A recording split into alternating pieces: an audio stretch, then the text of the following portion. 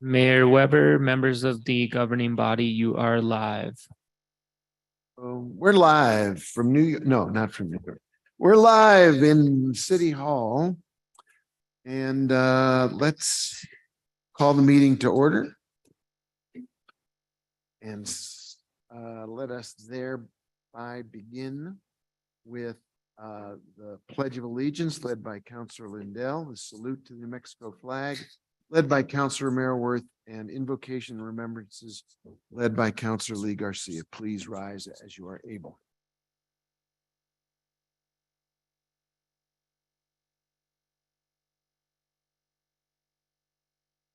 States of America, to the republic for which it stands, one nation, under God, indivisible, with liberty and justice for all. I salute the flag.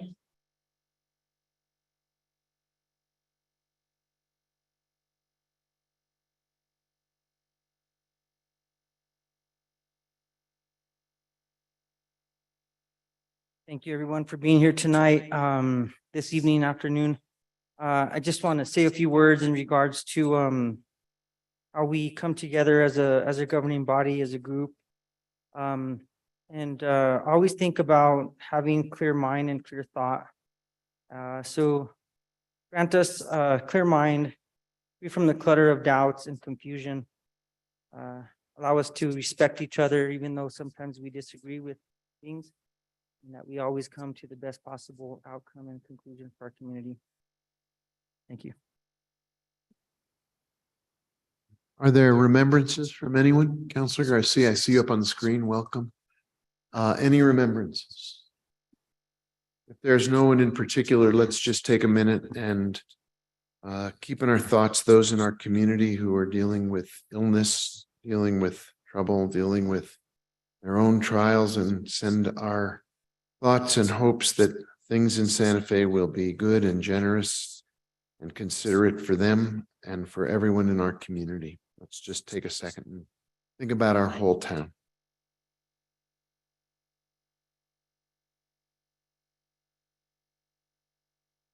Thank you, everybody. Please be seated.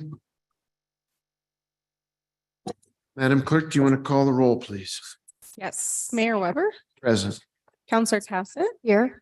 Counselor Chavez. Here. Counselor Lee Garcia. Here. Counselor Michael Garcia. Present. Counselor Lindell. Here. Counselor Rivera. Here. Counselor Merriworth. Here. Councilwoman Villarreal. Present.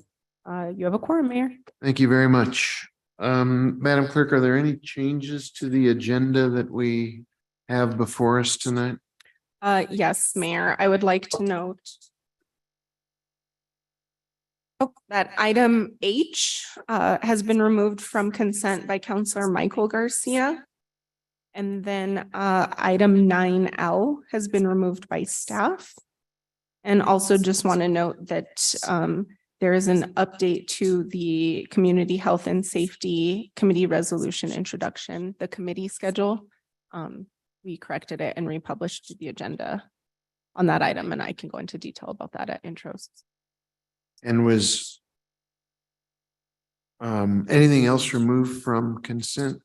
No, there was a version in which item O had been removed by Councilwoman Villarreal. However, she was able to speak with Director Wheeler on that item. It's no longer removed. Okay, so can I get a motion to approve the agenda as amended? So moved. All in favor, say aye. Opposed? Aye. There you go. Motion carries. And we will similarly need a motion to approve the consent agenda. Mayor, I'll note just for the motion that we are removing item H from consent by Counselor Michael Garcia, and item L from the that was removed completely from the agenda in the previous motion. Right. Yep. So can we have a motion to approve the consent? Mr. Mayor. Yes, sir. Christine, did Director Wheeler talk to you about an amendment for ICIP? Counselor Rivera, she did not. Okay, I believe it's in there. I think we probably need to pull it to talk about the amendment. Good thought. So that would take, which item is that, Counselor? That is item O. Oh, so we will be taking O off of consent as well as the aforementioned H. Anything else from consent? Can I get a motion to approve consent as amended then? Second. There's a motion and there's a second. Madam Clerk, can you call the roll on consent as amended? Yes, just to be clear, I did have Counselor Lee Garcia with the second simultaneously. Is that correct? Okay, perfect. Right, Counselor Cassett, Yes. Counselor Chavez, Yes. Counselor Lee Garcia, Yes. Counselor Michael Garcia, Yes. Counselor Lindell, Counselor Rivera, Yes. Counselor Marworth, Yes. Councilwoman Villarreal, Yes. Mayor Weber. Yes, Motion has been approved. thank you. Then let's begin with our first presentation, Madam Clerk. Can you read that for anyone listening or watching? Yes, Mayor, the first presentation is an update of the area medium income AMI data and update to the Santa Fe Homes pricing schedule by Director Ladd, and I'm actually going to screen share a presentation, so give me one moment.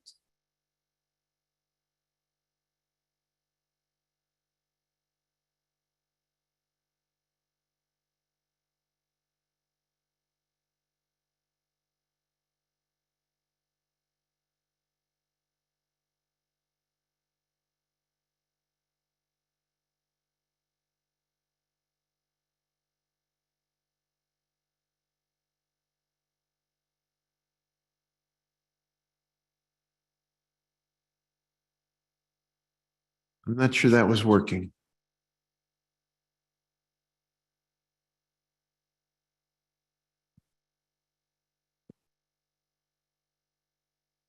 Good evening. Good evening, Mr. Mayor. Counselors, this report is something I provide every year to you. I also passed out a paper copy of the memo because it was added to the packet a little bit late, and I wanted to make sure that you had all of the juicy details in front of you. Nothing like a single space 3-page memo, right? But to pull out some of the highlights, the presentation in front of you, we can just touch on some of those highlights, and I'm happy to go through this quickly and then answer any questions you might have. Please. So I think most of you have been listening to me long enough that you are familiar with what we mean when we talk about the area median income, or the AMI. This is a statistic established by the Department of Housing and Urban Development every year for every jurisdiction in the country. So it takes into account American Community Survey estimates, consumer price index, inflation and trend factors, and a margin of error. I am not enough of a statistician at all to truly understand what goes into the formula, but suffice to say it's quite complicated and it is localized.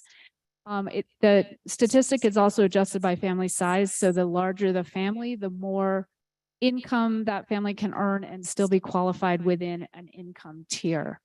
And just to remind everyone, when we think about housing affordability, we are talking about a housing cost that is no more than 30% of a household's monthly income. Anything above that's considered cost burdened, and anything above 50% is considered extremely cost burdened. Next slide, please. AMI is really important in the housing world, in the subsidy world. It's used to determine eligibility for pretty much every subsidy program in the country. Just to sort of touch on what's relevant here in Santa Fe, 80% of area median income is our income limit for community development block grant funds, CDBG. And most public housing resources are capped at 80% of area median income. The income requirements to live in a tax credit project, a low income housing tax credit property, is 60% of area median income and below. Our trust fund allows us to spend funds on folks earning up to 120% of area median income. Here's 2022 versus 2023. Incomes went up, with the exception of a couple of categories. But what really happened was that interest rates spiked, and that's where we're going to see the biggest impact on our pricing schedule. But you can kind of see the different income percentile areas and how they're adjusted by family size. And this is 2022 on the top and 2023 on the bottom. So here's what the pricing schedule looks like. In 2022, the interest rate for the preceding 12 months was 3.11%. So the pricing, and this is just a really great illustration of how interest rates affect buying power. So typically if incomes go up, the pricing can go up slightly because people are earning more, so they can pay more. But in this case, the spike in interest rates actually deflated the pricing schedule. So you can see that these prices are about 4 to 5% lower than they were last year. And rental pricing, it's a little more straightforward because we don't have the impact of interest rates. So in this table, you can see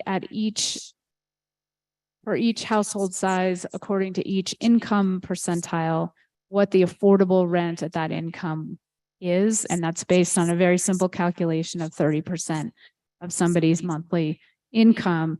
Another statistic we use a lot is called the fair market rent. And this is a statistic established by HUD. It's below, I believe they call it a 40% statistic. So this is 40% of the area's rents are below at this level. We are allowed to use up to 50% because Santa Fe is considered a high cost area. So the difference between 2022 and 2023, not surprisingly, shows that rents have gone up quite a bit in some cases. And I think that's my last slide, and I'm happy to stand for any questions. Thank you. Counselor Lee Garcia, you have the floor. Thank you, Mr. Mayor. Thank you, Ms. Ladd, for the presentation. A quick question around household income.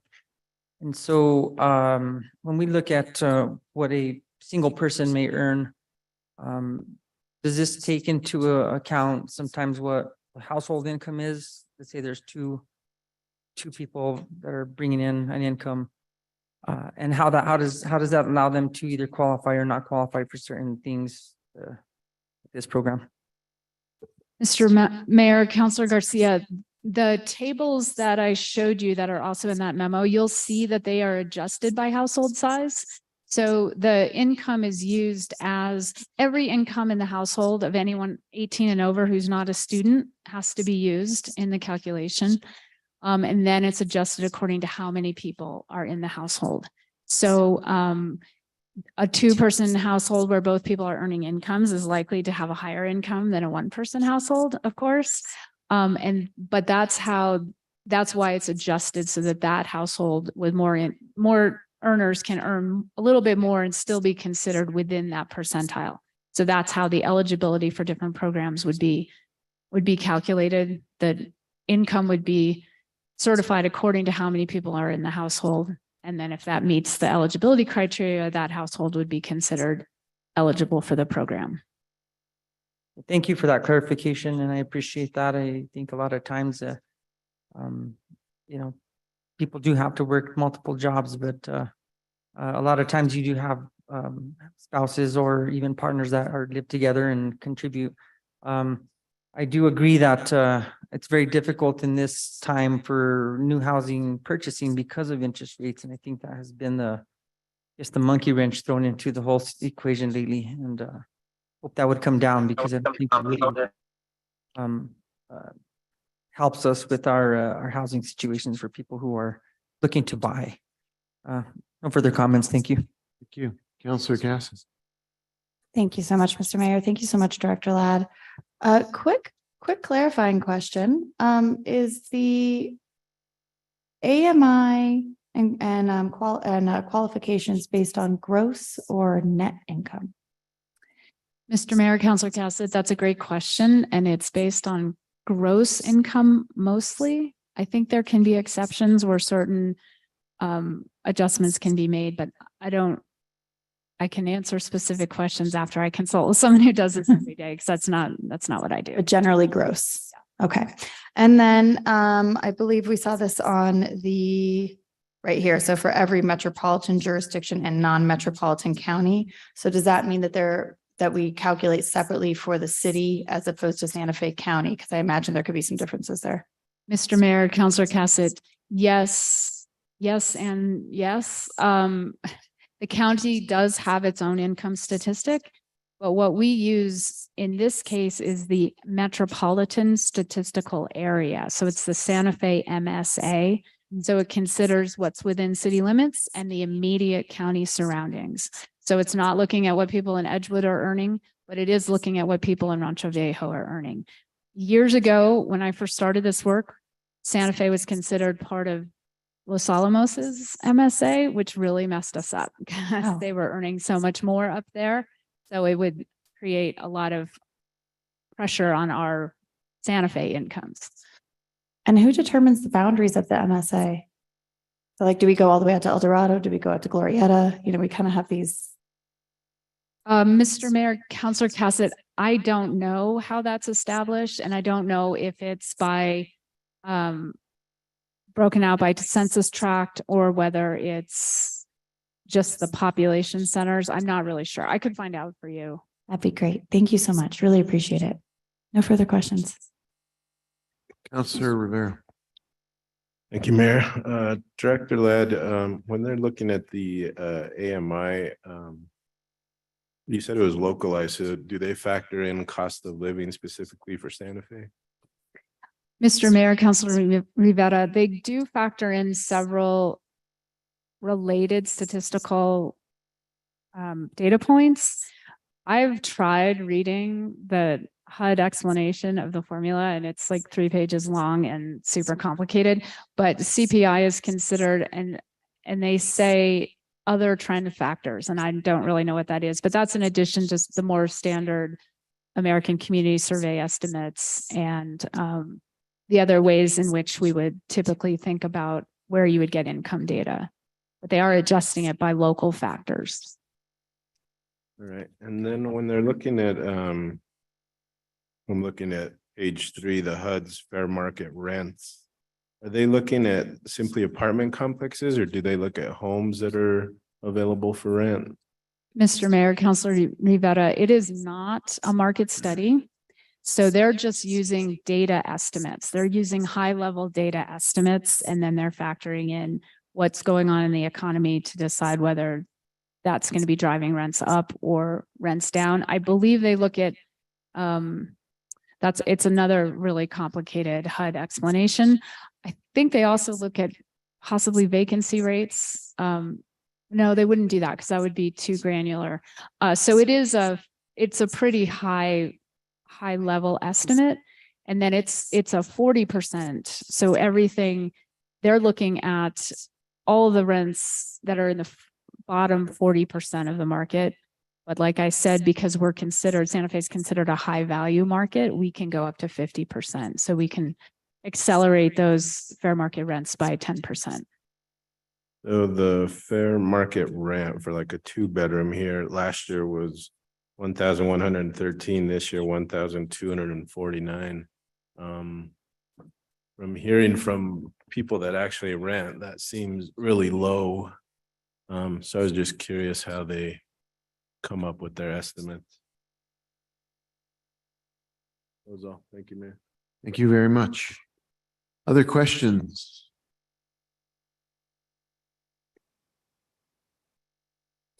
I'm not sure what's happened with Councilor Garcia. And I don't see an image.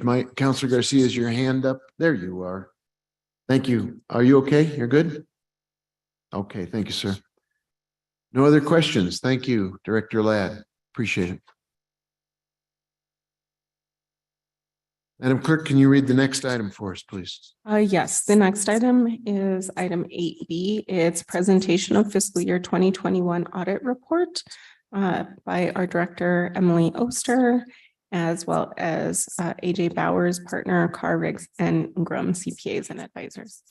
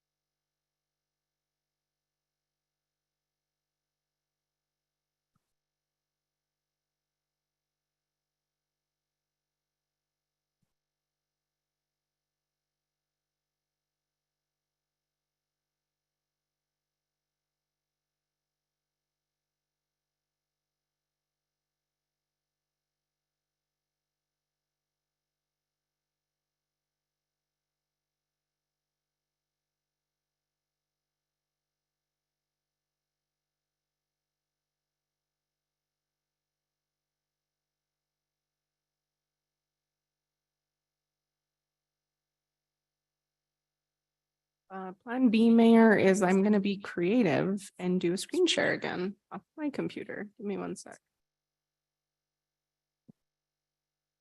Oh, right.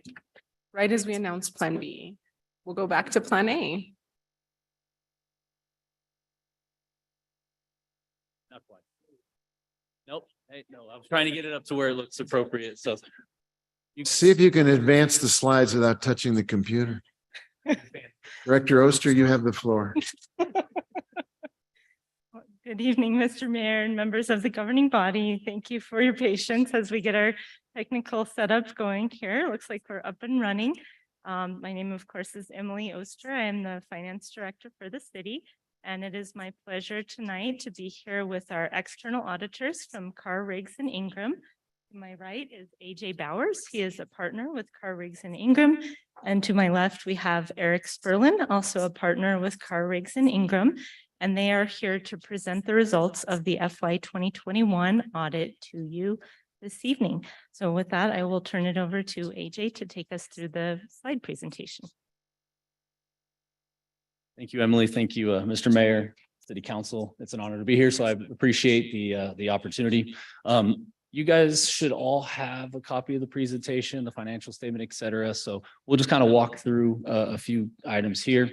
Won't spend too much time, but if you have questions, please let us know. So as Emily said, I'm a partner with Carr Riggs. So I've been with our firm and I oversee our government department over the last 15 years. And Eric here is a partner with me. We both worked on the audit. So what we'll cover is the timeline, kind of the process of where we were, where we've gotten to as it relates to 2021, the scope of work and what that means and what we looked at.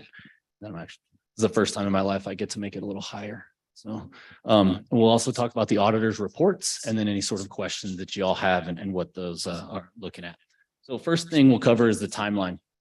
So we started the process really at the end of 2022. We had our entrance conference in October of 22 for the 21 audit. Our planning process as we went through was kind of that January through March of 23, fieldwork March through June. Then our exit conference was June 29th of 2023. So just a little over a month ago, we had the exit conference and the financial statement was dated. So when you see the independent auditor's report was dated June 30th, that's the day that it went to the state auditor's office. And it was released July 31st. So just about last Monday. So here we are about 10 days after the physical release of the audit from the state. So as you can see, that's the process. We thank you guys for the hard work over the last 6 months. It's been a process and we can't do it without you. So we're very thankful for that ability to hit that June timeframe. When I talk about the scope of work, this is the what did we do? So within this nice, wonderful 200-page document, this is what we've looked at. So it's an audit for 2021, June 30, 2021. So that's, kind of put yourself back into that timeframe a little bit as we walk through some of where we go over the findings and pieces like that. So the audit of the financial statements itself. So that's the majority of what we're looking at. So we rendered opinions upon those financial statements, and we'll talk about those here in just a moment. In addition, we audit the federal program. So there's another report within that financial statement that talks about the compliance with the major federal programs. We tested 3 of those programs. So the Airport Improvement Program, the Federal Transit Cluster, and then the COVID-19 Fund. And so we'll talk about the opinions and where those sit in those programs as well as it relates to the compliance. And then we also test in compliance with the New Mexico State Audit Rule. So every year the state auditor releases their rule. They have requirements of standards that we have to follow and requirements that they want us to look for. And we don't render an opinion upon that, but we do test for compliance within it. We'll talk about anything that comes up as part of those areas. So that's the scope. That's what we've done. That's what we've done over the last 6 months as it relates to 21. And then so the independent auditor's report. So in the front of that financial statement, that 200-page document, we look at and say, this is pages 1 through 3. That's the opinion on the financials. So that's what would change a user's opinion of the financial statements. That's the financial aspect as it relates to the city. And so that was the opinion on that financial statement is unmodified. So what that means is the best opinion that you can obtain as it relates to the financial statement audit itself. Okay, it means the financial statements that you look at here are presented in accordance with GAAP. They're fairly presented. So anything that is not detected would not change the user's opinion on those financial statements. What it does not mean is that it's perfect. It does not mean that we tested every transaction. We use what we call a concept of materiality. So we looked at a risk-based audit with materiality thresholds to say anything that we don't catch that's below this number would not change the user's opinion of those financial statements. So we do things on a sampling basis, risk-based analysis in order to render those opinions. So that's what we've looked at. So unmodified opinion as it relates to the financial statements themselves. That's pages 1 through 3 of the report. That to me, that's the first big hurdle. That's the real point of what we're doing, is to see what is the opinion on those financials from an external party. So that's the highlight that I would like to start with. And I think that's a positive outcome.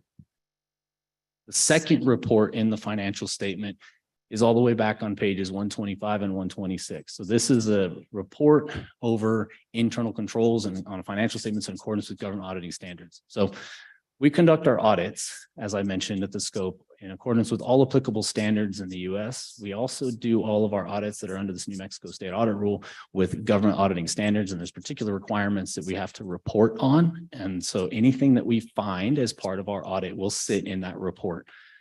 That report's pages 125 and 126. Now, what I want to mention about that report is there are 5 levels of findings that are in there. So we're just going to talk briefly about what the different levels are. So before I start with that, I do want to mention this is a negative assurance report. What that means is we don't render an opinion on internal controls. We state these are items we found. Others may exist that we did not identify, but anything that we found is reported in that report to you in accordance with the New Mexico State Audit Rule. Under government auditing standards, there are 3 levels of findings that would rise to the level of reportable to the governing body. The first one is a material weakness. So that what that says is this is the highest level. If something goes wrong here, it could materially affect the financial statements, the journal entries that are posted, et cetera, in a significant fashion or a material way. We talked about that concept of materiality at the beginning. That's what we're looking at. So these are control items that would prevent, if not detected or prevented, could cause a material issue in the financial statements. So we noted that that's the highest level. The second level down is significant deficiencies. Okay, so what that means is does not rise to the level of material weakness, yet still merits the attention of the governing body. What that means is it might take policy, it might take resources, it might just be something that needs to be elevated to those charged with governance in order to provide resources or something in order to correct those matters. The next level is a material non-compliance. So if you don't comply with a grant or a debt covenant or something in a material way, it would be reported there. So those are the 3 levels that are required under government auditing standards.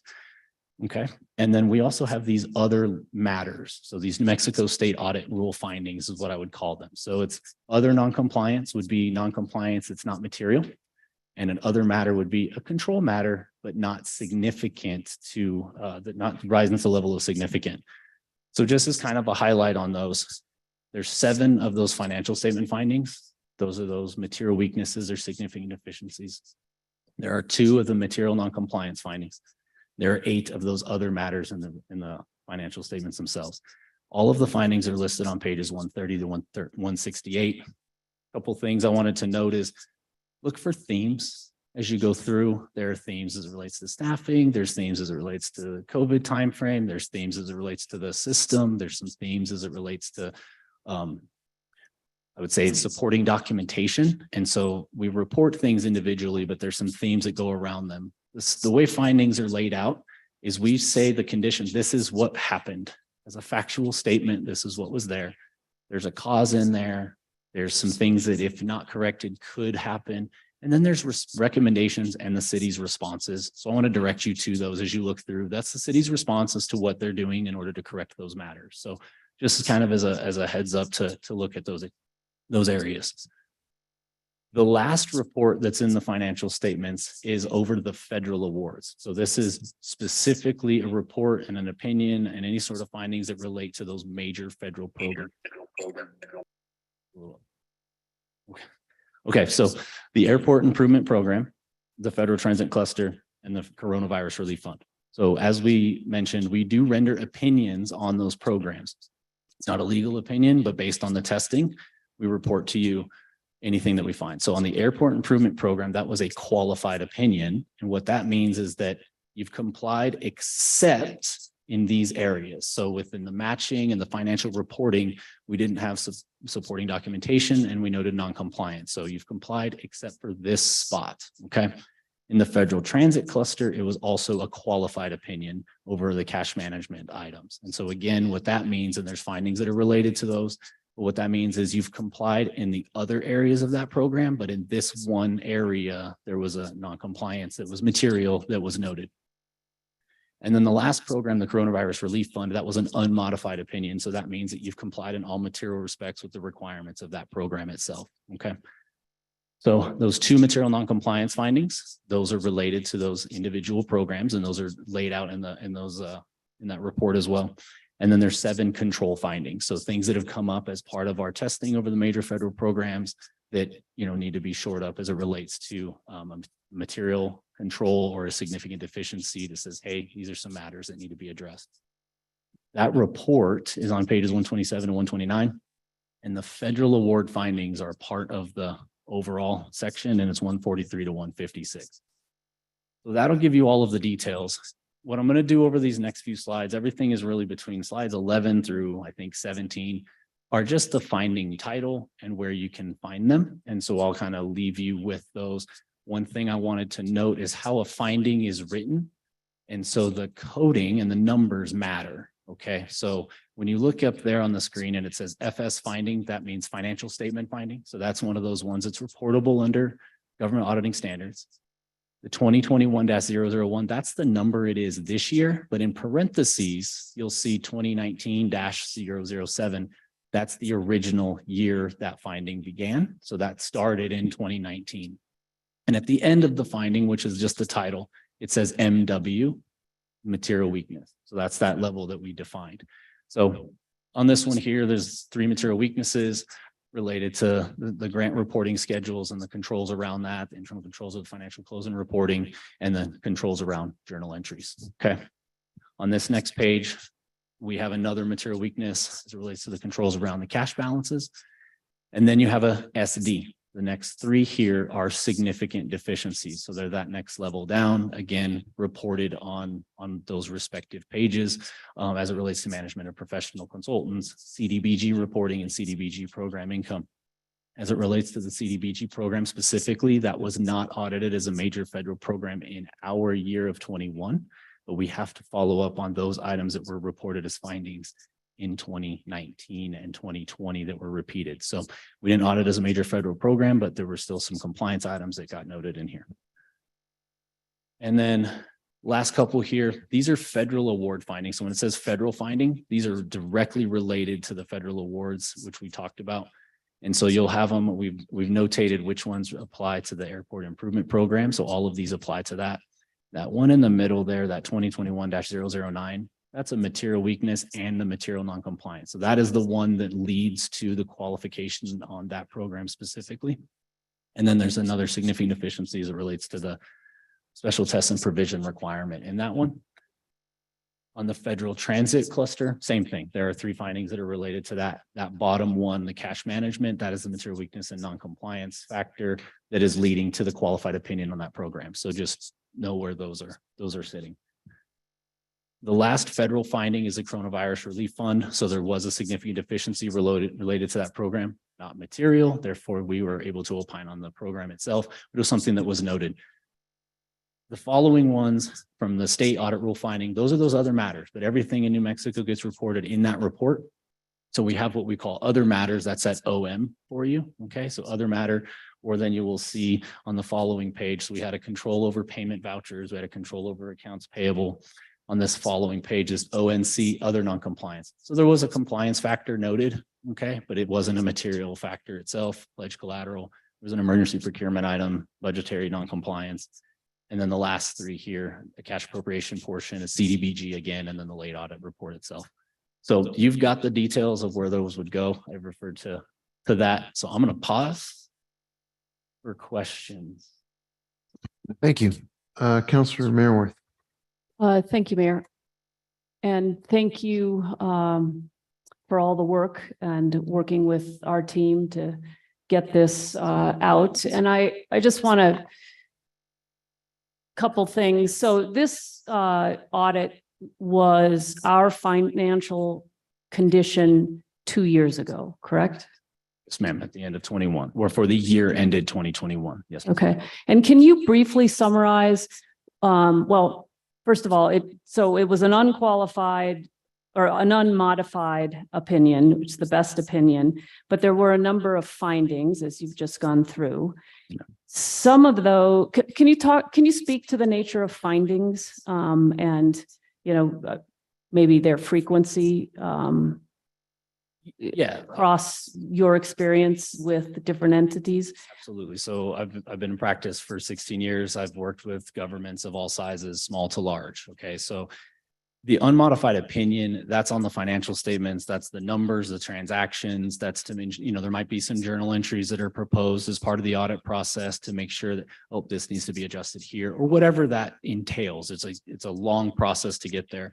The overall goal of any audit is that unmodified opinion saying these numbers can be relied upon to a material factor and that's fairly presented in accordance with GAAP. So that's where I like to start.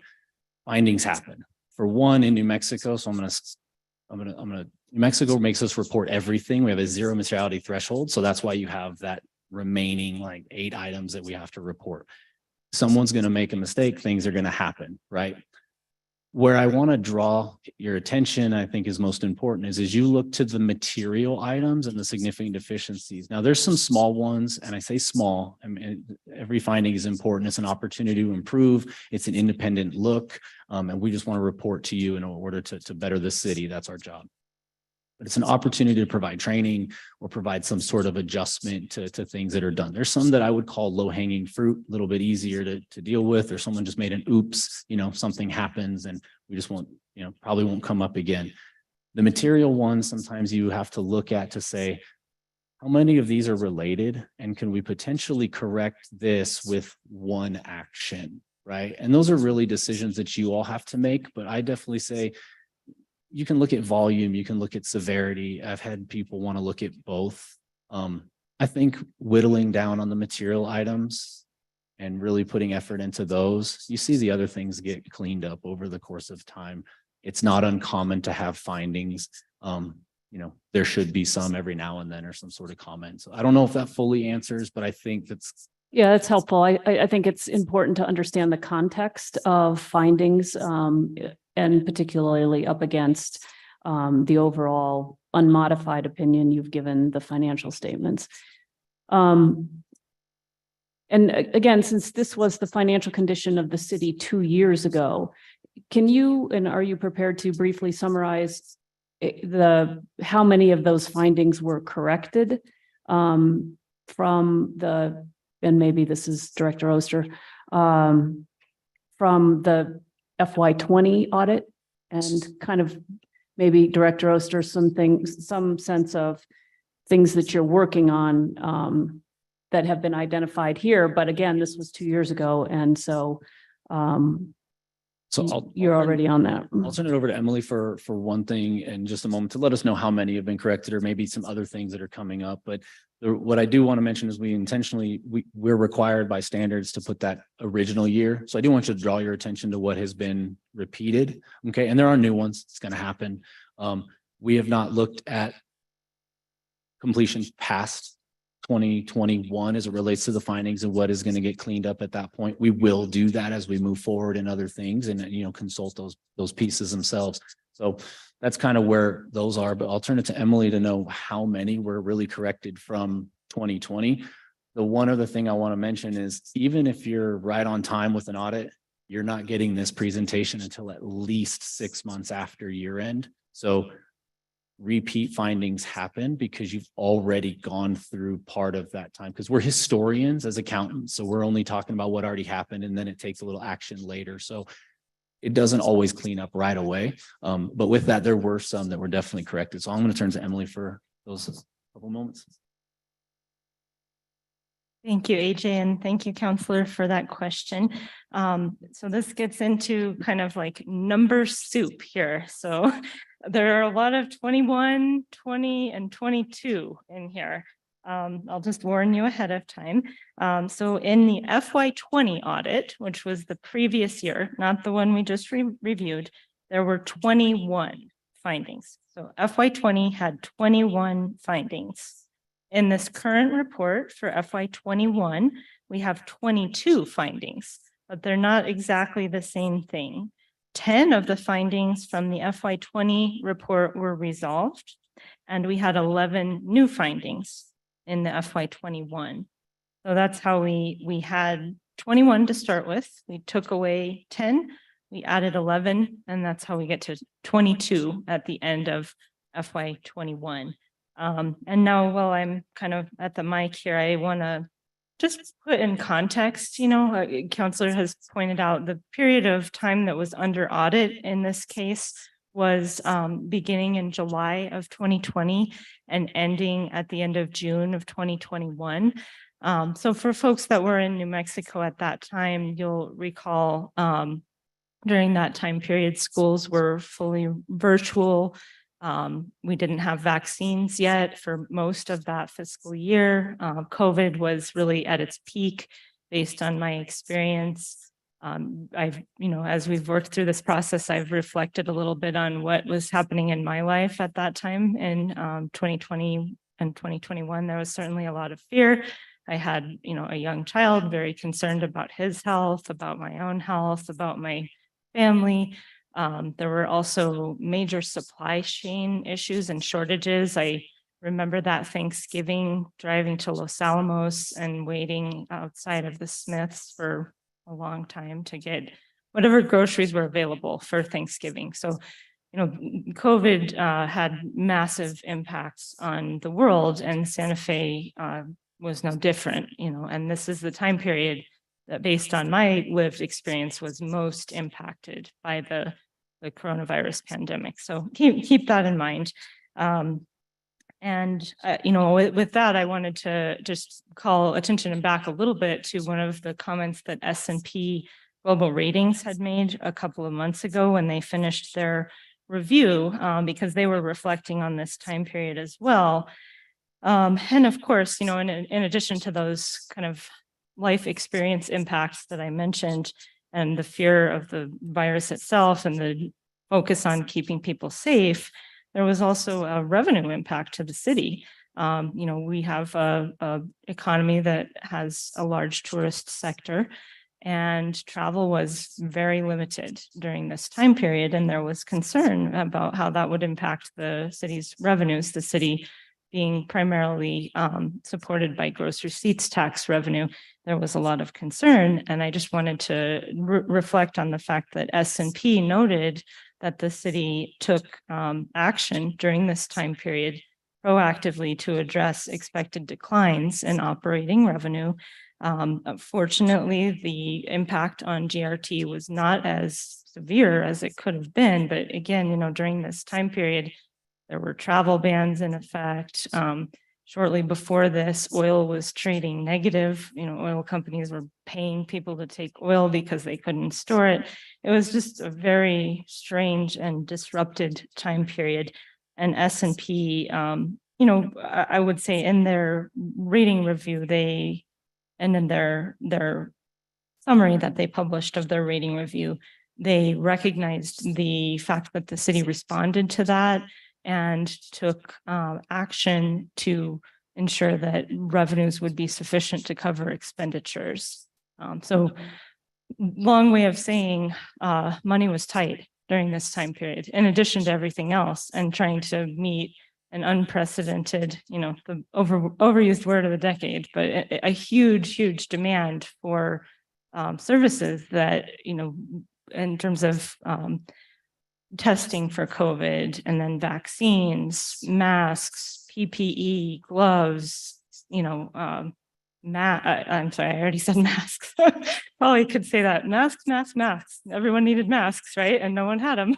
Then, of course, hand sanitizer. So I think the big takeaway that I have from the S&P review was that the city did a very good job of responding to the needs of the community at a time when revenues were very tight. There were changes to the way that city government had to operate in order to be safe during that period of the COVID-19 pandemic. And I think it's pretty important that S&P identified that in their rating review. So I got a little bit off track there, Counselor, from your original question. No, but I think it's amazing how quickly we forget that time period. And maybe it's a good thing because it, as you suggest, it wasn't wonderful time. There were lots of challenges. It's easy now to go back and know what happened. But in that time period, we'd never been through anything like this. You know, a lot of budgeting is based on past history, and you look at kind of what you did last year to figure out what you're going to do next year. And when you have an unprecedented event like this, you're kind of operating without, you know, any instruments on your drive panel. So I think that's important. We had no crystal ball. We had no idea what was going to happen. GRT decline was severe. Maybe not as severe as it could have been or as prolonged as it might have been, but nonetheless, I don't think we were, you know, steering blind essentially, and not sure what the future was going to hold. And so I just think it's important to take us back. And in that same vein, so people were remote, right? Your team was remote. We had a different team. You weren't at the helm. And I do want to give a shout out to the folks who were here then, because I think the fact that that coronavirus relief fund is called out at the level, remind me, it's what the... Madam Chair, Mr. Mayor and councilors, the city received and expended $17.5 million of CARES Act funding during FY21, which is a massive amount of federal spending. And we had to get it out the door in a very short period of time. So the fact that the audit of those funds was, you know, rated very highly is, you know, really kudos to the city, kudos to the team. Kudos to your team who was here then and the people who may have moved on. But I think, you know, that's something that's really should be highlighted about the handling of that fund in that time, that it ranks so well in this audit. So just want to call that out. I think that's all I have. I just wanted to you know, emphasize this was 2 years ago, emphasize that you're under your leadership, you're continuing to make improvements. I think we'll see that. I'm hoping in the next audit. And when we get to the 2023 audit, I think we're going to have a very clear picture about where the city stands and what kinds of things we need to be doing in the present time. And I think the auditor noted, even then, it'll be 6 months into this fiscal year. So, you know, but it will give us a roadmap of any findings of what we need to be doing and how we direct our resources to fixing the things that need to be addressed. So anyway, thank you again, and thank the auditors for the work and dedication you've put into this and helping us get this done. And thanks also in advance for the work you're doing currently to get our next one in. So that's all I have. Thank you, Mayor. Thank you. Councilor Lee Garcia. Thank you, Mayor. Thank you for the presentation, and you know, it's great to hear about the information that has been presented. It's public. People are out there looking at it, and I think a lot of times, just the general public alone doesn't understand a report like this. I mean, it's a lot of information, a lot of things that are in terms of professionals, accountants, people with financial degrees, things of that nature. And so I appreciate the dialogue that just happened. My question is that when we talk about unmodified opinion, walk us through that, because a lot of times people don't understand, and we keep on saying it's a clean audit, which what does unmodified mean? not in terms of the overall report, but in just the substance that was submitted to the auditor. I appreciate the question. You're right. With the language is always a little bit challenging. Okay. And so I try to make sure that we understand what we're looking at. When we talk about the opinion of unmodified, it means that we didn't encounter a circumstance that made us modify the opinion on the financial statement. So that's the language that the auditing standards has. When you look at the financial, what is considered unmodified opinion is what's called the basic financial statement. So it starts at about the statement of net position, and I could look at the pages. I just don't have it in front of me fully. I mean, I do, I could look, but it's the statement of net position through the notes. So what that means is we do everything on a sample basis, a risk-based approach. So we look at the numbers, we look at the transactions, both balances, transactions, as well as the disclosures to say, what are the significant items for the city? What's material? That's a threshold that we set internally with every client based on risk, et cetera, and standards. So we set that and we test to that. And so what it means for unmodified is that we were able to obtain sufficient appropriate audit evidence as it relates to the balances and the transaction totals throughout the year. That's what it means. It doesn't mean that we don't have any sort of proposed audit adjustments because something comes up. It doesn't mean that we don't note a control item or whatever, but what it means is the city provided support. And I would say there's two types of support. There's support for what I would call a hard number and support for a soft number. And so what I mean by that is a hard number is if you give me a bank statement, I can call the bank and I've got support to show that that's physically there. And that's a hard number type support. Then what we would say is soft number is something like an estimate. So if you give me an item, say depreciation, and that this building is going to last for so many years, that's an estimate that the city's provided, and we evaluate that through the audit evidence to determine that that estimate is reasonable. And so that's what we're really putting in there and say, yep, the city's determination as it relates to the estimate of the depreciation expense or the net pension liability, that's reasonable based on all of the evidence that we've compiled. So that's what we're looking at with an unmodified opinion on the financial statement. So do you have the page numbers of where it would start?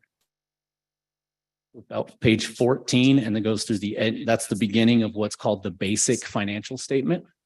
Okay, so that's the overall balance sheet and income statement of the city. It's got the different funds in there, and then it goes through the note disclosures, which end on around page is that 68? About page 68. So that about 50 pages right there. That's what that opinion really covers. That's the meat of the items. For the summary of what the city has, I always refer the city council or the public or anybody to read the management's discussion and analysis. That's the right after the opinion, right before that basic financial statement. What that is that the city prepares that as kind of an executive summary of what happened within the year and the information that's there. So it's kind of taking away all the accounting lingo and the fair value leveling and all this other stuff that doesn't make sense to 90% of us. But that right there is an executive summary is really what it's for. So I refer you to that piece to really understand kind of the financial changes throughout the year. And Thank you for that, that explanation. And I guess it's fair to say that what you were saying is that the information provided is accurate and useful for them to actually do an audit, actually go through the audit and have the state auditors go through this. Is that correct? What it means is that for the numbers that are in that financial statement, after all of the testing, that's where the numbers would sit to within that materiality number. Okay, so that's what there could be some rounding items. There could be some immaterial things that weren't posted into those financial statements. Those you actually have this required communication right there. That has all of the journal entries and the past journal entries and the things that were posted into the financial statements or that weren't posted into the financial statements. So that's a report that goes to the board that you would have that information as well. So what it means is that that's the supported numbers of the city. Thank you. And then so going into what I've obviously identified that we had 22 findings.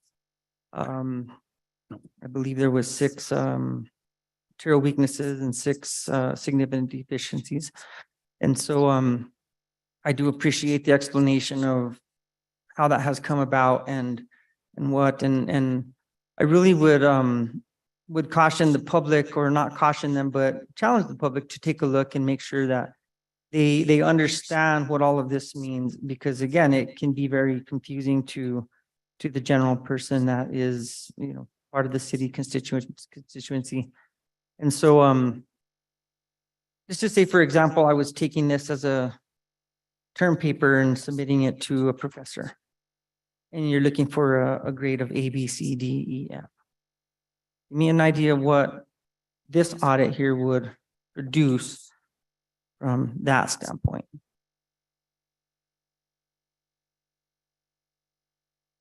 All due respect, I don't know if I would know how to qualify that specifically. And the only reason I say that is we rendered an opinion on the financial statement, which is unmodified. We have the opinions as it relates to the federal programs themselves. And then the findings are all laid out. And of course, we don't test every transaction, like I'd mentioned. So I think it's hard because if you're comparing one to another, everyone's got a different level of controls. Everyone's got a different level of funding. Everyone's got a different level of everything. I always just go back to the opinions. That's where I sit, and that it's unmodified on those, and then it's, qualified on the others. I could just on a kind of a brief, wouldn't say sidebar, but as it relates to the opinions, there are 4 types of opinions that can be rendered upon a financial statement audit.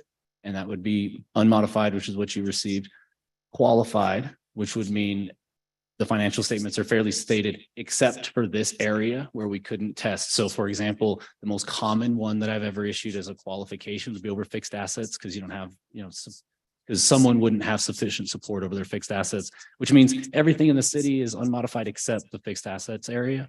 That didn't happen here. Then there's a disclaimer, which means we can't get audit evidence for more than one area. So we just say, we don't know.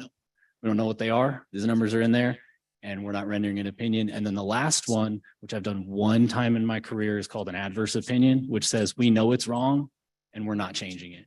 So that's uncommon. So if you're looking at those opinions from that directive, adverse, I wouldn't want to do that work. And we didn't after that. The disclaimer would kind of be, say, maybe a little higher than that, but that's still really messy.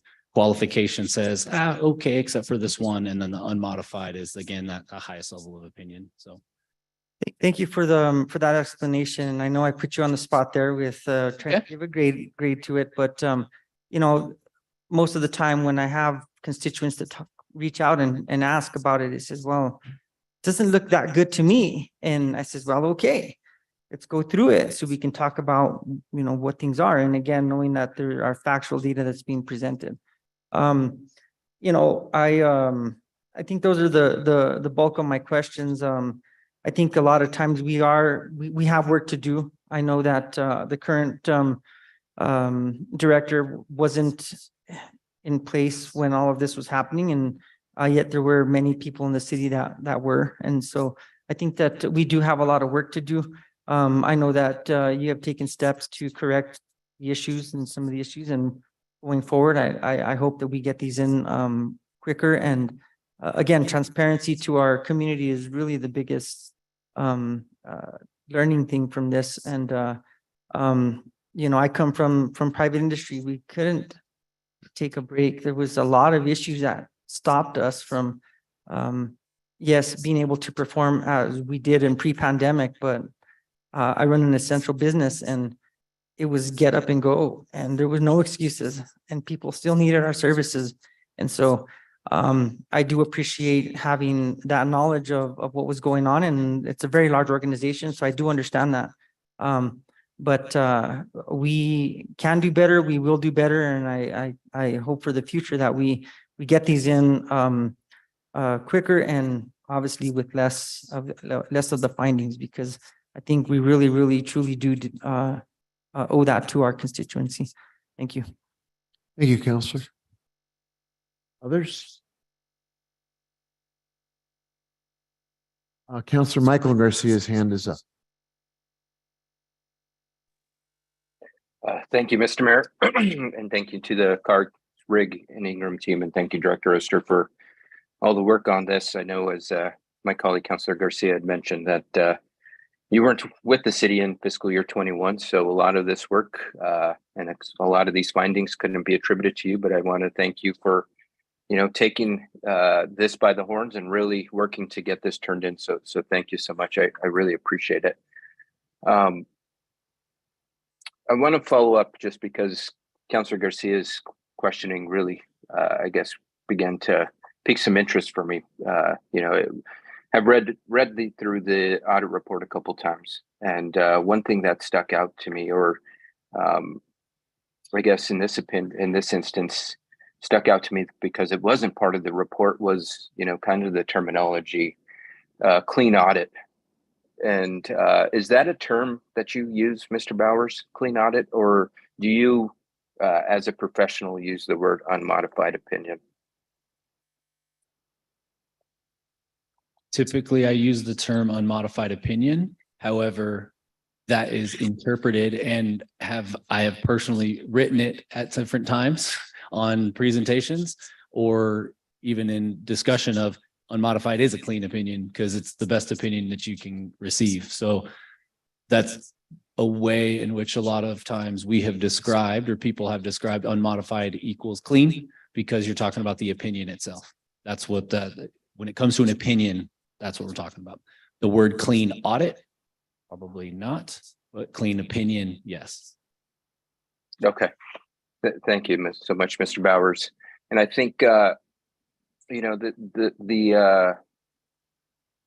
terminology of the word clean is, maybe inappropriately used here, especially in this position, given that there are 22 findings. When you have something that is clean, the general person thinks this is nice, this is great.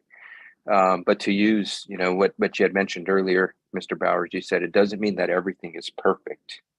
And I think that, that's okay in the sense that, as I've mentioned before, an audit is something, it's like going to the doctor's office and you're going to go make sure that it's preventative care. And in some instances, there might be high blood pressure. There might be instances where your health might be at risk, and you take the appropriate measures and you're back to being a healthy individual. And I think that's what an audit, the intentions are for. And so I think the unfortunate thing is we've really tried to spin the word and use the word clean to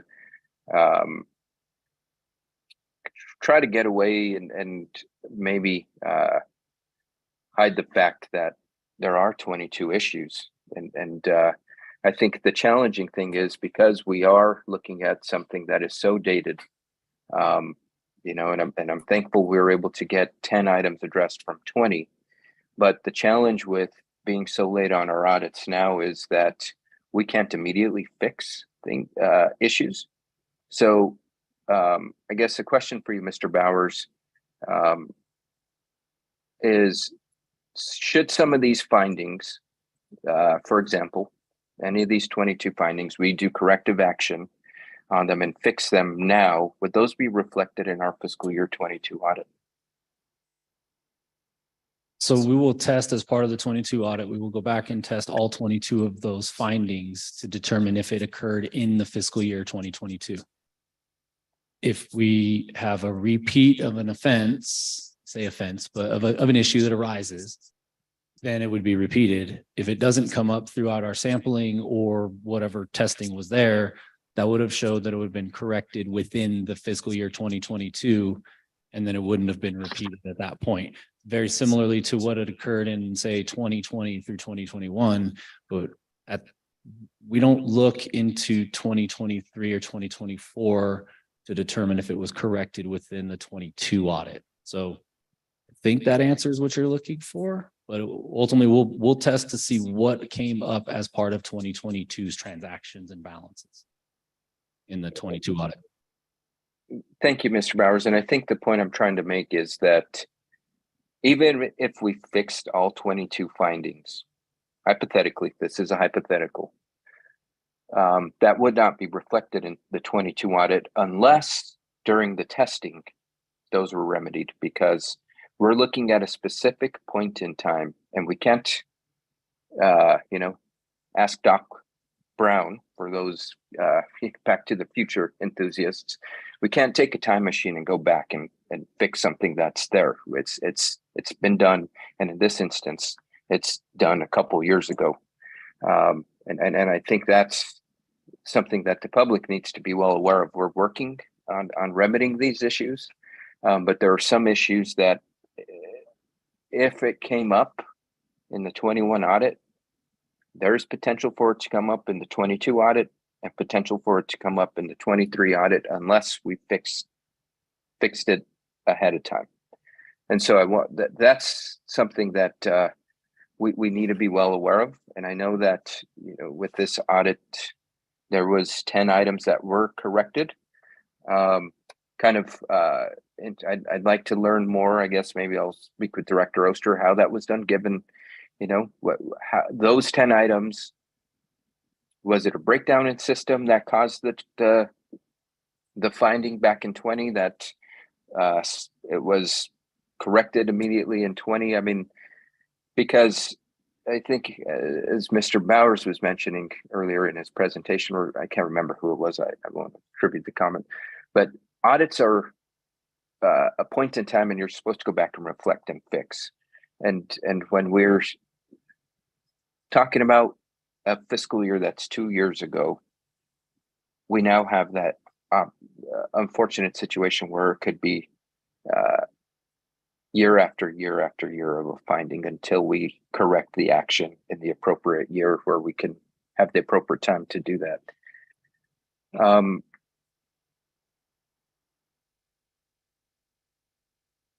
I guess my next question around, because some of these issues did deal with federal funding. Can you speak to us a little more about that, Mr. Bowers, in regards to the findings around federal funding? I guess what's specifically, the only reason I asked that is that that's a very broad area. There's 3 programs. There's multiple direct material compliance requirements that are subject to each one that we test for. So I guess maybe well, the more reason I direction asked would be appreciated.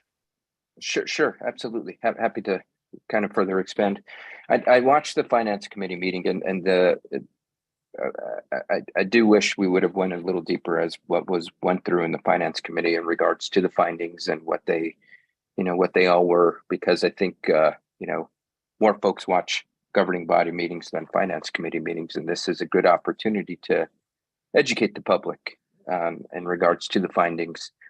And the reason why I'm focusing on federal funds is when you're out of compliance with federal funds, it puts you at risk of not applying or receiving additional federal funds. And so I know that can you I guess, how many of those findings were going off of your ranking system, the levels, material weakness, significant deficiency, material non-compliance, and then there were the additional 2 that are required from the state, non-compliance and then control. What levels were the federal risk monies findings? Okay, so I'm gonna step real quick and explain specifically on the way we use the same terminology as it relates to the single audit of the federal award findings. There's a little bit of added information in there, and one of those, it's material weakness material weakness in controls over compliance, and significant deficiencies in internal controls over compliance. So what that means is it's a control breakdown over a directed material compliance requirement. So with federal grants, you might have 7 different requirements that we have to test for or determine, is it directed material to the grant as it relates to the city of Santa Fe? Each one of those, we have to then test controls in order to attempt to obtain a low control risk, as well as then determine the compliance with that compliance requirement. So we test all of those. And so when I talk about the compliance requirements, that's why it's not a financial statement item. It's not pervasive throughout the city. It's directed at the grant, and that's what those findings will talk about.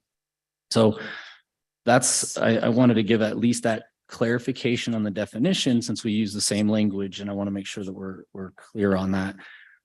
On slide 13 of the presentation, just so you reference to it, because I've got you up in front of me and that's helpful. The federal finding for the airport improvement grant. So the only thing that gets reported in the federal grant area is material weaknesses over compliance or in controls over compliance, significant deficiencies, and then material non-compliance. So there aren't any other matters. If there are other matters, they go somewhere else because they don't rise to the level of reportable in the uniform guidance. So any of those findings, so on slide 13, that talks about the 3 findings that are related to the airport improvement program. One of them is related to the equipment and real property management. It's on pages 143 and 144 of the report. And that is a material weakness over the controls related to the compliance there. Now, we did not note non-compliance with that particular compliance requirement, but the controls are such that if something wasn't corrected, we might have a non-compliance issue, but we didn't note non-compliance within the equipment and real property management. I just wanted to draw that distinction because when you look at the following one, the matching and financial reporting, that was a material weakness that led to material non-compliance. And that material non-compliance said the city did not comply with that piece of that grant, which is what led to the opinion modification of the qualified opinion over that program. And then the last one was a significant deficiency over the special tests and revisions as it relates to the wage rate. So it wasn't even a material item, but it was significant to say, hey, we did note this issue on a control piece that I think can be shored up going forward. So that's kind of a distinction there on the airport improvement program to know, hey, we did note a material weakness, but not non-compliance as it related to this particular program. But there was one area as it related to the matching, the financial reporting that we did. And I can have Eric or I can look at the actual finding to say what the reason was, or Emily can too. I'll let you.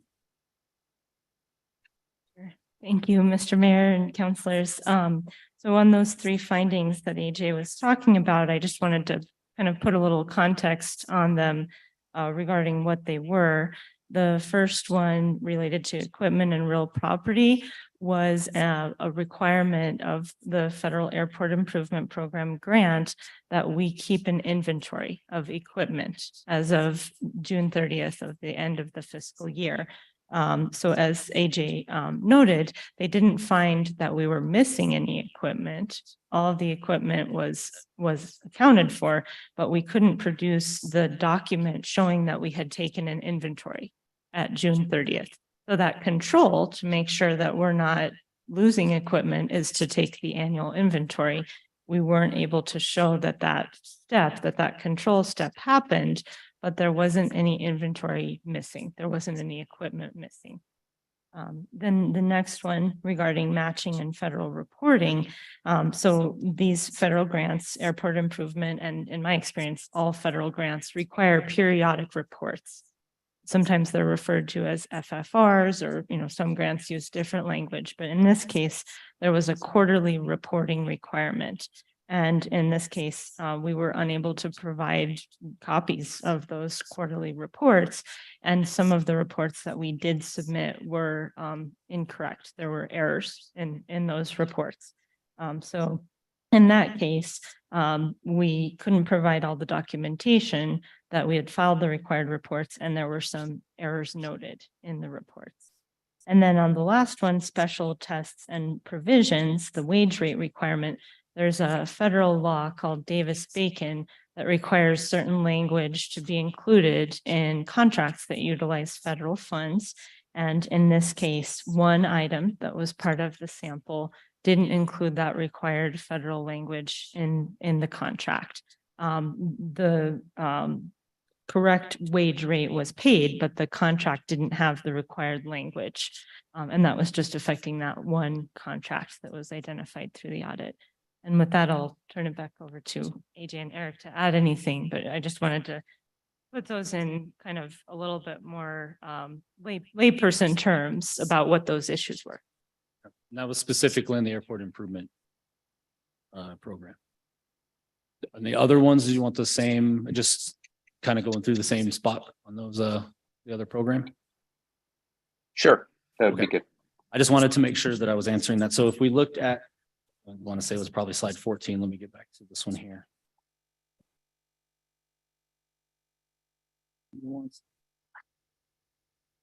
Okay, so slide 14, that relates to the federal transit cluster. So again, there's three findings that are related to that. The first one is suspension and debarment. That's a significant deficiency. And off the top of my head, I'm not going to look at the documents there, but what it means is there's a list that the federal government has that says you cannot do business with these people with federal funding for one of many reasons. That group of people is suspended and debarred. And so you have to have controls around it to make sure that those don't happen. We did not note that you've spent any money with anyone that was debarred, and you do have controls around that process, but it's at like $60,000. The federal threshold is 25. So it's a matter of taking and saying, you're doing that for compliance with any of the larger purchases, but it's that smaller purchase amount that needs to be dropped down, that needs to be picked up. So I think that's something that can be corrected, but that's a significant deficiency, didn't rise to the level of material, and again, did not note non-compliance with that program.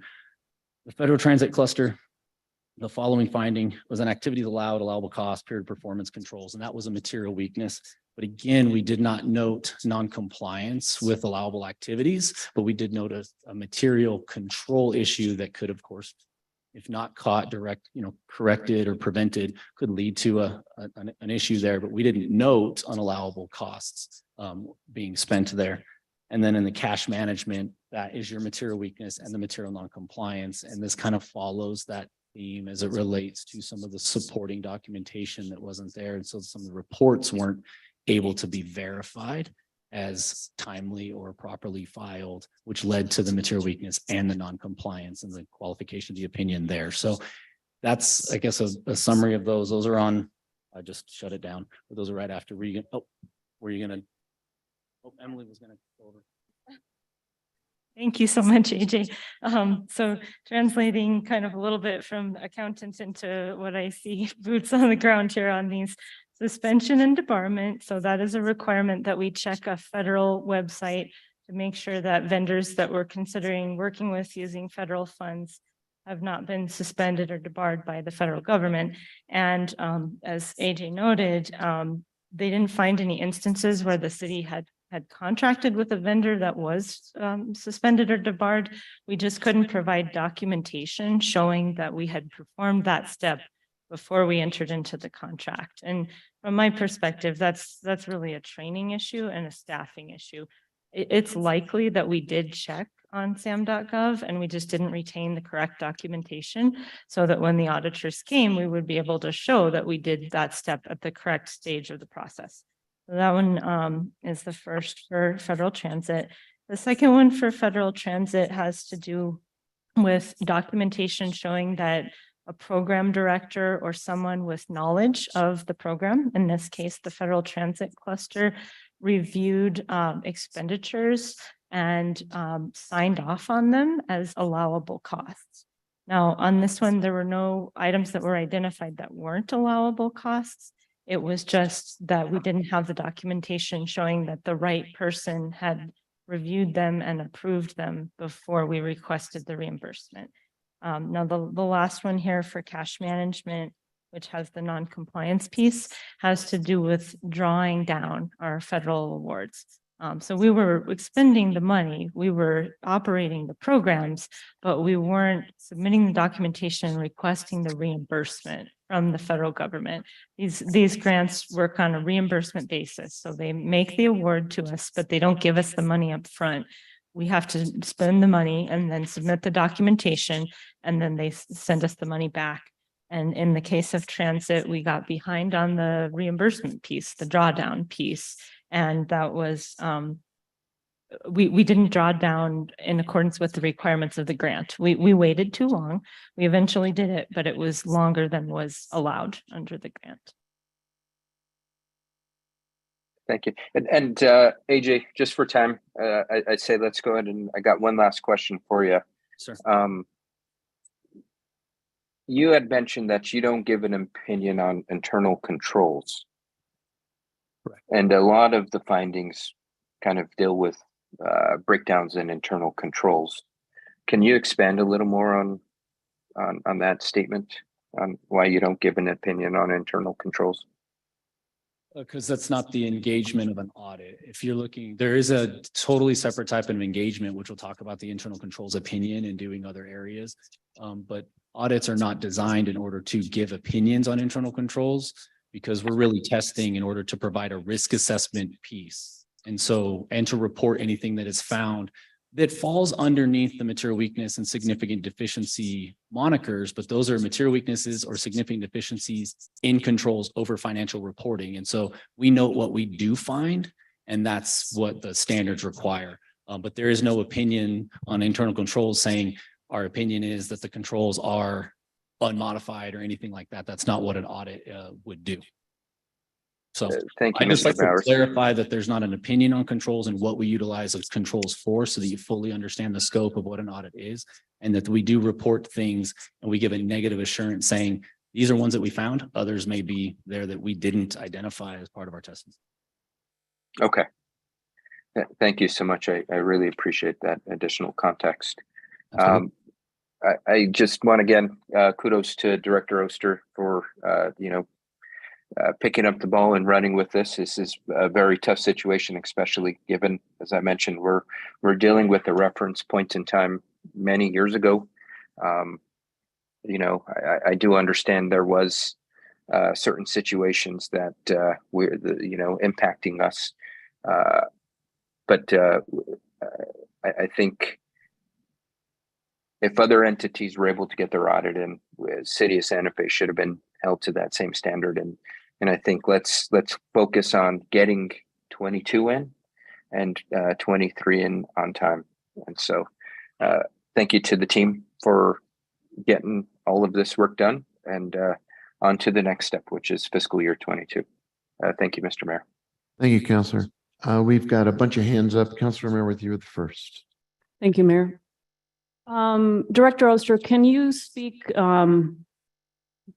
to the federal funding and what we are doing to correct the issues? There was an assertion made that we can't immediately fix because we're so late. But we are fixing, correct? And can you speak to that a little bit? Certainly, Mr. Mayor and Councilor Romero-Worth, yes, I would point to those 10 FY20 audit findings that were resolved in FY21. That shows that the city was able to make progress in addressing issues that came up in the FY20 audit, even though, we were also dealing with the pandemic at that point, at that time. And so as far as, demonstrating progress, in the FY20 audit, one of the major programs was the CDBG program.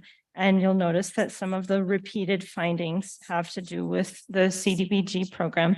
It did not rise to the level of a major program for the FY21 audit, but the auditors still have to follow up on those findings from the prior year. And I just want to highlight some of the progress that I see that the city made, specifically with that CDBG program. So I think, there was recognition that we needed to focus attention and resources on shoring up the Affordable Housing Office and the administration of the CDBG program. There was a staff member hired in finance specifically to work on the grant administration from the finance perspective. Another staff member was brought in the Affordable Housing Office with significant experience with CDBG and with federal grant management. And then there was a contractor that was hired as well to assist with the administration of the CDBG program. And, these federal programs have a lot of very detailed requirements, and people become experts in just one program. And, we at the city have multiple federal funding sources. So those findings, specifically to 006, 007, there's a couple more related to CDBG. There's one towards the end, 021 related to CDBG. I am optimistic that the city made a lot of progress in addressing those issues during the 2022 fiscal year. And I'm looking forward to Riggs Ingram performing their audit procedures over FY 22, so we can start to see the results of those efforts. So I would point to that. I think that the city did make, in my opinion, a remarkable amount of progress between FY 20 and FY 2021. And I'm optimistic that the audit results will show that additional progress was made between FY 21 and FY 22. And, specifically, I'm optimistic about those program findings related to CDBG.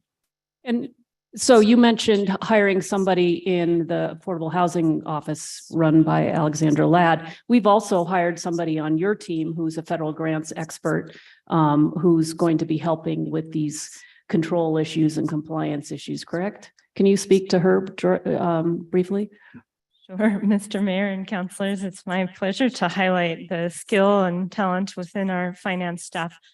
In fiscal year 2022, in the fall of calendar year 2021, Kathy Thompson joined the team. And my understanding is that she was specifically brought in to assist with CDBG and with federal compliance. And then in FY 23, shortly after I arrived, we had Cheryl James join us as our grants manager within the finance department. That position was vacant for 2 years, which was a challenge. Cheryl brings decades of experience with federal grant compliance and just a tremendous amount of expertise. I think the knowledge that she has of federal grant compliance in her pinky finger, probably greater than, I could hope for in my whole body in my life. So she's an expert, and so is Kathy. So is, Cody Minich in the Office of Affordable Housing, and there are other folks throughout city government that have come in to assist the city in complying with these federal requirements. So those are some key hires that I would highlight that I think will really assist us in getting into compliance with our direct and material compliance requirements for our federal grants. And I'd also want to just focus back on the CARES Act funding. We did not have any material non-compliance with that program. That was an unmodified or clean opinion on the coronavirus relief, the CARES program. And that is by far our largest expenditure at the $17.5 million for FY 21. Right. And I mean, absolutely remarkable. We really do need to emphasize that. And the fact that that was pushed out in such a short period of time and was critical funding needed for the crisis this community was experiencing. So that is an enormous kudos, I think. There was also an assertion that we're at risk of applying or not receiving federal funds. To your knowledge, can you comment? Mr. Mayor and councilors, I'm not aware of any federal funds that, any applications that have not been approved at this point. And nobody's told us we can't apply. Not that I'm aware of. Okay. And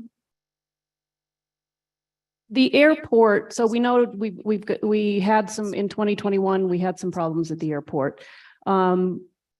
We have new leadership at the airport. And I think the governing body has seen quite a few things coming through to correct some of the stuff that needs to happen there. But not the people who are in charge now were not in charge 2 years ago, right? Mr. Mayor and councilors, that is correct. There was a turnover, a change in the airport staff. We now have James Harris as our airport director. He has he's worked at multiple different airports. Most recently, he came to us from Clovis, but he has experience at a number of federally regulated airports across the country. And he has expertise in the program requirements for both airport improvement, but also just regular airport funding as well. And as a matter of fact, there are items on the agenda later this evening that are necessary to bring us into compliance with those federal requirements for airport. Great. Thank you. Thank you, Director Oster. Thank you again to Carr Riggs Ingram. That's all I have, Mayor. Thank you. Councilor Rivera. Thank you, Mr. Mayor. Thank you, Councilwoman Romero Worth for bringing up the staff. I did want to bring that out and just let the public know that. So simply things like inventory, they may have been done by previous staff. They're just not around to be able to ask and provide that information. Is that correct? Mr. Mayor and councilors, that is correct. And specifically in the case of airport, because there was so much turnover, as we were trying to go back the 2 years to provide the documentation, for example, showing that the equipment inventory was performed, the folks that were here at that time that would have done that inventory were not here anymore. And they were also teleworking during that time. And so identifying the documentation, finding the documentation showing that that inventory was performed was challenging, and we were unable to provide that. So I think that, you know, the staffing changes, particularly when you're looking at an audit period that's several years back, make it extra challenging to find the supporting documentation to show that something happened. Now, just because we weren't able to produce the supporting documentation doesn't mean it didn't happen. As Councilor Rivera noted, there may have been an inventory, but because we were unable to provide supporting documentation showing that it was done, the auditors had to give us that finding. Thank you. And I think it was implied that, you know, we'd like to see an audit without. What is that?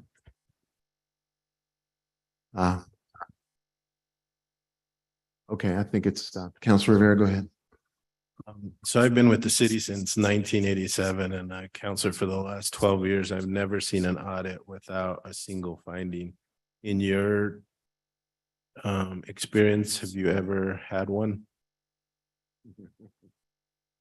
Yes, Wow. but I've also had disclaimers and adverse opinions. So Yeah. I've had the whole spectrum. So when you're looking at just snippets of budgets, snippets of things within the city and they change frequently, the chances of having findings in different areas are probably a little more likely. They do happen, and I can't give away too much of our audit process, but we do a risk assessment every year and it changes. And so when things change, we look at where things changed. We also incorporate unpredictability, do something that we didn't do before. So we do all of those things as part of our audit planning itself. So we don't want to do the same old thing every year. Yeah. And clearly we want to make the improvements on the findings that are there now. But again, we want to learn from things moving forward as well too. So again, I've never seen one that completely had zero findings. It's not common. Thank you, Councilor. Councilor Cassett? Thank you so much, Mr. Mayor. I think it's kind of a similar line of questioning, but one thing that is interesting, and it will be interesting to see 3 audits in pretty quick succession. What really struck me when we were going over the findings is the vast majority of these I was not surprised by. And in fact, that there are already a lot of things in motion to address them, which I think is really important. And also, I really appreciate, you know, we know what some of the problems are before even receiving the audit report. So that is really helpful. But Director Oster, I did want to give you an opportunity to talk about what are some of these, you know, big structural changes that we have been making. As AJ mentioned, there were some themes, and it was, you know, staffing, COVID, which we've talked a little bit about, and, you know, great job, everybody, for fixing that in theory. But staffing, systems, and supporting documentation. And I know in all 3 of these areas, we have made improvement since fiscal year 21. And Director Oster, I was hoping you could walk us through that in general terms. Absolutely. Thank you, Mayor, and thank you, Councilor, for that question. So I agree. We've got these 3 themes of staffing, systems, and supporting documentation. I'm going to start with the end, and I'll start with the systems. So I know you're all aware that we upgraded our Munis system from version 2011 to 2019. earlier this calendar year in January. That was a big advancement in the technology that we use for our accounting system. And it will allow us to address some of these findings. For example, the first finding, which is a material weakness that dates back to 2019, says in essence that we can't trace our federal expenditures directly into the general ledger. And we needed that upgrade in our technology to allow us to implement functionality to put that level of detail into the general ledger. So now that we've completed that upgrade, we have a project underway to implement additional functionality that's now available in the 2019 version of Munis to allow us to track those federal grant expenditures in the general ledger. So that's one example on the system side. On the staffing side, I talked a little bit already in the context of CDBG, but in addition to filling those key positions that I've already mentioned, there have been key positions filled all throughout city government. There's been training provided within finance specifically. We at one point during FY22 had one person in the grants office. We now have 3 grant accountants and Cheryl James, our manager. I mean, that's a huge change going from one person to, I think we still need more, but right now we are fully staffed with the positions we have allocated to grants. So that's a big success. We need more still, but that team, in addition to now being fully staffed, has participated in different trainings. For example, we sent a group which included Cheryl to the Munis conference this spring in May. Cheryl's team, also her 3 staff members, participated in a grant training that was hosted at UNM in Albuquerque in April. So we're getting, training from outside. Cheryl's also providing training internally within her group, mentoring her team. And as part of the corrective action for some of the findings, we'll be deploying training led by Cheryl's group to other city staff as well. So, staffing is, sometimes feels like it's 2 steps forward and 1 step back, but we're moving in the right direction.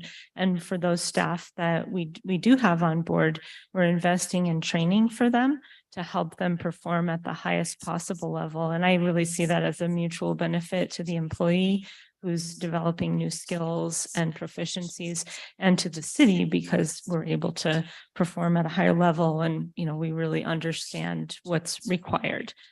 Particularly on these federal grants. So the last one, supporting documentation. One change that we implemented in FY23 that I think is going to be really significant for having supporting documentation is we're requiring that the supporting documentation for all adjusting journal entries be attached to the transaction in the Munis system. So what that will mean is for FY21, a lot of our supporting documentation was either stored on shared drives or maybe on people's personal computers, potentially in some cases, personal meaning their City of Santa Fe computers that are assigned to them. But not in a way that was easily accessible for us when we were pulling documentation for the audit. Going forward, for those adjusting journal entries in Munis, we're requiring that the supporting documentation be attached to the transaction in Munis. So we can give Carr Riggs Ingram, our auditors, read-only access to our system, and they can go in and look at that. And we never even know. We never even get a request for them to to pull the documentation for that transaction. Versus for FY21, they gave us a list of transactions and said, okay, we need the supporting documentation. And we're looking on shared drives, we're looking in boxes, we're going to archives, we're asking anyone we can think of, okay, you were here at this time, do you know where this might be? And in the cases like airport, where there's been a lot of staff turnover, it was difficult because there weren't a lot of people here that had been a part of what was happening in FY21. So those are some examples that I would highlight of improvements that we've made in those 3 kind of thematic areas: supporting documentation, systems, and staffing. And all 3 are a work in progress, but I do think that we've made progress. And, we will continue to make progress in those areas. Thank you so much, Director Oster. And then the other thing that we have frequently discussed in relation to the audits and have discussed in finance is our success at having on-time month-end closes and an on-time year-end close for FY23. Can you please go into detail as to why this is so important and what this really means for potentially some of these findings, but as well as our ability to get our audits in on time moving forward? Thank you, Mr. Mayor and councilors. So that is a very good point. In FY23, the city implemented a month-end close process. And that is a very significant accounting control that we didn't have in place prior to that. We also have a year-end close process, and there was a year-end close completed for FY22, but what we've done for FY23 and what we're continuing to do for FY23 is much more robust. We're going into a much greater level of detail. The reason that this is important, and I'll certainly give the auditors an opportunity to weigh in as well, but from my perspective as management, the month-end close process helps us stay on track. It keeps us moving, and the accounting standards require that we record activity in the period in which it happens. So like AJ said, as accountants, we're historians, but we don't want to be looking back 6 months or 2 years in the past. Maybe we want to be looking back to yesterday or last week, what happened, really no more than a month. So the month-end close process helps us establish the routine and the discipline to record transactions in the time period that they occurred, so that we don't get to the end of the fiscal year with a huge backlog that we have to work through. As an example, in FY22, when they were trying to do the year-end close, it's my understanding that there were approximately 30,000 transactions in the system that had to be gone through and addressed as part of the year-end close. When we got to the year-end close this year for FY23, we had 3,000, which is still, bigger than I would like, but it's a significant reduction. So, I'd like to see us get to 0 as part of our month-end close process. It's a work in progress, but really, the month-end close is an internal control that helps us record the transactions in the period that they occurred. And that helps us keep from getting behind. And the longer the time that passes from when the transaction happened to when it's recorded in the system, the more opportunities there are for error, for documentation to go missing, for people to just forget, and for things to slip through the cracks. So that's my answer about why year-end and month-end close is important. I'll turn it over. Okay, all right. Thank you. Well, thank you very much for that. I really do appreciate it. And again, I think it will be really interesting for us to, get these reports so close together to really see the progress that you and your team have made. I know this has been an extremely heavy lift. As you've said multiple times, this is a 3 audit year. And I don't think that it is lost on me how much that is,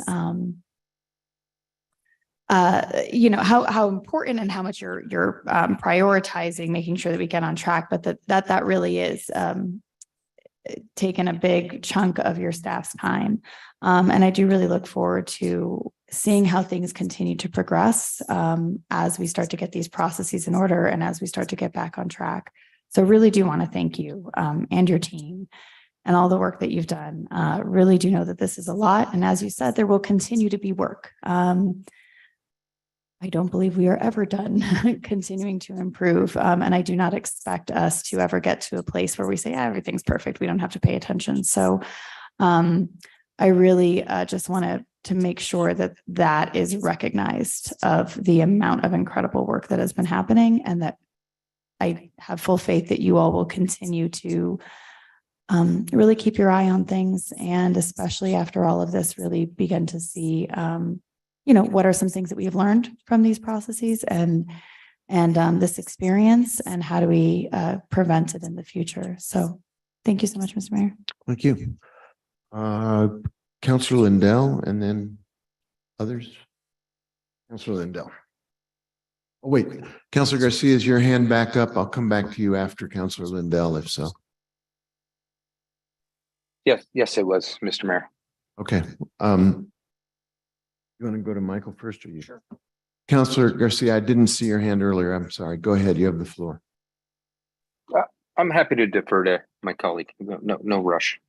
So Okay. happy to ask a couple questions, but also happy to defer to Councilor Lindell. Okay, thank you. Yes. So actually, first of all, thank you. It's an amount of work that someone like myself, it would be like Rumpelstiltskin work for me. I would never leave the tower, would never happen. But I think that it's really important that we went over some of the questions that Councilor Garcia asked. Because the house is not on fire. We're making magnificent progress.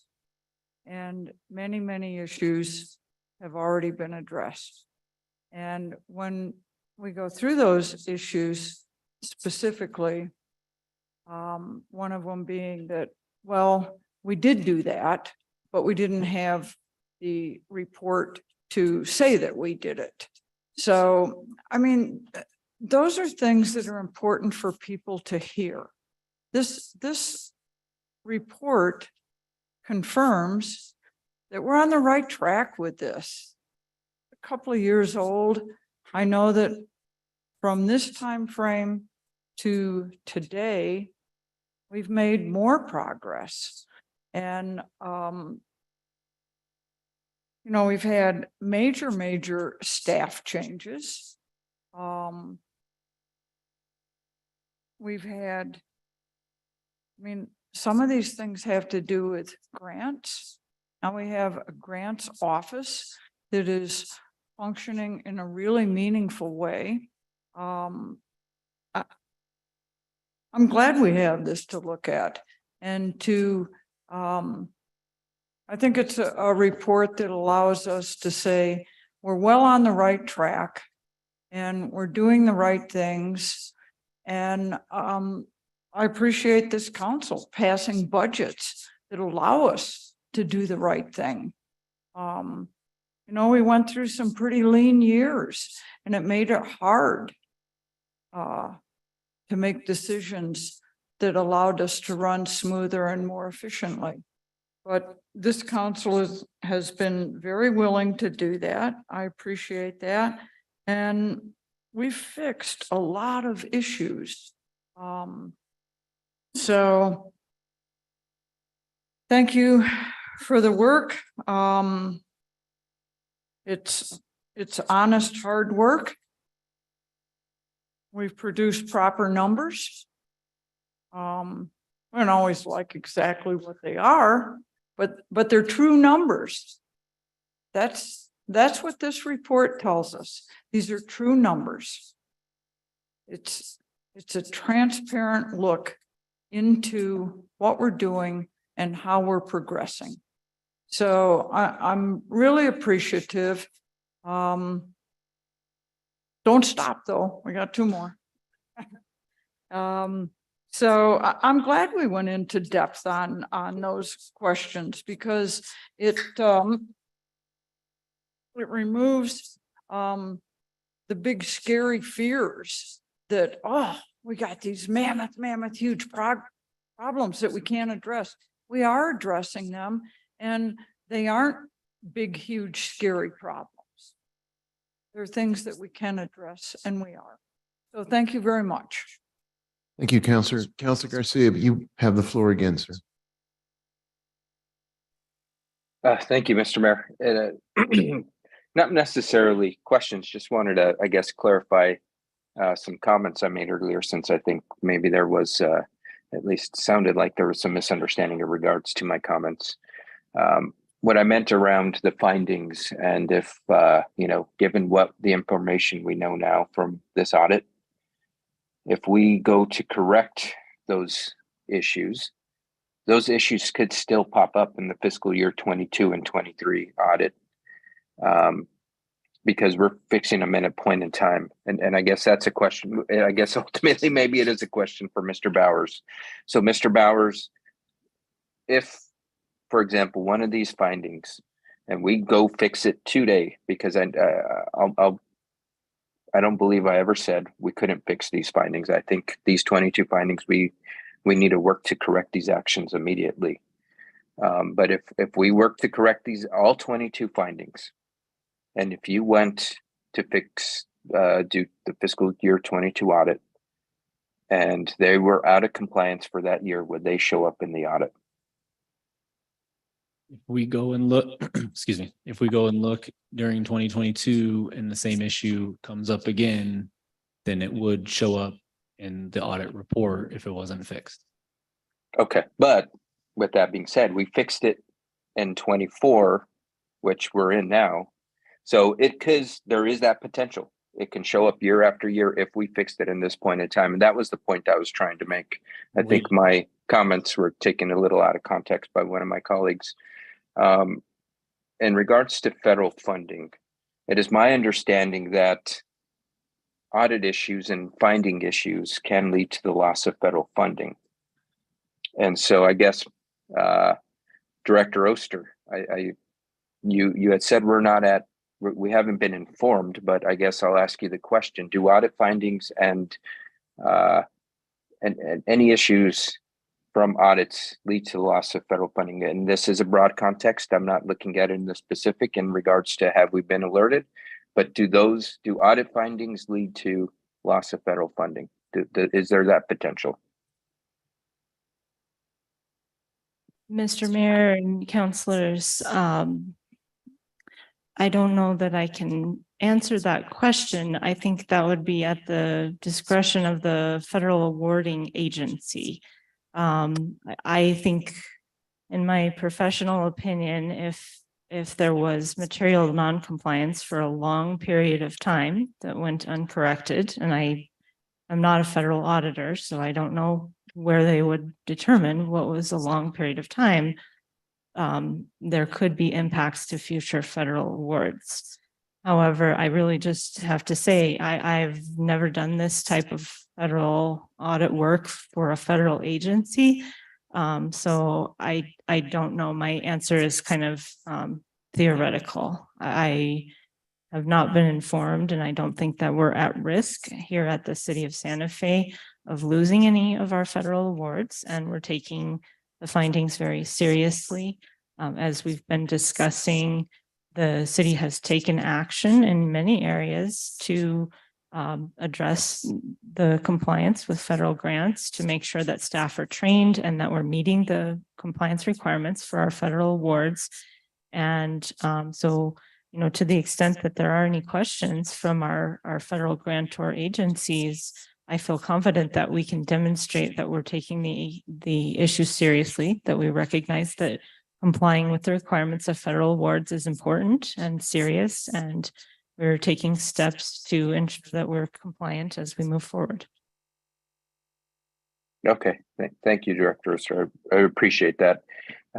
It's just from and I think you mentioned this in your comments. So I'll speak from my experience that when there are audit issues, that's why there are required, when we apply for federal funding up to a certain level, there are audit reports that are required so the federal agencies can determine if you are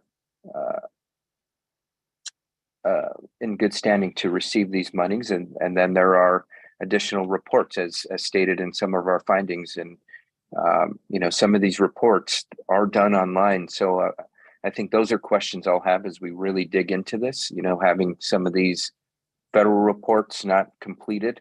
I'd be interested in regards to what is the mechanism for this, because in some instances, if it is a FFR, is an internal online database where a city employee could easily log in and print out the report and turn it in.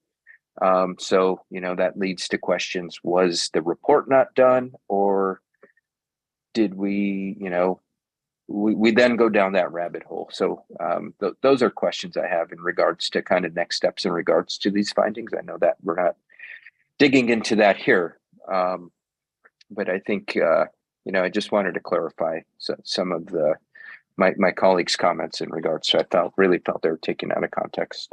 Thank you, Mr. Mayor. Thank you. Councillor Lee Garcia, you have the floor, sir.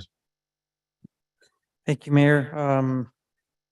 I think that it's important to also just bring up that, again, it has been stated, we worked very hard on getting this to where we're at now. We've turned in the term paper. It was graded, somewhat sent back to us, and now we're kind of digging through it. Do we have a number as to how much we've spent on to get to this point? In regards to what the city has had to incur in costs for not just CRI, CLA, the different people that we've had to contract out, other than what we're spending on our own internal employees. Mr. Mayor and Councillor Garcia, I apologize. I do not have those contract amounts in front of me this evening. I'm happy to take that as a follow-up. And if I could get clarification, are you talking about the amount of the audit contract itself? I think that it's important for our public to know where we stand on the resources that we're having to spend as extra just to get this done. And I understand, and I know that a lot of it is because we don't have the internal people in place to do the work. And even so, we would still have to contract out to agencies such as Carr Riggs and Ingram and so on. But I think that it would be great for us to have kind of a general idea of where we stand. And not only that, but in the future, what we are looking at in terms of getting 22 and 23 in. Because I think that's important. And it was stated that this governing body is in support of getting these done. I mean, it's a must. We turn in our I guess you say our final report, and even though it's late, it's turned in. But where do we stand again? And if you don't have that information now, I think it would be important to bring that forth to us to give us an update of where we at and where we stand and what we've spent. Thank you. Thank you, Councillor.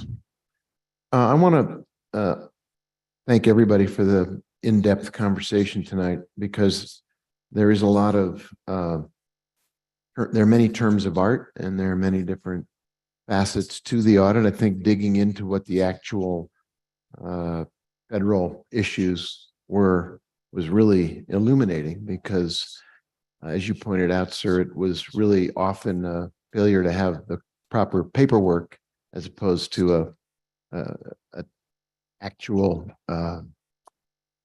flaw in execution. I want to return to what I think is one of the key issues for the public, as Councillor Lee Garcia just mentioned, who are trying to wrap their heads around, as we are, what it means to get a unqualified auditor's report. And the question has been asked several times about a clean opinion and whether somehow the city of Santa Fe came up with that term on its own. I just cite a few sources I think that are pretty authoritative. The Cambridge English Dictionary, which I put a fair amount of faith in, says that a clean opinion is a statement by an auditor who has officially examined a company's accounts, that the information in them is correct. That's in the dictionary under the term clean opinion. Under another interesting website called accountingtools.com, accountingtools.com says a clean opinion is an unqualified auditor's report regarding an entity's financial statements. If you prefer Wiki Accounting says a clean opinion is an audit report that states that, in our view, the financial statements give a true and equal view of the financial state of the ABC company.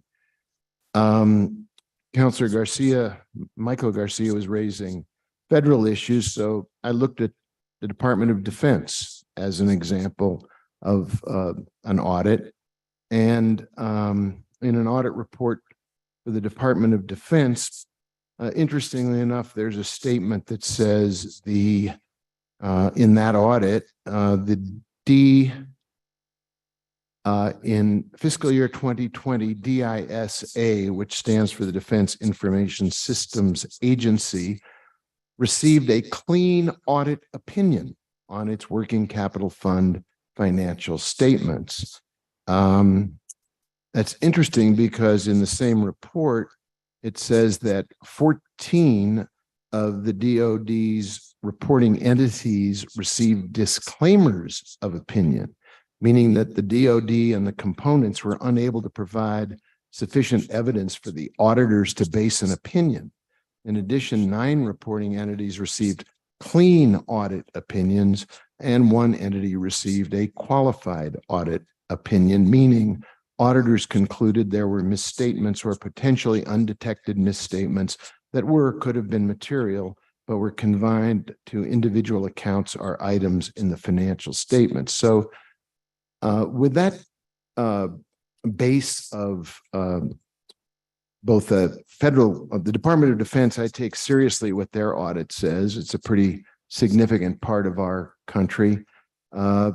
Organizations like Investopedia, which talks about an unqualified opinion, is also known as a clean opinion, as well as Wiki Accounting, a little outfit called the Cambridge English Dictionary. Is it safe to say that the term clean opinion is something that is pretty standard in the field of auditing, and that the city of Santa Fe was simply repeating what is often used in your work as a characterization, and we're not spinning this opinion in any way? So I want to clarify, when that question, I was asked what I would typically try to say, and I typically use unmodified language just because that's what I'm trained and that's what I do. Clean opinion is a lot of, and I did mention, say clean opinion as it relates to financial statements as a way to describe the opinion themselves, because there's clean and then there's everything else. So I don't think the usage of clean opinion is inappropriate as it relates to the financial statement audit. Yeah, and it's fair to say that we didn't invent that. City of Santa Fe is not the first and only entity to talk about receiving a clean opinion. I've heard it for my entire career. Yeah, and I don't think talking about it is in any way, shape, or form spinning, quote unquote, this opinion. It is commonly used. Even the Department of Defense uses it. Is that a question? There was a question mark at the end. Yeah, other people use that as well. Thank you. Mr. Blair? Mr. Mayor, I'm sorry, if I can insert myself into this question real quick. I did a really fast Google search of the words clean and audit. On the April 21st edition, 2022 of the Santa Fe New Mexican, their headline was Santa Fe School Board accepts clean audit for 2021 fiscal year. Clean was in quotes because the public schools had used the term. April 12th, 2023, Rio Rancho Observer wrote a story about the town of Bernalillo's audit. The mayor, Jack Todes, was quoted as saying, "Our audits this year are clean audits, unmodified across the board." There is a January 2022 Las Cruces Sun News headline referring to the Las Cruces City's audit. Headline reads, "City receives clean external audit for latest fiscal year." Finally, I'll give you the fourth quick one I found in about a 5-minute search. There is a March 3rd, 2022 Valencia County News Bulletin story about the Los Lunas schools that quote says in the opening paragraph, the Los Lunas schools received a clean and unmodified audit for the last fiscal year. So there's a lot of examples of that term of art being used across New Mexico for sure. Thank you. And one final question on this subject, because I do think the issue of spinning and the public being unclear on how you could both have an unmodified opinion and findings. How could you have a clean audit and findings? Those are in no way inconsistent. No, the opinion is on the numbers and the transactions and the disclosures as it relates to the fair presentation in accordance with audit standards and auditing requirements or US GAAP. So that's what the opinion is over. Issues as they relate to internal controls are reported in accordance with government auditing standards, and those two things don't always, you do them together, but they are not the same thing. Great. Thank you for helping to add a little more context and clarity to that, because it is a term of art. It is used quite regularly to talk about a clean opinion, and it's not an attempt to mislead anyone. It's simply using a less complicated term to describe an unmodified opinion. Fair enough. Any other questions for our visitors? Thank you for being with us tonight.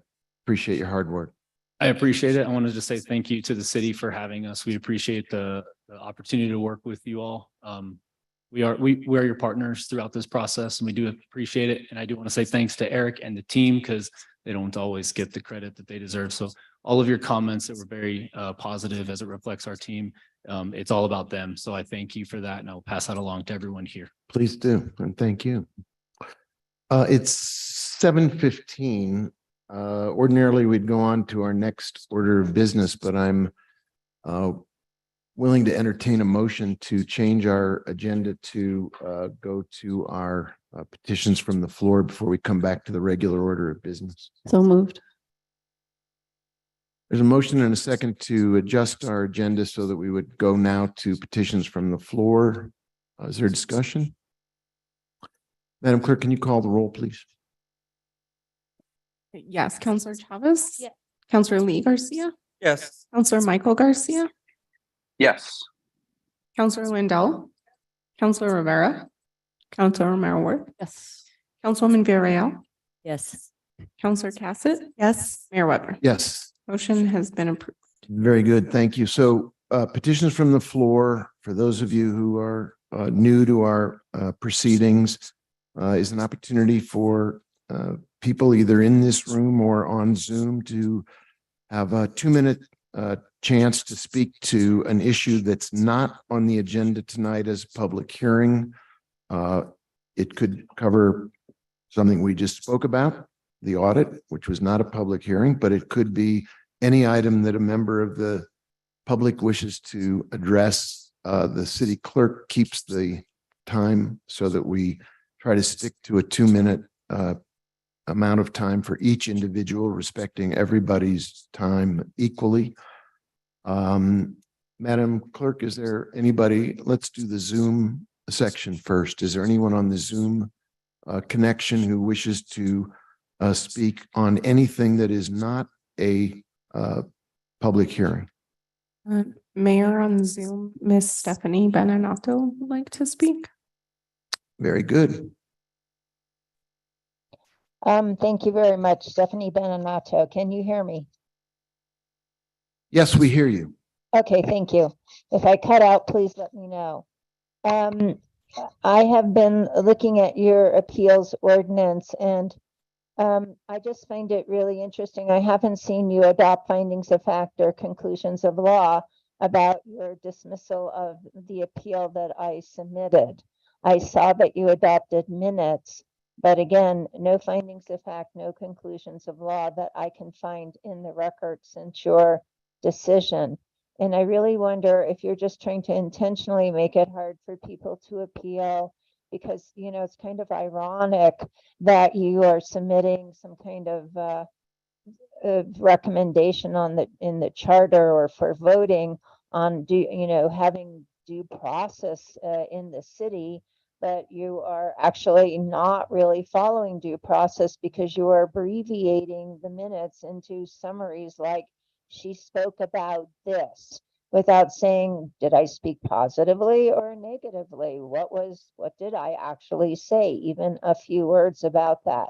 The other thing that happened last night at the historic board is that we had Anthony Guida attack another member. Now, he said he respected the member, but he attacked the members' application of the law. So one member is asking questions about, doesn't this part of the law apply? Doesn't this part apply? Doesn't this part apply? And making suggestions based on the answer that he got. And Mr. Guida told this other member that he was weaponizing the code by trying to enforce the law as it was written, that he felt that it really was about the spirit of the law and the, oh, if I could only remember, architectural, I'm sorry, I'm not getting that, but I'll remember what he said. But again, nothing that's in the code itself. So again, sensitive architecture, sensitive design, that's it, sensitive design. I don't see the word sensitive design or anything like he uses in the code. It is about applying the law, and not doing that opens the door for appeals and makes the board incredibly subjective, as well as the use of Ms. Benato, that weaponization. is your time. Can I just finish this one or two sentence, please? The weaponization, the use of that term in a small board, in a small town, it's such a national dog whistle, negative terminology, very divisive.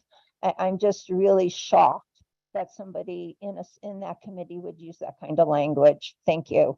Thank you. Is there anyone else in the Zoom room at this time with their hand up?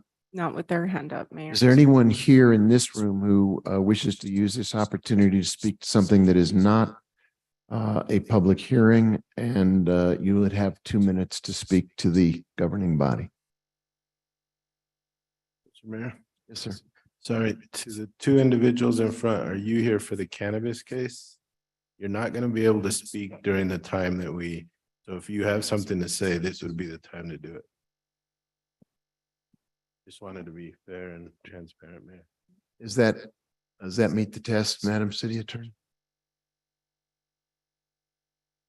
Mayor, councils, I don't know what they would say, so it's hard to make a predetermination. Okay. You realize it's not a public hearing. Okay. I think the council wanted to make sure you weren't under the impression that there would be a chance then. So if you know, thank you for saying so. Anyone else here to address a non-public hearing related item? If not, we'll go back to our regular order of business, Madam City Clerk. Mayor, if it's okay with you, I would just like to make an announcement that we did have Spanish interpretation available for this meeting and through public petitions from the floor. And at this time, because we don't have any individuals, I am gonna let our interpreters go for the evening, but I just want to note that we have them available. I think you heard one on Zoom. But I would like to note that just so that they Thank you. yes. So our next item is another presentation. It is, yes. The next item, item 8C, is an audit update and overview by our finance director, Miss Emily Oster. Director Oster, long time no see. Good evening, Mr. Mayor and members of the governing body. It's my pleasure to be back to tell you where we are with the FY22 and FY23 audits.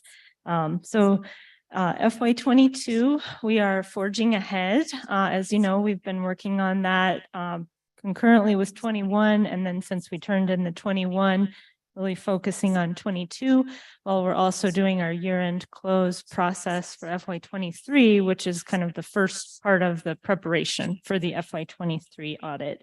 And I am pleased to report that we are moving forward full steam ahead. As we talked about when we were speaking about FY21, it's kind of all hands on deck. Everyone is focused. The team in the finance department is doing their best every day to make progress. We did have a milestone where we turned over the trial balance, an important step that happened this week for FY22, and the audit is underway. So we are moving forward at top speed to get ourselves through FY22 and then into FY23. Very good. Thank you. Are there, Councilor Lee Garcia, your hand is up, sir. Thank you, Mr. Mayor. And just a quick question, do we have kind of ballpark time that we're looking at completing this next important step in our process? Mr. Mayor and Councilor Garcia, it's really hard for me to nail down specific dates, but I would like to assure you that we are going as quickly as we can. We have weekly check-in meetings every week with Carr Riggs Ingram. Many days we're in communication on a daily basis.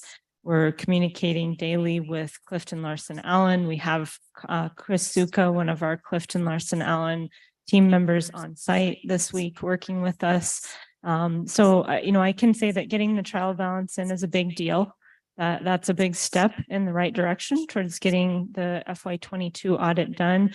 The trial balance, as Carr Riggs Ingram was speaking about earlier, when they're doing their audit of the financial statements, they are, testing to make sure that the balances are fairly stated in accordance with US GAAP, and the trial balance is what they're testing.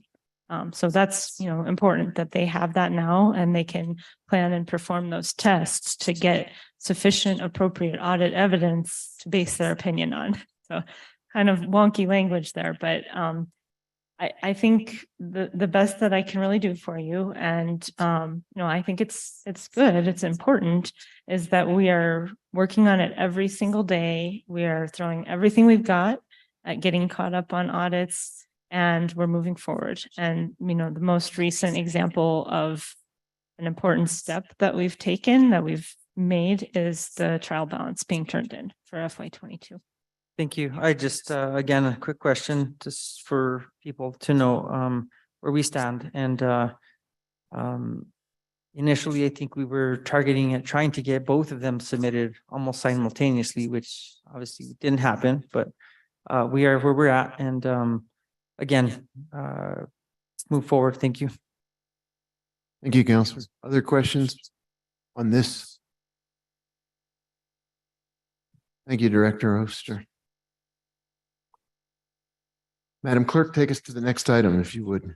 Absolutely. The next item on our agenda is item H. This was a request for approval of an agreement of sale to purchase New Mexico State Game Commission property located at 1085 Richards Avenue in Santa Fe for the purchase price of $2.1 million. Ms. Alexandra Ladd and I believe Terry Lease are both available for this item. And this item was pulled by Councilor Michael Garcia. I'd entertain a motion and then we'll get to the question. Move to approve. Second. So we have a motion on the floor. Councilor Garcia, you were the one who requested to have this taken off of consent. Are there questions you'd like to address, or would you like Mr. Lease or Director Ladd to first go over in broad brush terms what the proposal is? I think I'm pretty well aware of the proposal, so happy to just go through a quick question, just if that's okay. That's fine. I do think for the public's information, after you're done with your question, maybe we could, if people are watching and listening and they want more information about what the general subject is, we could give a quick broad brush description of it for the public's benefit. But go right ahead, Councilor, you have the floor. Okay, thank you, Mr. Mayor. Just one quick question, because it's my understanding we were looking at the purchase of this property to extend the Richards Avenue, Arroyo Los Chamisos connectivity. And I guess my question is, are we planning on doing affordable housing? My question comes out of the curiosity of having Ms. Ladd be the staff representative for this versus Director Wheeler. So I guess that's the question: is are we planning on, with the purchase of this property, not only extending the roadway, but also working towards developing affordable housing on the property that hopefully we will acquire? Thank you. Director Ladd, do you or City Manager Blair, do you want to speak to that? Mr. Mayor, I'll start while Director Ladd navigates the microphone. Mr. Mayor, Councilor Garcia, there are a variety of purposes that are being considered for the land that we're purchasing from Game and Fish. But having affordable housing on the property is absolutely an expectation. That is the reason that Director Ladd has been involved and why we've been using some funding from Director Ladd's shop to pay for the purchase.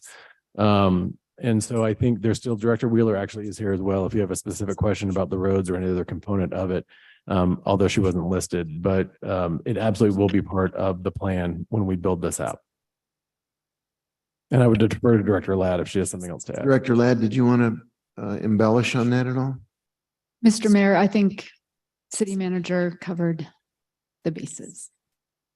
Councilor Garcia, back to you, sir. Okay, thank you, Mr. Mayor.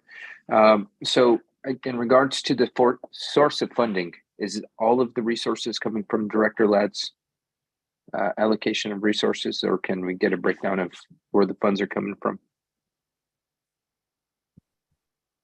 Mr. Mayor, Councilor Garcia, I apologize. I was conferring with the city attorney when the question was asked. Could you ask it again, sir?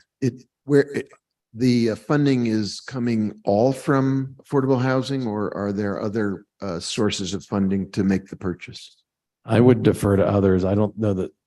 I thought we were using affordable housing funding. Is that not correct? Mr. Mayor, Councilor Garcia, we're using a small portion of affordable housing because we know that any residential development at that site not only will have to comply with inclusionary zoning, so we'll have some affordable housing, but we'd like to maximize the affordability. The rest of the funding, I believe, is a transfer from CIP funds, but again, I'm a little bit vague on that as well. Mr. Mayor, Councilor Garcia, let me see if I can track down Director Oster and we can try to get a confirmation of the breakdown of the money.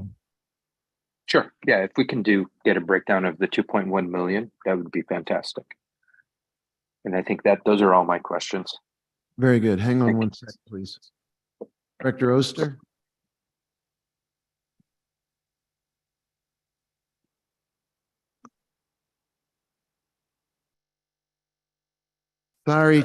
Sorry to, you're like Michael Corleone. We keep dragging you back. Welcome to the Emily Oster Show. I'm not sure you heard the question. It was about the source of various sources of funding, because it's not one, to execute the purchase of this tract of land. Yes, thank you, Mr. Mayor and members of the governing body. So when we first looked at purchasing this tract of land back in the fall, we did a budget adjustment from the general fund from unanticipated revenue. And because we knew that there was a portion of the land that we wanted to use for affordable housing, we decided to put the money into the Affordable Housing Trust Fund to make the purchase. So back in the fall, there was a budget adjustment approved using unanticipated GRT revenue from the general fund. And that was the $3 million. And it looks like the bar, this might be a different bar here. This is the carry forward. Yeah. Okay. So the funding was originally appropriated back in the fall, I think it was October of 2022 during FY23. And then you have a bar here in your packet that carries it forward into the current fiscal year, into FY24. So the original source of the funds was the general fund. We put it into the Affordable Housing Trust Fund because, as I said, we plan to utilize the land in part for affordable housing. And then the purchase now is coming out of the Affordable Housing Trust Fund. Okay, thank you. Does that help clarify the funding source? It does. So it sounded like earlier there was several pots, and it sounds like now it's all 2.1 million is coming from the Affordable Housing Trust Fund. The original source of funds was unexpected GRT. And so for the public that's unaware of what that means, is we had GRT revenues that were above and beyond what we had planned. So it's the unexpected. And so we took those unexpected GRT resources and then allocated them to the Affordable Housing Trust Fund, $3 million. And we are now planning on using 2.1 million of it to purchase this property. Am I understanding that correctly? Director Oster? Mr. Mayor and councilors, I apologize. Let me take a look at the paperwork for just a moment here.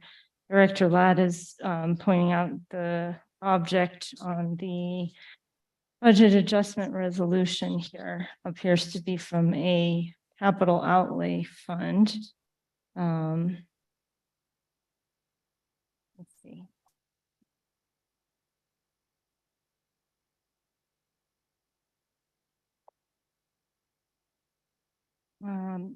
If I could take a minute with this and consult with Budget Director Hopkins, that would be great. I apologize. Yeah, take your time. I think we've got you at a slight disadvantage. This wasn't something you came to this meeting prepared to address particularly. My apologies, Mr. Mayor. That's okay. I can work on this and I'll. Are there other questions before, so we can, that pertain to this acquisition so that the director can dig into the paperwork a little bit? No, and I'm happy to make a motion and lay it on the table. That way we can come back to this matter if it's helpful. What is the pleasure of the governing body? Well, there's a motion on the table to approve, but are there other questions before we?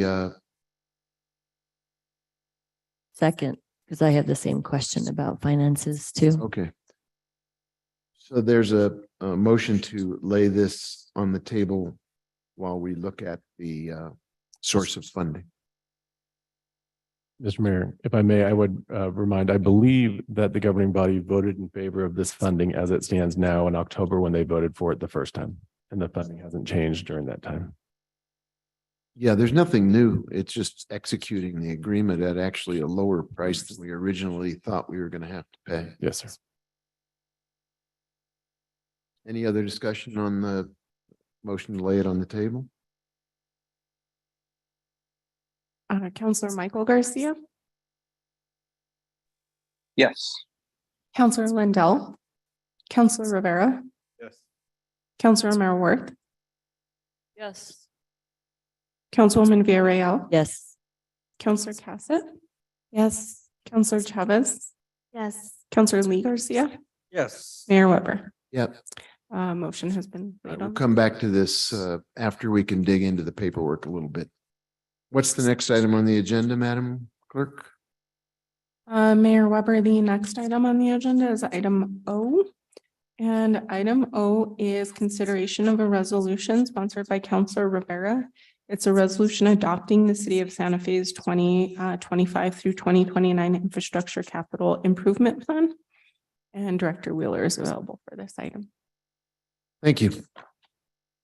Once again, I would start by entertaining a motion and then deal with the, we'll ask Counselor Rivera and Director Wheeler to go into the purpose of taking it off of consent.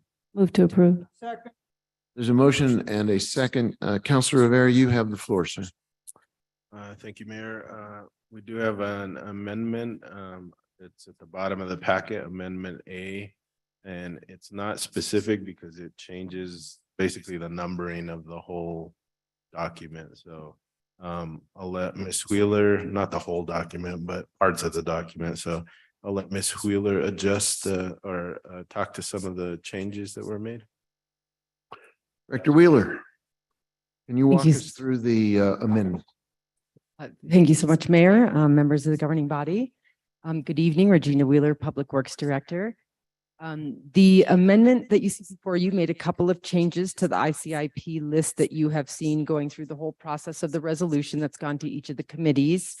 And there were two main purposes of the adjustments. One of them was to give the water divisions projects, which are really quite important at this moment, an opportunity to leverage outside funding better. So having them higher on the ICIP list gives them a better opportunity to raise money outside of the city's funding or the legislative funding. So Nichols Outlet was moved from 21 to 12.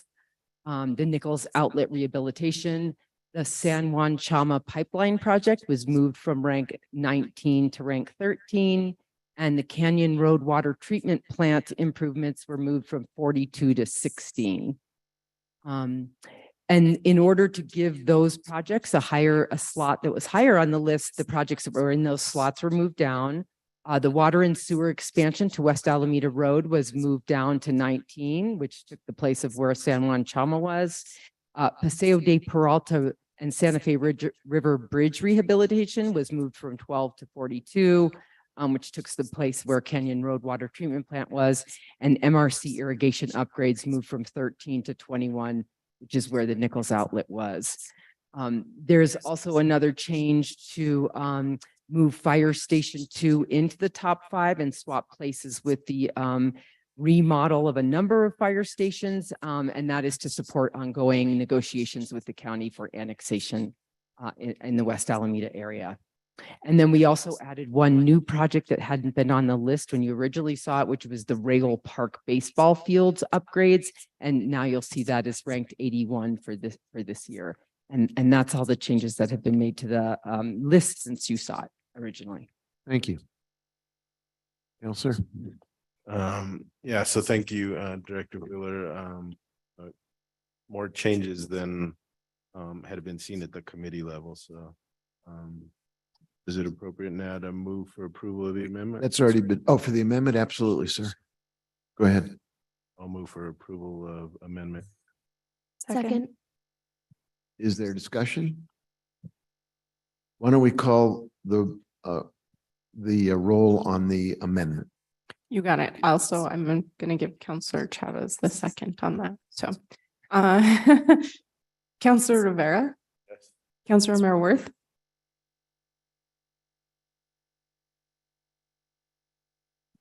Yes, but I need more information. I'll talk to you, Director Wheeler. Offline. Councilwoman Villarreal. Yes. Counselor Cassett. Yes. Counselor Chavez. Yes. Counselor Lee Garcia. Yes. Counselor Michael Garcia. Yes. Counselor Lindell. Mayor Weber. Yes. Amendment A has been approved. And I would note the memorandum that accompanies the amendment does describe some of the logic and the funding approaches that are behind this, in effect, the story behind the story. There is a working with our water division and others to try to get these projects calibrated in a way that is on our best interest going forward. So Mr. Mayor, if I could, I'd like to add one more thing that I should have mentioned is that the legislature only makes any distinction of prioritization in the 1 through 5 category. So to them, whether it's in 6 or 40 really doesn't matter, but we're beginning to use it, I think, as a city more to keep projects top of mind for ourselves. And as you can see, the water division is using the list prioritization for other reasons as well. So, but we have the only changes that the only prioritization that's acknowledged by the legislature is 1 through 5. And then, of course, the district priorities, which we'll put forth in the legislative resolution that'll come soon. great. Thank you, Mr. Mayor. Thank you for that addition. Other discussion of the motion as amended? Mr. Mayor. Yes, sir, I just Councilor. want to thank Director Wheeler for all her hard work. I think this has been the smoothest CIP process we've been through that I can ever remember. So great job to you. Kudos to you, Director Wheeler. Thank you so much, Councilor Rivera, members of the governing body. And I'd like to, of course, recognize the leadership team of the city who collaborated as a team to really put this list in an order that made the most in sense and value for the city. And of course, all the staff that completes all the projects. It's a real team effort. Thank you. Thank you. Other comments before we go to a vote? Madam Clerk, we have a motion as amended. Could you please call the roll? Yes, Counselor Lindell. Counselor Rivera. Yes. Counselor Merworth. Yes. Councilwoman Villarreal. Yes. Counselor Cassett. Yes. Counselor Chavez. Yes. Counselor Lee Garcia. Yes. Counselor Michael Garcia. Yes. Mayor Weber. Yes, Motion has been approved. thank you. We move to the next item then, please. Yes, Mayor, the next item on the agenda is item 10A. This is recommendation to deny appeal by Gianna Bassi, GI Traders LLC, DBA Love for Life Dispensary of the Land Use Director's decision in case number 2023-6588 to deny request for variance to operate a retail cannabis business at 1330 Rufina Circle within 400 feet of another licensed cannabis retail business.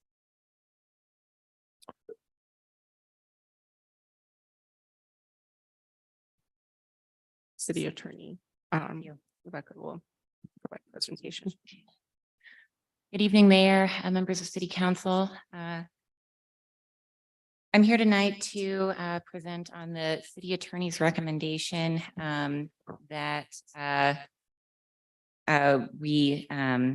City Attorney's recommendation that we agree with the Land Use Director's denial of an appeal petition for lack of conformity with the rules. For the benefit of the members of the public who might not be familiar with this type of proceeding, I'll briefly explain what we're doing tonight. As members of the governing body referenced earlier, this is going to be a discussion and not a hearing. And so the purpose of this discussion is to decide whether or not a hearing should be held. The underlying fact that's at issue before the governing body is whether an appeal was timely. And I'm here tonight just to offer a legal opinion on the timeliness of that appeal. So the facts that are relevant to the proceeding tonight are as follows. On April 23rd of 2023, the Land Use Director issued a denial of an applicant's request for a variance. And that letter stated that the letter would be considered a final action. The reason for the denial of the applicant's request is that the applicant was not eligible for a variance in that instance. The code provides that variances are only available for specific types of things. The applicant's requested a variance to the density of cannabis retailers in a specific area. And the code does not allow for a variance for an increase in density. If an applicant disagrees with the decision by the Land Use Director, that applicant can appeal to the Board of Adjustment. The time for appeals, the time to appeal decisions by the Land Use Director is laid out in the City Code. That section states that appellants shall file appeals in the following manner. First, within 30 days for appeals of final actions by land use boards on subdivision plats, master plans, and development plans, or within 30 days for appeals of approval or denial by the Land Use Director of an application for a final plat for each subdivision or summary subdivision, or finally within 15 days of the date of final action for all other appeals. And so because this was not a decision on a subdivision, plat, master plan, development plan, re-subdivision, or summary subdivision, the 15-day deadline applies. So the timeline, here's the timeline in this case. In this matter, the appeal petition was due 15 days from the date the Land Use Director issued his letter. So that was, he issued his letter on April 26th of 2023. So therefore, the appeal petition was due on May 11th of 2023. The applicant filed her appeal on May 22nd of 2023. And so therefore it was 11 days late. Our opinion based on this information is that the appeal was simply late, did not conform with the requirements of the code, and therefore should be denied on that basis alone. There are two motions that are available to the governing body tonight. The first is that they can accept the recommendation of the City Attorney's Office. And so that would make final the denial of the appeal, and it would essentially end the applicant's processes within the city for reconsideration of the denial of her application. Alternatively, the governing body may also reject the City Attorney's recommendation. And that would result in the matter being referred to the Board of Adjustment for a substantive hearing. So that concludes my initial presentation, and I am happy to answer any questions that you all may have for me. Thank you. Questions for the City Attorney's representative? Councilor Rivera, you guys want to take Councilor Rivera first, followed by Councilwoman Veria. They rock, paper, scissors. Thank you, Mayor. if this is, if the city's recommendation is approved tonight, are they eligible to reapply at any time? Could they reapply at any time? I don't see anything that would prohibit the applicant from reapplying. I guess I'll just answer the question that the counselor asked, Counselor Rivera, and I don't see anything that would prohibit the applicant from reapplying now.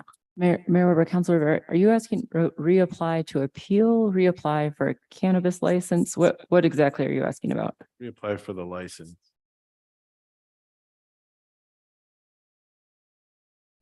And Mayor Weber, Ms. Minnick, do you have any knowledge about cannabis license applications? I don't know. All right, the reason I ask is this is the second case we've heard where the timeliness of an appeal has been an issue. And in reading the letter that went out from Mr. Cook to Ms. Bassi, I guess, you know, it cites the provisions that are in code SFC 1987 14-3.17. So then is it incumbent on Ms. Bassi then to go look all the information up? Why doesn't it just say you have 15 days to do an appeal? That would seem the best way to avoid another one of these issues from happening again. And I don't understand why that doesn't happen. It seems to be the simplest way to fix things, and it puts everything in clear language, clear text, so that people know whether they have 15 or 30 days to file the appeal. So these are a little frustrating, and you know, I feel for people that have to file an appeal and then miss the timeliness or the time frames around it because they weren't quite sure what the time frames were, whether it was 30 days or 15 days. And in this case, it sounds to me like they felt or believed that it was a 30-day process. So that's all I have, Mayor. Thank you, Counselor. Councilwoman Villarreal, and then Counselor Garcia's hand up is on the screen above. Thank you, Mr. Mayor. You know, I know a letter from the applicant wasn't part of the record, but I do think it was important to understand a piece of this process that was frankly to me very confusing. What we're presented is a period in time that is talking about this past couple months of this year, and based on the applicant's information in a letter, all of this was occurring last year. I mean, application, getting approval from the New Mexico Cannabis Control Division, actually starting their business, 5 to 6 months being in operation, and then staff comes out and says, hey, something's wrong. So it's hard for me to say there was due process when somewhere last year something happened and we are not clear about what was happening. And so this is just a period of time. I agree with why we put, unless you're a lawyer, why do we put, I know it's good to reference where in the code it states that they need to follow rules, but I don't know why we don't just say you have 15 days. So people know exactly from the time they read the letter that they're going to go on to whatever they need to do for the appeal. And even that in itself is a process. And we've heard that from other community members about that process. So I think we need to, I know some counselors are thinking about like restructuring this, but at this point, I think we need to have the applicants have another option for the appeal. So I would suggest to reject the recommendation for the city attorney's office, from the city attorney's office. Thank you. Councilor Michael Garcia, sir, you have the floor. Thank you, Mr. Mayor. Quick question for staff. Is it Ms. Herman that's with the city attorney's office there tonight representing? Okay, thank you, Mr. Mayor.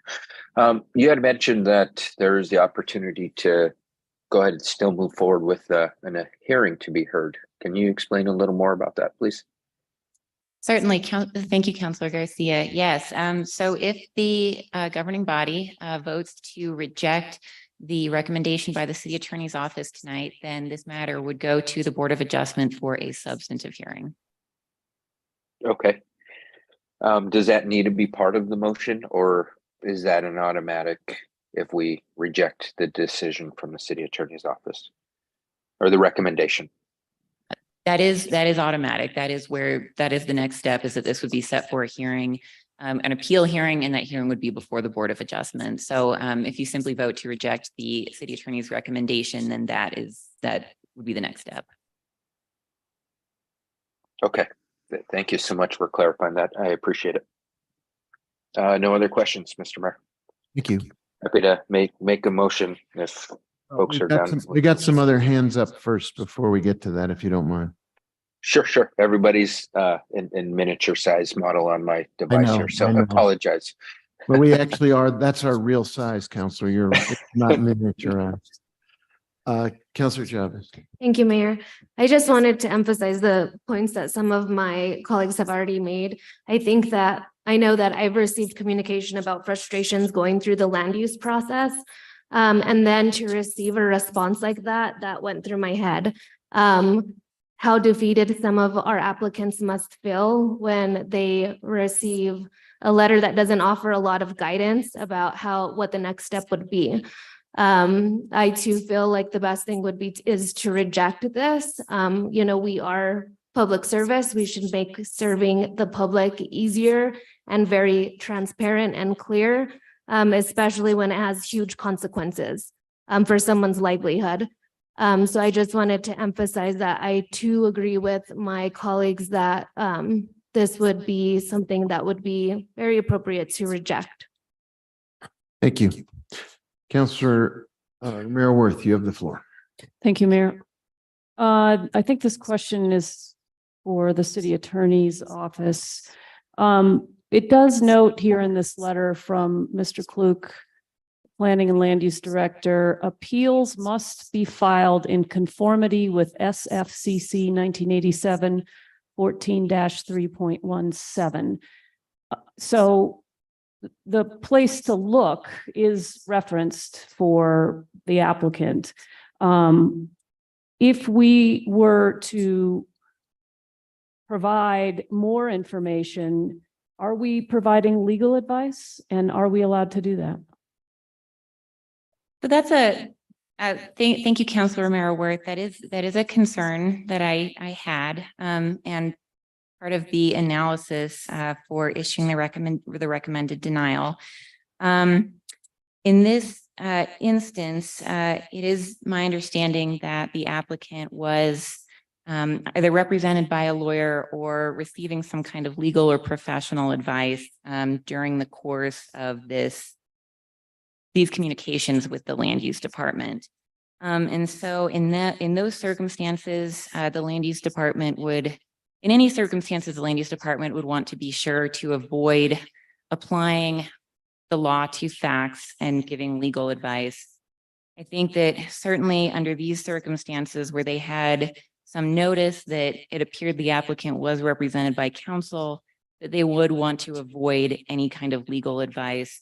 And so saying something like the deadline is 15 days could potentially be legal advice, and there is potentially some risk there. Yeah, because you would also have to say 15 days from exactly what point. That could be an arguable piece of information. Correct? Thank you, Councilor Mara-Worth. I would agree with that. I think potentially that could be legal advice, or could be something that is subject to interpretation by a lawyer potentially. And we've seen that in other cases where, when exactly the receipt of something starts a clock ticking and, the point has been argued as to when the window has closed or opened. Yes, that's correct, Counselor. Thank you. And why is it important to have deadlines for appeals? What are we protecting? Well, there's going to be the rights of other property owners are going to be something to consider. In this case, density is an issue. And so it may be a factor in determining whether another cannabis retailer is permitted to open and operate within that area. The deadlines are important because there needs to be some kind of finality regarding a decision, especially with land use. There's a lot of landowners or applicants might have construction loans that are only good or bids that are only good for 60 days or something like that. They might have timelines dealing with construction or development of their business or other financial constraints that require them to have some sense of finality with what the city is doing and with what else is going on in the area. So I think that it's going to vary, like how it affects each individual applicant or the community in general is going to depend based on the individual circumstances. But for those reasons, I think that is why we have timelines for appeal. And in this instance, the law says a commercial cannabis retailer is not a permitted use if the main entrance accessing the primary function of the commercial cannabis retailer would be within 400 feet or 400-foot distance of the main entrance accessing the primary function of an existing commercial cannabis retailer. So that rule, what are we concerned about there when we put that rule? So the concern there is, and how it plays into this analysis is basically how the matter was addressed within the land use department. So the land use director issued a denial in this instance because there's no basis for obtaining a variance such as the one requested by the applicant under the code. Variances are not permitted for increases in density, and the code specifically prohibits an increase in density of the type that the applicant requested. So even if we were to not adopt the recommendation of the city attorney's office, and we were to say, let's send them to the Board of Adjustment for a hearing, the law is pretty clear on the call that was made by the land use director to begin with. That's correct, Council. Under the code, there's not other relief that's available to the applicant. Okay, thank you, Mayor. That's all I have. Councillor Lee Garcia, and then back to Council Michael Garcia. Thank you, Mayor. The concerns I have here is that, number one, I do feel that there was some sort of vagueness to that recommendation or giving the opportunity to I think there was confusion. I also feel that I would argue the fact that making the assumption that they were represented by legal counsel is just an assumption, because if they were, they would have looked up that statute or that ordinance or that rule and been advised immediately to go. So I think I would be in favor of sending this to the Board of Adjustment. I would also feel that the whole reason for asking for a variance is for this purpose exactly, and allow a board to evaluate it and send it back to them and what they come up with. Thank you. Councillor Cassett. Thank you so much, Mayor Pro Tem. Oh, I apologize. Councilor Garcia had his hand up first. Councillor Garcia, I'm sorry, I neglected to see your hand. Please go ahead. No worries, Mayor Pro Tem. Councillor Cassett, I'll defer to you, and I'm happy to go after you. Councillor Cassett again. All right, thank you. Thank you, Councilor Garcia.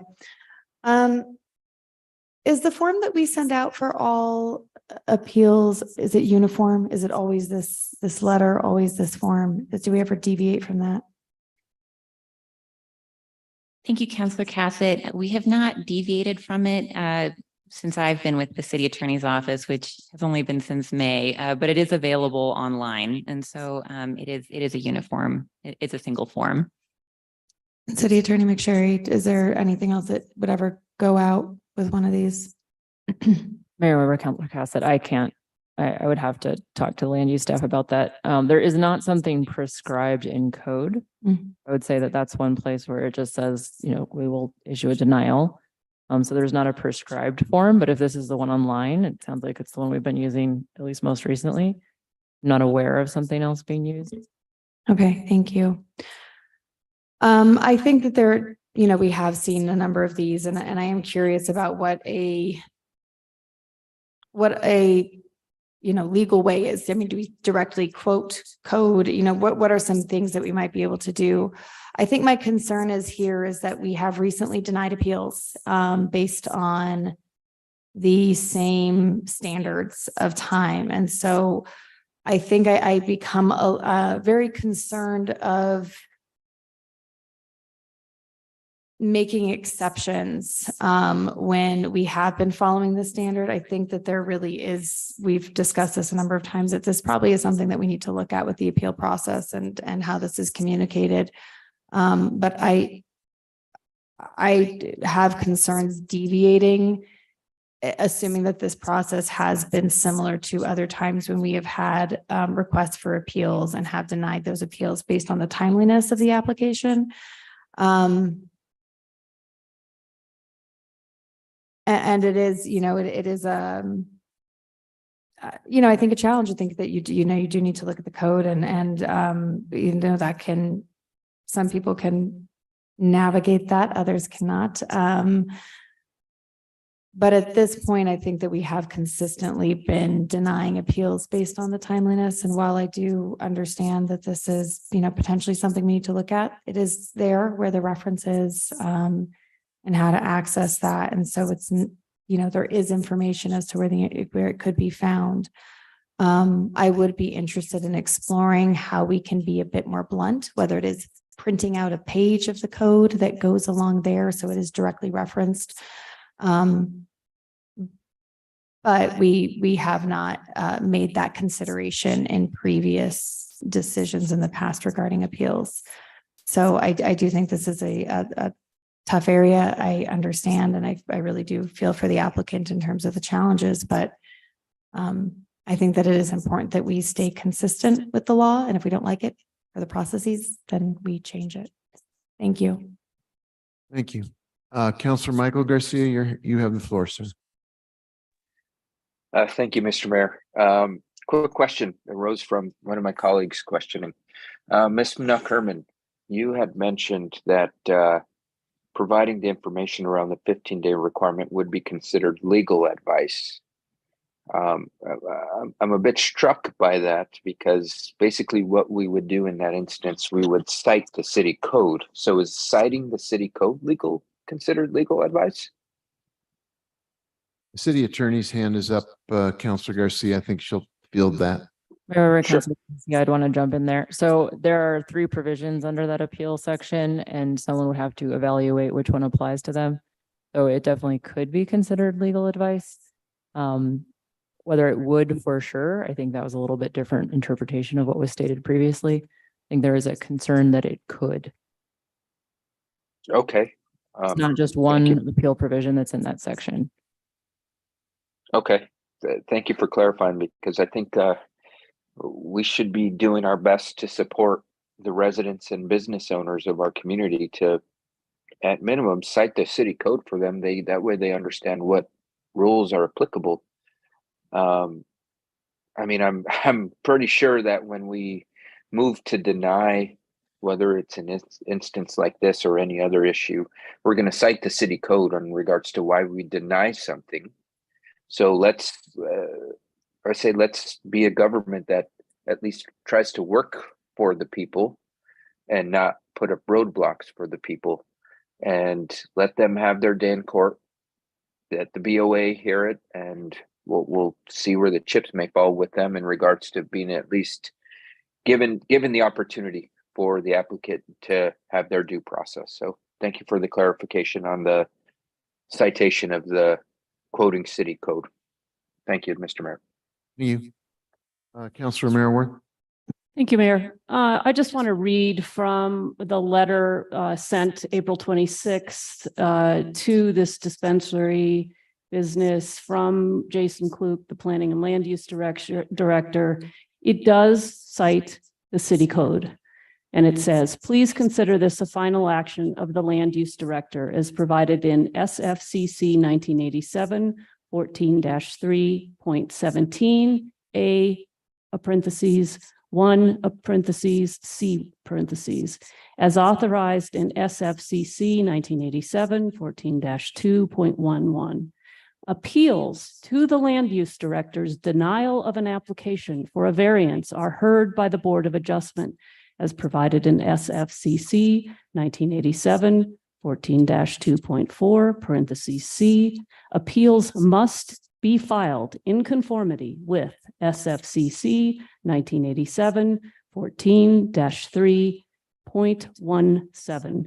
I believe the Planning and Land Use Director did cite the relevant city codes, both for his decision and what the applicant would need to do in order to appeal. But as has been mentioned, sometimes reading the law does take an attorney to understand, and sometimes the facts can be in dispute about how that law is applied. Thank you, Mayor. Thank you. I have a couple of questions. Councilor Mayorworth, are just quoting from Director Klug's letter. The first person who was copied on that letter is an individual named Eric Lujan. Do you know who that is, Madam City Attorney? Thank you, Mayor Weber. I attached in my memo a letter from Eric Lujan. And so I would refer to that letter to allow him to speak for himself. I believe I'm just turning to the letter at this point right now, but it said that he is contracted through the Bowles Law Firm to represent this case. And so it seems that he was working with a law firm to represent the applicant in some capacity. And it looks like the lawyer, Jason Bowles, is copied on that email. I know that Jason Bowles is an attorney. Okay. So it looks like in this process, there was legal advice or representation available. I'm also looking at the record you appended here and trying to reconstruct the timeline a little bit. The April letter from our land use director went out. It's dated on what day? You have that in front of you? I do, Mayor. Thank you. It's April 26, 2023. Okay, so April 26th, the letter goes out. And then we have a series of emails about between the applicant and staff. The timeline would be useful to have a timeline pulled out for us, because this is all about time. There's a May 1st email from the applicant that says, we're informed that they would move forward with the application. We requested a copy. They're time sensitive, that need to be expedited, says the applicant, in an email dated the 1st of May. But then the actual and the petition is provided the next day by staff, according to this. And then on the 22nd, there's another email from the applicant saying, I'm ready to submit my appeal application. Please advise next steps. So that's about almost 3 weeks later. And then that is responded to. And then the land use director instructs the appeal petition to be processed on the 23rd, very, very efficiently. I guess I share my colleagues' frustration. I don't like to play the role of high school principal and giving people detention for being late. No offense to you, because I know that's not the only thing that high school principals do, but it's not a very attractive part of anybody's job to be in that role. And it's serious business. These folks want to make a living and they want to have the ability to operate their business. At the same time, we have in the past been very consistent saying that we're going to apply our timeliness requirements equally to everybody without picking favorites. So I dislike this kind of a case intensely. But I do think we have established over a period of time that we respect our own rules and we apply them.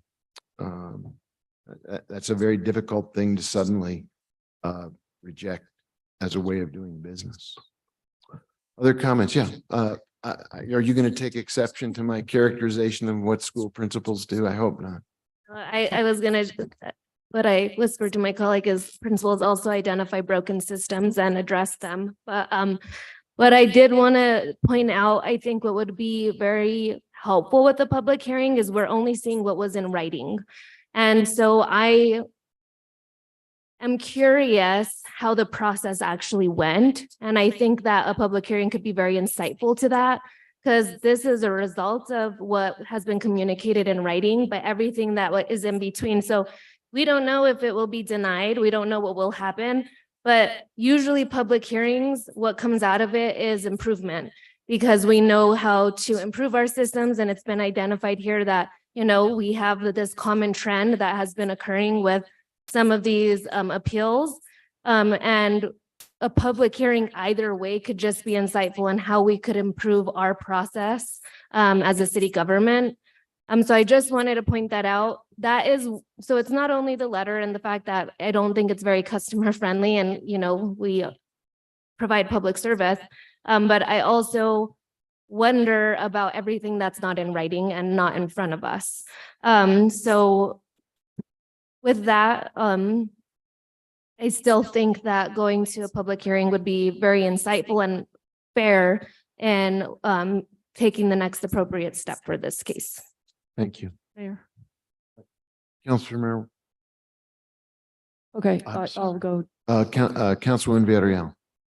Thank you, Mayor. I think what I agree with my colleague, the things that are not in there, especially if staff approved it last year and then they backtracked and we have no information about what happened there.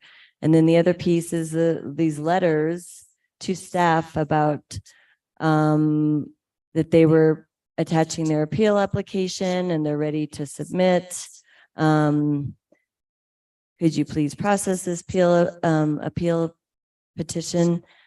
And that was from Miss Bassie. And so nowhere in there does staff tell them, I'm sorry, you missed your deadline. They could have just written in the email saying that. So that's what's frustrating too. It's like these pieces of time, they're like, thank you for submitting. They could have just said, oh, you missed the time frame. It was 15 days. I just don't understand why we just don't nip it in the bud and let people go through this process. They could have told them based on these dates that they missed their deadline, even though if they were in conversation with them and had met City Attorney's hand is up. met with them. Mayor, councilors, I think a challenge that's going on is that there are multiple layers of staff recommendation and decision and legal interpretation that have happened before today. Today's recommendation is really only whether the appeal met its deadline. My staff and I have not gone layers deep and evaluated facts or had a hearing about those. In order to get to a hearing, things have to be filed on time. It's the same as in court. If something's not filed on time, the case just is not heard. And you will never, and it could have been very unfair underneath. There could have been a very bad criminal violation in a criminal case. If it's not filed on time, though, no one gets to hear it. And so is that fair? Absolutely not. But our criminal justice system has set statutes of limitation. Our civil justice system has set timelines for various filings. We have done similar in our city code. The city code does allow you to reject our recommendation. We have no choice but to recommend to follow the city code. And this would be following the city code in terms of timelines for appeal. But the code also does give you that flexibility. So it's not, it doesn't say, it just goes out the window once we make that recommendation. And that's why we're here today. But in terms of anything that happened before the appeal was filed, you have an incomplete record. You did receive a communication that I know goes into things that happened before that. That is not a complete record. And I don't know what a complete record looks like, but it also isn't the decision you're making today. So we cannot help you with that. And what you have is a very, very limited record without anyone else's input about many different layers of legal issues. One is about cannabis licensing, one is about cannabis density, one is about Board of Adjustment authority. And the only thing we have advised on this case thus far is that it was late. And that's it. And that is the only legal issue in front of you today. And it is absolutely up to your vote to decide one way or the other. But I do want us to be narrow in terms of our interpretation. And we absolutely don't know a lot of these things. The hearing, if it happens, will be about whether or not a variance is appropriate. It will not be about whether our code is well written. It won't be about whether or not we should have feedback on the public process and what this governing body should do to make changes, or what staff should make changes about appeals. That could happen through another process. And actually, Ms. Minuk and I are talking today, like maybe land use, and we don't like this either. It's very uncomfortable because it is a very limited procedural recommendation. And it's not clear what is allowed. And so some of the stuff that you received is relevant to that decision.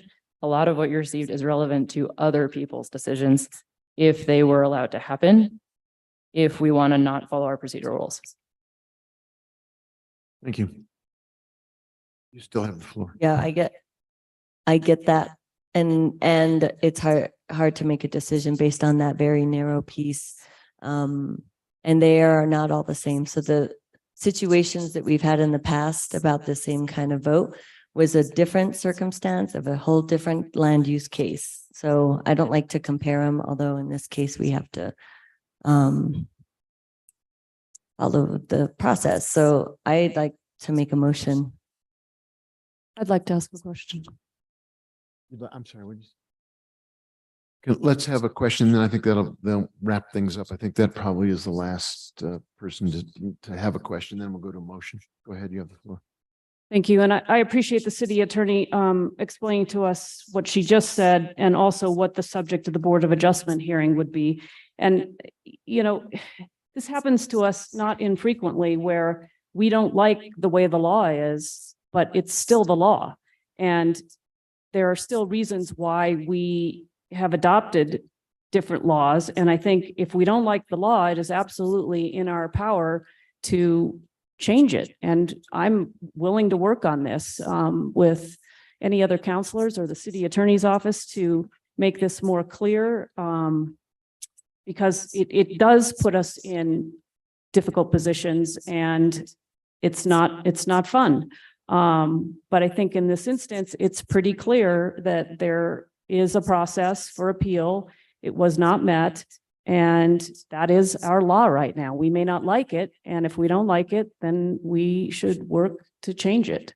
But that's, you know, I don't think we get to, you know, this is one of the hard things about going to law school too, I got to tell you, is there's one of the first things you learn in the first year is that, you know, this very lesson, which is law sometimes impacts people in ways that, you know, you don't like, and you work to change and make the systems better. That's all I have, Mayor. Thank you. I would entertain a motion. I'd like to move to reject the recommendation of the city attorney's office on the conformity of the appellant's appeal. And I second. There's a motion and a second. Is there any further discussion? Counselor Lindell has her hand up. Thank you, Mayor. So if we were to accept the recommendation of the city attorney, what's the process for the applicant after that? Thank you, Councilor Lindell. Well, the process for the applicant is basically whatever they want. The district court does have appellate review over decisions by the governing body. And so in some circumstances, that's the next step for some appellants. Alternatively, they can decide to, walk away.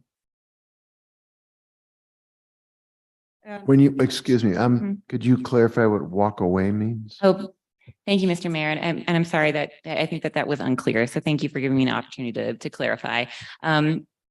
Basically, all I'm saying is that the applicant doesn't have to do any one particular thing. There's no step that she or any other applicant would be required to take. I'm just saying that the district court has appellate review over the governing body. The applicant has the decision whether or not to pursue that. Thank you. Any other discussion of the motion?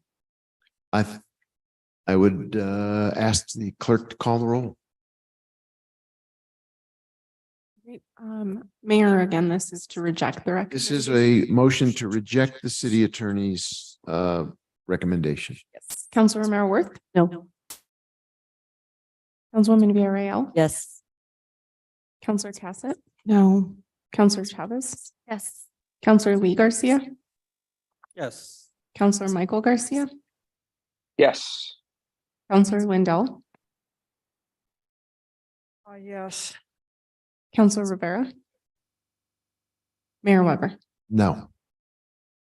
Motion has been approved to reject. Okay. The recommendation. Thank you. Could you take us to the next item on the agenda, please? Wait, let's see. It's 8:30. I think we could all take a little break. Let's take a 15-minute break and come back at 8:45. Thank you.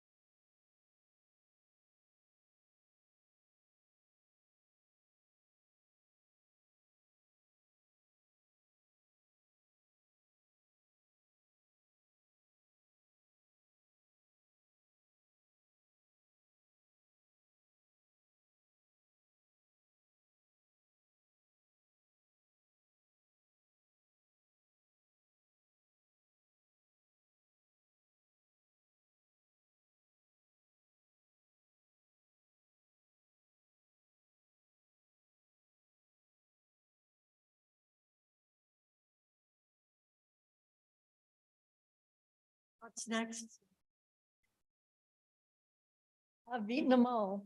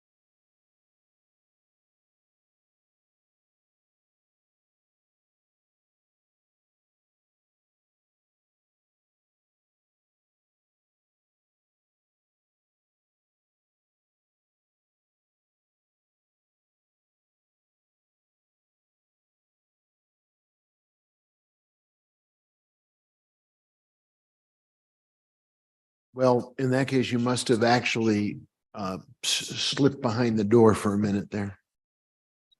We are back in business. We have an item on the table, and I believe we now are in a position to address it after some. Do you need hard a work. motion? We are going to need a motion to take it. Move to take it off the table. Is there a second? Second. Motion to take the item off the table. Madam Clerk, you want to call the roll? Was by Councilwoman Villarreal. Councilwoman Villarreal was the second. Yes, Councilwoman Villarreal, Yes. Counselor Cassett, Yes. Counselor Chavez, Yes. Counselor Lee Garcia, Yes. Counselor Michael Garcia, Yes. Counselor Lindell, Counselor Rivera, Yes. Counselor Mayor Worth, Yes. Mayor Weber. Excellent, yes. Motion's off the table. Very good. So the question that was posed, if I can accurately represent it, was to try to outline where the funding is coming.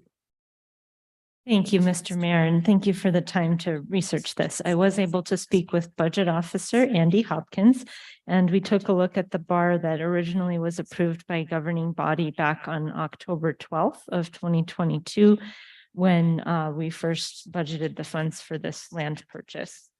So back in October, we budgeted the funds out of the general fund using unanticipated GRT revenue from FY 22. And that was done through the Affordable Housing Admin Fund. And I want to correct that. When I was speaking to you prior, I said the Affordable Housing Trust Fund. That was not correct. It was done through Affordable Housing Admin, which is in the general fund. So when I spoke with Andy about this, he explained that it has to move through somewhere in the general fund. Because the intent at the time and currently was to use a portion of the land for affordable housing, that's why we moved it through the Affordable Housing Admin Fund. Then from there, it went into Land Improvements CIP, and it was budgeted as a land acquisition. So then in July, on July 30th, we approved a carry forward bar to bring it forward from FY 23 to FY 24 in that same land improvement CIP fund as a land acquisition. So all the carry forward bar does is bring it forward from FY 23 into FY 24. For the follow-up questions, I think Councilor Garcia, you were the one who first was tracking down the allocation. More questions from you, sir? Sure. No, thank you, Director Oster, for following up and getting that information. And thank you for clarifying that it went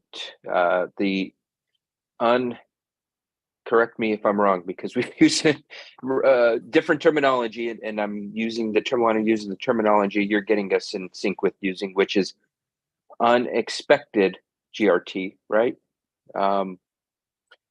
We put $3 million of unexpected GRT into the Affordable Housing Admin Fund. Mr. Mayor and Councilor Garcia, we moved it through the Affordable Housing Admin Fund in order to put it into the Land Improvements CIP fund, because this is a capital purchase. So we wanted to make the purchase of the land itself from a capital improvement fund. Gotcha. And I don't know if you're the right person, Director Oster, I apologize, but is there any rationale why it went through the admin housing fund versus any other appropriate department, especially since this is land acquisition? I mean, just out of curiosity, why is it why was it initially routed through the Affordable Housing Admin Fund? Mr. Mayor, Councilor Garcia, because we knew that we wanted to maximize any opportunities for affordability and to use the land resource to subsidize development of affordable and workforce housing, it made sense at the time, and that is still the intent for the eventual use of the land. And I think the way Andy Hopkins explained it, as the revenue because it had to come out of revenue, so it had to go into a general fund line item before it could be put into the expenditure, the whatever it's called, the land acquisition org. So the rationale was just a general policy priority. Okay. Thank you, Director Oster. I really appreciate that clarification. And, just want to reiterate, I've stated this before, I'm all in favor of utilizing city land to be a leader in developing affordable housing units. It's an issue where we are in deep need of the stock of affordable housing units. And if this potentially might help us in developing some units, I'm in 100% support of that. So thank you for the clarification. I really appreciate the time and effort Director Oster and Director Ladd you took to get some of these details. I really appreciate it. With that, go ahead. We can go ahead and move forward with the motion presented prior. Thank you, Counselor. Any other questions or comments? Councilwoman Villarreal. Thank you, Mayor. Just to follow up. So the amount was initially 3 million. So the difference between the 3 million and the 2.1 that's going towards the purchase, where does the remaining balance live? Mr. Mayor and councilors, that will stay in the 3409980 org, which is Land Improvements Capital Improvement Fund, and the 5702 land acquisition object. That's where it is, the full amount. The full, okay, the 3 million, all of it. Okay. And so the balance could be used for other potential purchases. Mr. Mayor and councilors, at the moment, it's in this line item that's specific to land acquisition. I think if there were bars, then it could potentially be repurposed. But at the moment, it could only be used for the purchase of another piece of land. Got it. Okay, so if we were to decide to use funding for affordable housing initiatives, we would need a bar to remove it from the land improvement CIP fund into another fund. Mr. Mayor and councilor, that's correct, unless the intended purchase was a land acquisition. Yeah, that makes sense. Okay, thank you so much. Very good. Other questions? Seeing no other hands, Madam Clerk, there's a motion. Could you please call the roll? Yes, Mayor. Counselor Lee Garcia, Yes. Counselor Michael Garcia, Yes.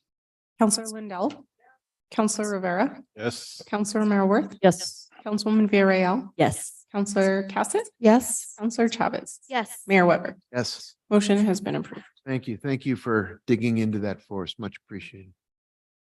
What's next, Madam Clerk? Matters from the city manager. Mr. City Manager, you have the floor. Thank you, Mr. Mayor, councilors. Hope you're all doing well. Long list of stuff to sort of go over tonight. We have, and we'll be putting out some press about this tomorrow, but we have finally successfully transitioned to the state public safety radio system.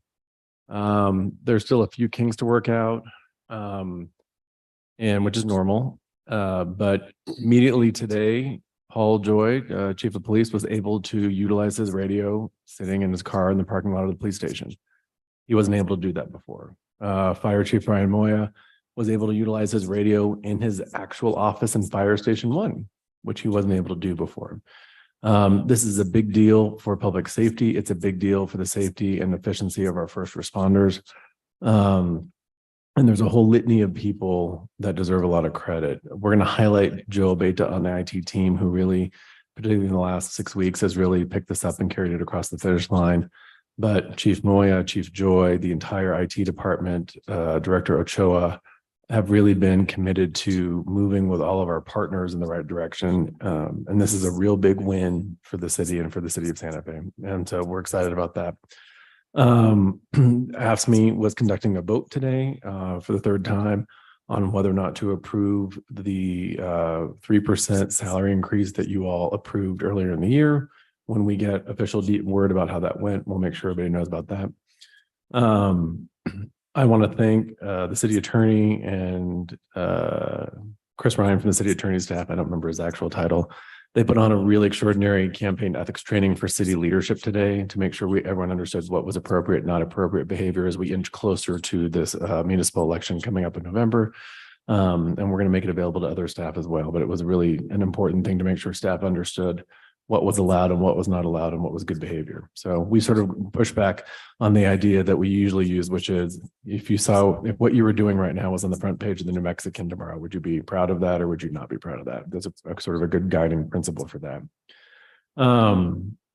Since we all last met, the city attorney and I met with the county manager and the county attorney to begin to again have conversations around what to be done with the anti-annexation efforts being done by the county and how to deal with all the remaining issues that have been going on as part of the negotiations. I'm grateful that we met. I don't know that we made a lot of progress in that first meeting, but at least was a chance for us to have a conversation about where the city stands and where the county stands in terms of moving forward. And I think we're going to try to have this be a regular conversation going forward to keep those lines of communication open. I want to remind the public right now about the. Hang on a second, please. If you guys need to have a conversation, excuse me, Emily, could you guys take it outside, please? It's a little distracting to have a conversation going on back there. Thank you.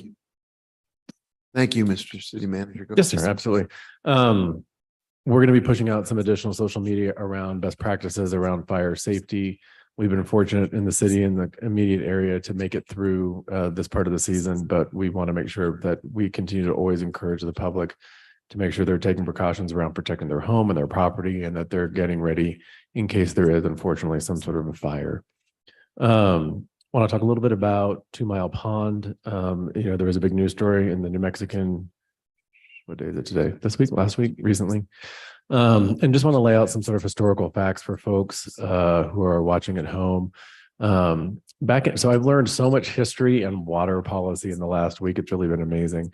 Back in 1893, around the time Mayor Weber graduated from high school, 2 Mile, I kid. And I was called into the principal's office. You were back then even, yes.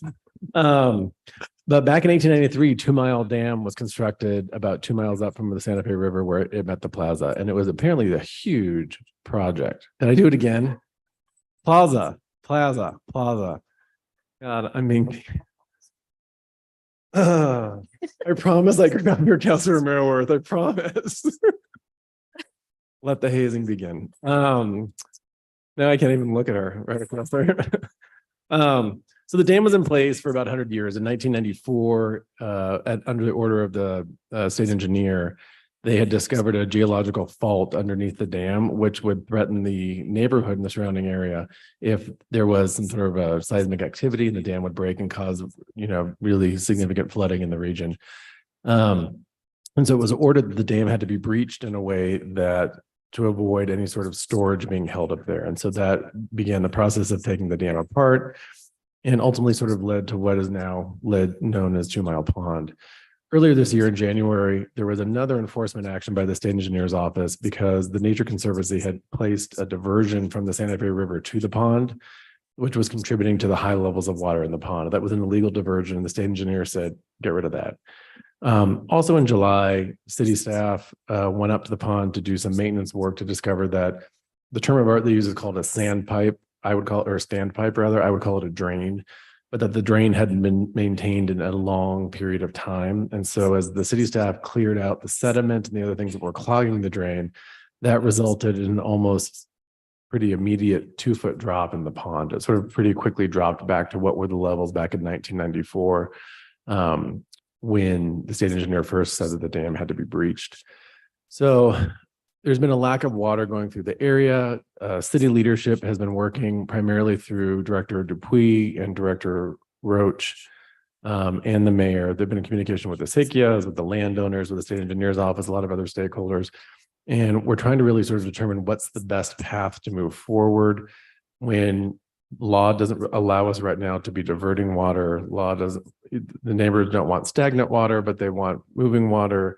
It's a complicated issue, and it's not as easy as just hooking up a fire hose somewhere and filling up the pond and hoping for the best. And so we're going to be looking as next steps about way to sort of gain some community input on what the options are, the possibility of even having maybe a living river scenario and doing some riparian restoration. So all that's on the table, but I wanted to express that this is something going back to the mayor's high school graduation. It's a long time ago, and in the 1890s, and we have to, I'm asking for some patience of folks as we work out what are very complicated arrangements around water policy, water law, and a whole litany of other things. So now I just want to make Councilor Merworth laugh. We'll go down to the plaza after this and have a cocktail. There you go. See, did it right. The mayor and I had a really productive meeting last week with the leadership of Santa Fe Public Schools. We met with the board chair and superintendent, and I think we're going to keep doing it. And it's been a really helpful way in terms of opening up lines of communication, both for things that we can work on together and making sure that we're keeping each other informed of the big things that are happening in our community. And they've been really extraordinary partners. We're grateful for that. I want to flag that we are full steam ahead on some major projects here in the city, including the Teen Center, which is on track to be opened up to later in September. The airport terminal, I think we're on track for late September, early October-ish opening. We're moving full steam ahead on the West Alameda culvert repair.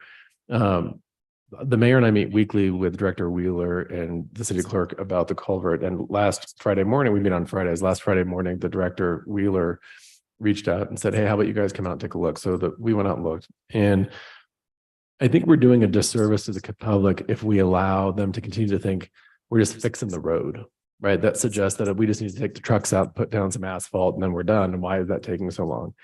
It is a very complex infrastructure project. The road is almost frankly secondary or tertiary to the actual initial project, which is rebuilding the culvert. All of the work, I don't even have the word, I can barely say plaza. I can't even use all the words of the technical work that's being done on this project, but that's why it's taking the time it is. And we're doing it right so that we don't see the road get washed out in 5 years and then 5 years after that and just keep sticking Band-Aids on it. So the public's frustration is valid, but there's an opportunity for us here as leaders of the city to help educate people. It's not just repaving and moving on, that there's a significant infrastructure project. And I encourage you, I think if you all are interested, I know we're going to try to get a visit for Councilor Villarreal. She's already asked, but if any of you want to go out and visit with Director Wheeler or some of the engineers and sort of see what they're doing, I think we're happy to arrange that for you. Okay. Down the list. With regard to the audit, I want to flag for you that when the audit was released a week ago Monday, I forwarded the press release to the DFA secretary saying, hey, I want to make sure you're aware that our audit for 21 is completed. We'd like to discuss as quickly as possible how can we get any capital outlay for fiscal year 21 that has been held. Director Oster had a very productive conversation with Deputy Secretary Ward this week.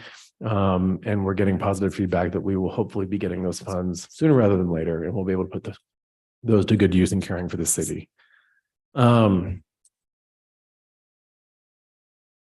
I would be remiss if I didn't say I was offended earlier at the suggestion that the press release and how we've talked about the audit was spin, or that we were hiding something from the public. I will flag, first of all, that we've already discussed the use of the word clean, and that it's a term of art used across the auditing world, both in New Mexico and beyond. But I'd also flag the press release that went out to the public, went out to all city employees, went out to the council, did refer to it as a clean unmodified audit or a clean unmodified opinion. It also explicitly identified that there were 22 findings in the audit, and it provided a link to our website where people could go and look through each finding and learn more about it. And so to suggest that this was being spun by people or that we were hiding things from the public, to me is offensive at best and is a attack on the integrity of the people who've worked on the audit and are trying to improve the city of Santa Fe.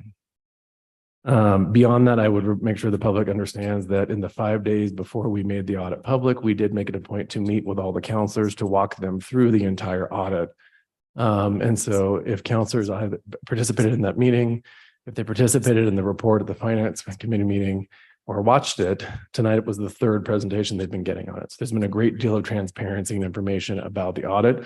I don't believe in the city's history, at least not in the recent history, city councilors were walked through the audit before it was made public. And so I'm proud that we are trying to increase the relationship between the administration and the councilors and to ensure that we're being transparent and open about the work that's being done here. I will close by saying how extraordinarily proud I am of the team that got this done. We know it's late. We know there are findings, but Emily Oster and her team and Director Wheeler and Brown and Dupuy and Ochoa are working around the clock with their teams to get these audits done and to get the work in addition to doing their daily jobs. And we knew when we announced the audit that there would be those who immediately went to the place of, you should be ashamed of yourselves, it's horrible. And so we prepped the team in advance. There are going to be people who will intentionally try to say, this is ridiculous, you should be ashamed. And so I just want to say as loud as I can how proud I am of the people who did this and got it done, and that we are on the right track.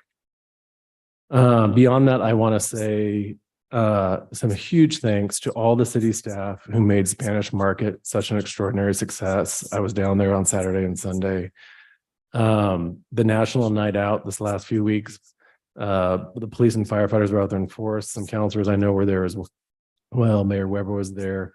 When you go past even those two events and you look at all the things that we've been doing and that we do every year in the city, the spray downs, the movies in the park, the teen pool parties, kicking off the after school program at the GCCC this week, the river talks that are happening right now, the public library summer reading program, all the major events at the libraries, all the other things that I don't have time to pull together tonight, is the wonderful things that are happening in this city.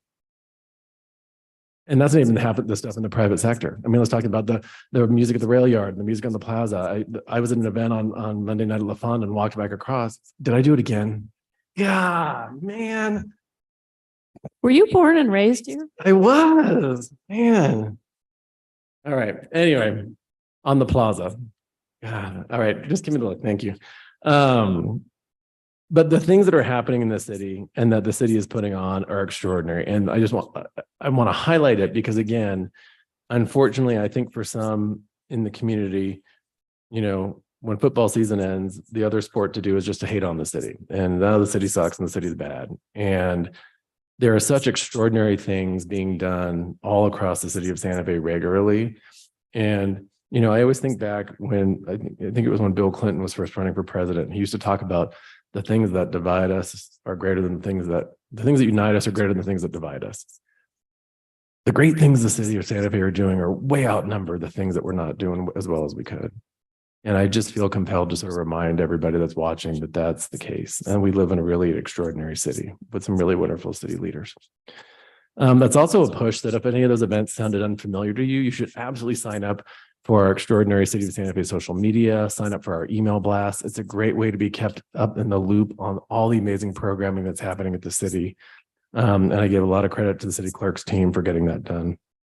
Final thing I'll say, seeing as how it's midnight now, is we talked about this a couple of weeks ago. You know, we lost a few weeks ago a colleague named Eric Witt, who was a longstanding state employee, is given sort of tremendous credit for his work in establishing the film industry in New Mexico.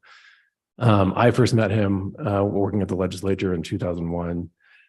Just an extraordinary individual. And I raise it because I was fortunate enough to attend his memorial service and to attend one of the two memorial celebrations of life that same day. And what was fascinating was that in one regard, it was literally like watching the ghosts of the Bill Richardson administration come back, sort of like, you know, the baseball players coming out of the field sort of thing. But what was powerful to me beyond that was Eric Witt's colleagues, both local and nationwide, who flew in for this event because they loved him. Because even though they weren't cousins and they weren't siblings and they weren't married, they were work family. And so I talked with our senior staff this week about the fact that, at least at the senior staff level, none of us are related, I don't think, but that we are a work family. And when we win together, when one of us wins, we all win. And when one of us loses, we all lose. And we are a team and we are a family. And when someone attacks one of us, they attack all of us. And that is unacceptable as far as I'm concerned. We're not blood relatives, but we spend probably more time with each other than we spend with our personal families.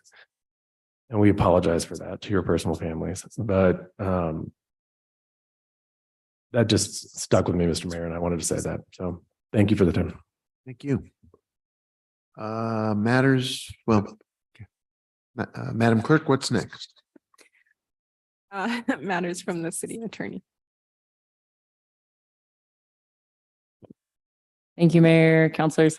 On the ethics training, Chris Ryan is one of our senior assistant city attorneys, and he did provide good training this morning. And he's been doing that with the help of Erica from the HR department as well, with all city staff providing the annual ethics training. This one did have a focus on issues that may come up during a campaign season for employees and them being aware of them when they're at the workplace and understanding those lines. So major kudos to Chris for doing that. And he's providing that to all the senior staff so they can work with their team on it too. In the realm of personnel, we did have a new records specialist in our Office of Records Custodians start this Monday. Her name is Keisha Chavez. She comes up from the Farmington area where she was working in their emergency call center. She's very excited to be with us and has a specialty in criminal justice records. So that's very good because that's where a lot of our requests come in. But say hello to her. She's up where Greg Gouroulet's desk was previously with Catherine Garcia Gallegos. And next door to Cindy Whiting. So we've got all three of those folks working away up there. We're getting all of her clearances so she can access all the criminal justice records directly and save us time. That's what we've done with all three of them as a improvement to efficiency in that department. We do have two other positions closing on Monday. If you know any good administrative manager candidates, and that's for Irene Romero's position, who's retiring September 11th. I mentioned that the last meeting. If you know of anyone who's good with contract review and administration, that'll be a specialty we're very much looking for in that position, as well as working with our legal team, our IPRA team, and the legislative and policy team on all of our administrative matters. The other position that is reposted is the policy analyst position. And that will close on August 14th as well. And so that's in our legislative and policy innovation office. And I want to give a huge kudos to that office, and that is Marcy, Jeff, and we had a intern this summer, Natalia Sabato, who is a shining star, and we got to see her kick off the public statements last night for the public schools internship program. She volunteered to go first and talk about her experience. She's an amazing public speaker and has really learned a lot with us this summer. So we really enjoyed participating in that project, which was funded through Rich Brown's department. We had two interns in my office, one in the prosecutor's office and one in the legislative and policy office. And we weren't even aware that we would be placing someone there until we interviewed Natalia, and then found out how thoughtful she was. And she ended up being extremely helpful with all the legislation that's been being introduced over the last couple of months. I don't know if everyone's noticed, but we've had about 20 pieces of legislation introduced since June 7. And there's still 30 requests pending around approximately. I need to do a final count on that, but there's a lot of legislative requests coming through. And some of these requests are relatively complicated. You all remember from the Charter Commission recommendations for the separation of powers recommendation. That was about 10 pages worth of text that wasn't redlined. Our intern did help with creating a redline version of that. Only one line of that is being recommended in the legislation that's being proposed and introduced tonight. So as you can see, it's a very complicated and discerning process to determine between what was recommended by the Charter Commission and what ultimately is going to be recommended to the governing body over the next couple of weeks when we have a special session. So I do want to very much recognize the diligence of Marcy's team. Marcy's been putting in extra hours since mid-June, to help address all these extra legislative requests. I've given her the ability to put in comp time for the last 3 or 4 pay periods, and she's taken that opportunity. Marcy, I don't think has taken off a day since she started with the city. I did just approve a request for her to take off time right before our next special meeting, and I'm glad she made that request. But that is what due diligence looks like. Marcy has asked for prioritization of legislation, and it really, really helps us to get that type of information so we can help you. And so please help us help you address your priorities. So the more information she has from you about what's important among the requests, that'll help us make sure we're addressing your priorities in your order of priority. And that really does mean like which of the 10 requests is first Not that maybe 8 are your first priority, because if 8 are your first priority, we're guessing as to what the first priority is, because we can't work on 8 things at once with 2 people. Because our intern is gone, so we could work on 3 things at once for a little while there.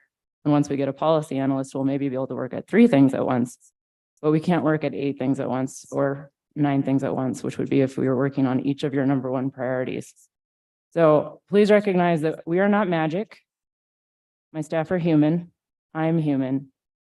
We can only all work on 1 thing at a time. And when we ask for your priorities, it means that we're trying to help you achieve your goals.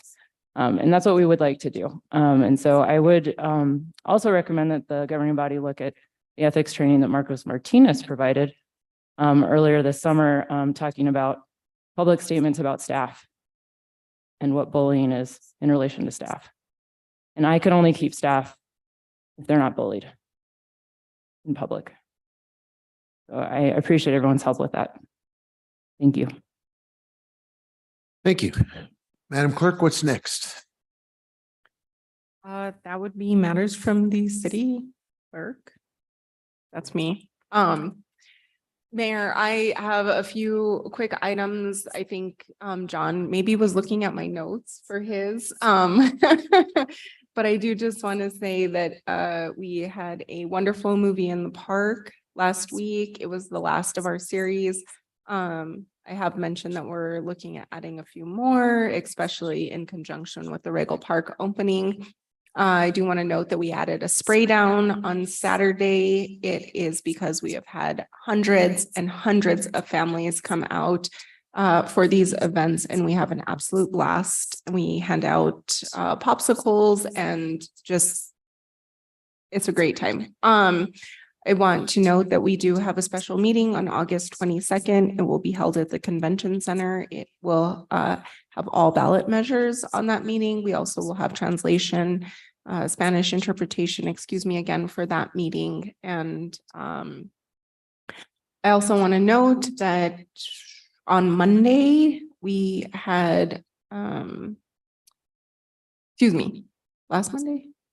It's late. I clearly need more energy.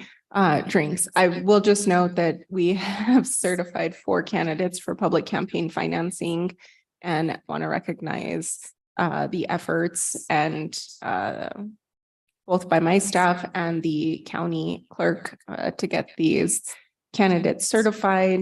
It was also the first election that we're utilizing electronic signatures for nominating petitions and $5 contributions. So it was a really great first round for us. And I'm really excited about that tool. I think it was the number 1 item on my list when I became city clerk. So it's very exciting. And then lastly, I did want to congratulate my staff. Their efforts on social media have really, over the last 2 years, I think, transformed our social media platform. But we just hit 15,000 followers on our city Facebook page, and that is a very great accomplishment. It's something they're very proud of. So I wanted to just note that they did that. That's all I have. Thank you. Communications from the governing body. Councillor Lee Garcia, you have the floor, sir. Thank you, Mr. Mayor. Just really wanted to say thank you to the water department for taking us out there and giving us a tour of Nichols Dam. And we, those that were able to go and attend for our committee meeting on Monday, were there in attendance, and it was a really nice informational field trip. So thanks again for setting that up, Councilor Rivera as the chair. Jesse Rowe, Talon Hook, and I think a few others that were involved with that. So appreciate it. Thank you. Councillor Michael Garcia, I don't want to leave you out, and so I'm going to get to you early. I know you're up there somewhere. Thank you, Mr. Mayor. First, just big shout out to Christine and her team, the city clerk and her team, for all the stuff that went on this summer. Heard so many great things from folks, whether it was the spray downs or the movies in the park. I mean, it was a summer of folks being out in the community and excited. So just many thanks to you for bringing that energy and excitement to folks. Also, just want to give a quick, I guess, heads up to folks. If you want to join the city team, our recreation department is having a hiring event this Friday, hiring for lifeguards, for swimming instructors, and other various positions. But the lifeguards and swimming instructors are much needed, as folks know. It sometimes puts us in a quandary where we have to pick and choose where we send lifeguards, and pools are impacted. So we want to bring on as many lifeguards as possible. So please help spread the word, folks, and let's bring on as many lifeguards as possible. Also, just want to acknowledge on August 11th, 1973, DJ Cole Herc and his sister Cindy Campbell threw a block party in the recreation room at 1520 Cedric Avenue in Brooklyn, New York. It would officially mark the birth of the hip hop culture. So with that, there's going to be a big hip hop 50th anniversary birthday celebratory event at the Rail Yard this Friday. Hopefully see some folks out there. It's hard to imagine that hip hop is already 50 years old, but hopefully we'll see folks out for that. And then lastly, I do want to, I guess, help correct the record, or maybe stand up for some of my constituents. And, you know, after hearing the city manager's remarks around 2 Mile Pond, and maybe because the city manager wasn't in the meeting where we met with constituents and members from the state engineer's office, we all left that meeting, the members of that meeting all left that meeting under the impression that we were, before there were any decisions or any actions taken, whether it was even cleaning pipes, that we were going to have a follow-up meeting and then begin to work as not only as a city government, but as a community in regards to how we can really look at 2 Mile Pond, because we knew that there were some implications, you know, water storage, maybe seeking permits, etc. But we also knew that there was a public health issue with potential mosquitoes, and we all wanted to quickly work to remedy that, and nothing happened. And I think that's where the frustration came from the community, is they felt blindsided. And I must say that I was as well, because we left that meeting feeling like we were going to work towards a collaborative solution. And unfortunately, that didn't take place. But hopefully we can continue to figure out how to make 2 Mile Pond a viable asset for the community, as it has been. And if it is in a different form, then so be it. But it's one of those things where we need to work together as a community to develop a solution for that issue. That's all I got, Mr. Mayor. Thank you, Councilor. And Councilor Cassis. Thank you so much, Mr. Mayor. Couple things coming up. On August 17th from 4 to 7 p.m. at the Fraternal Order of Police will be the second annual Feria Southside. Really a lot of wonderful work from the Chamber of Commerce and our Economic Development Department to put this on, really highlighting businesses on the South Side. So really encourage everyone to go. You know, splits down the middle. Councilor Lee Garcia and I were discussing which one of us would discuss this. So I won that one. I got the straw this time. But really, it was a wonderful event last year. Really encourage everyone to come this year and show that support for those incredible Southside businesses.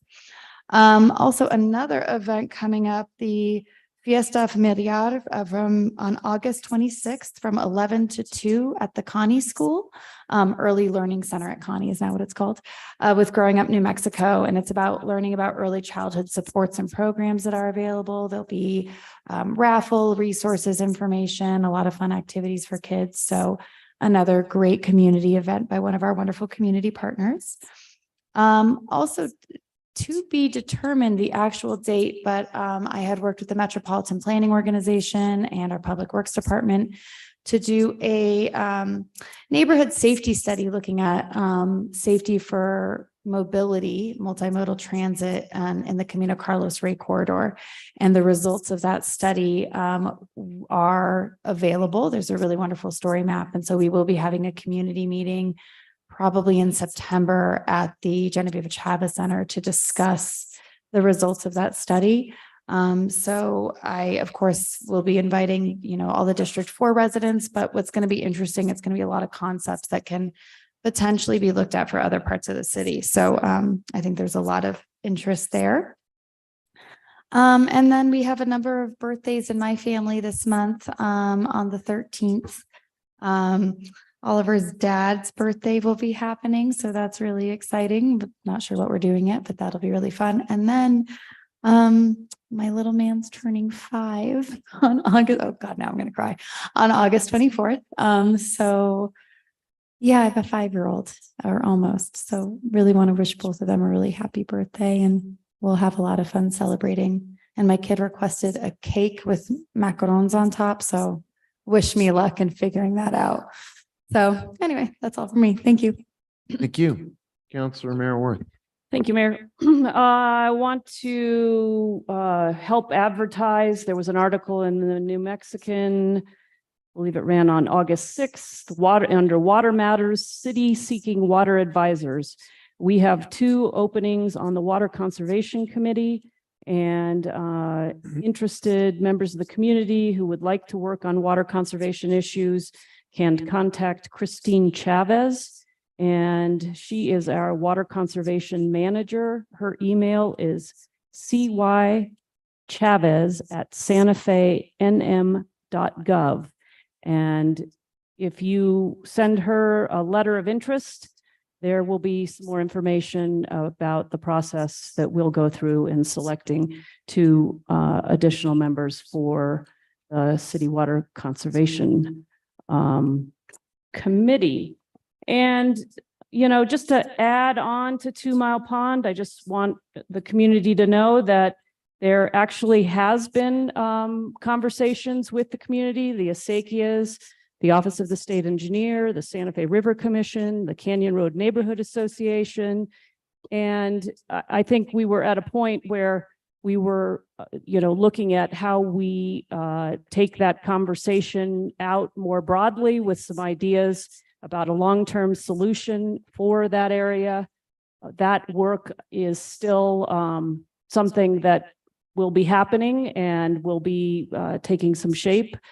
And I don't think, nobody was intended to be blindsided. Those conversations have been going on, as the city manager mentioned, for a while in various forms to address a difficult issue. There are a lot of people involved. There are a lot of different ideas about what people want.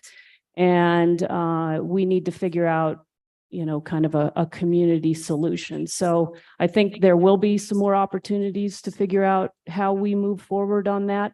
I think what the Water Division did was to take seriously the concern of the neighborhood that the pond had become smelly and mosquito filled, and then recognized that the maintenance efforts that should have been going on have not been done.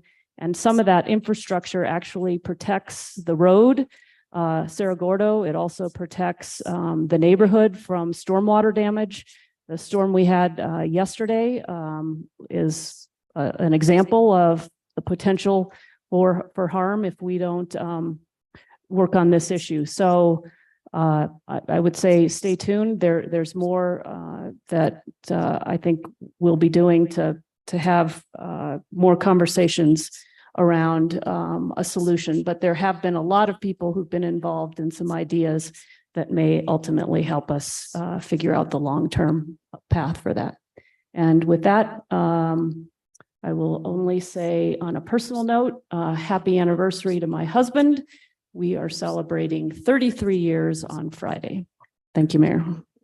Congratulations. Councilor Lindell. Thank you, Mayor. Congratulations, Counselor. That's terrific. Thank you, City Manager Blair. Your words tonight were moving and timely, and we are a city family. And when one of us gets whacked, we all get whacked. And it's particularly disheartening when we whack each other. So many things going on. I mean, people bring up so many different things. There's lots of things going on.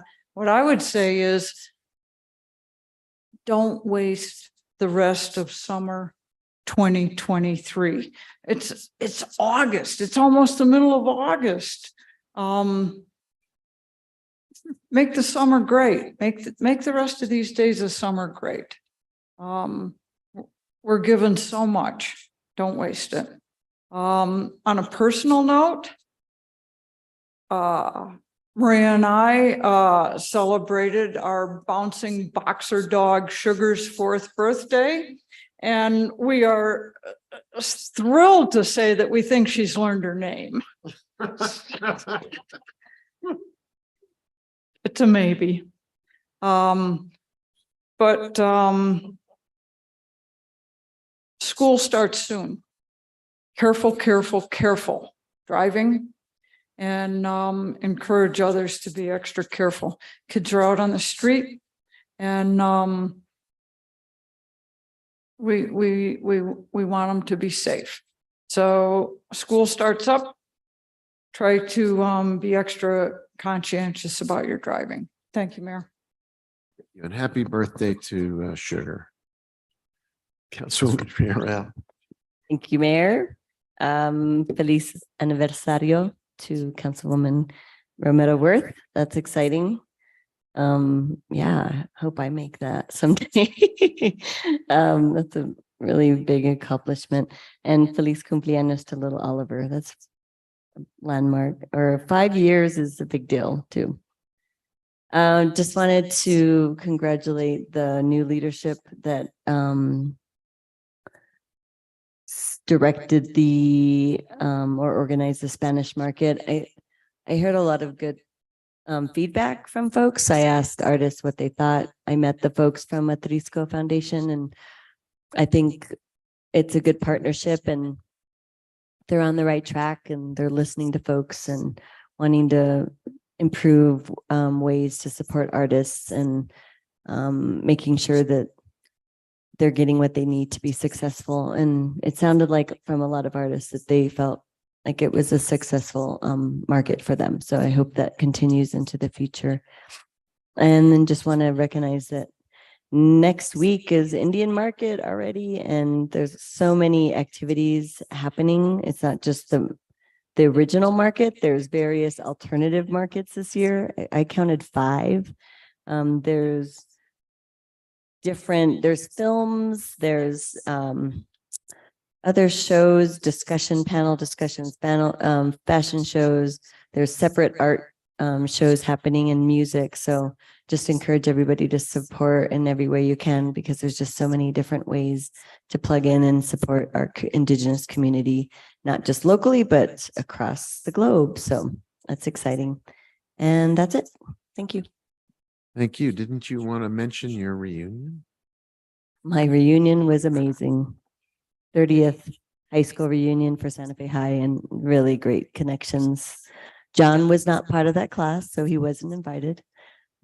But there were some crashers. Really? Well, later on, they didn't crash the part where we all paid, but I think it was just really important to connect with people. And it wasn't just folks that lived here. It was folks that came out of town to celebrate. So it was a wonderful time. Thank you. Good for you. Councilor Rivera. Thank you, Mayor. I also wanted to thank city staff for a Spanish Market, police, fire, Parks and Rec, Barbara Lopez, everyone else that's involved. It's a huge event, and they do a great job every year. So please pass that along. Wanted to just say a quick thank you to Councilor Chavez and Councilor Lee Garcia for taking the tour of the reservoir. Councilwoman Chavez climbed down into the tunnel that goes underneath the reservoir, and there's spiders all around, and I thought she's out of here, but she kept going. Oh, in wedges, whatever those are. Whatever.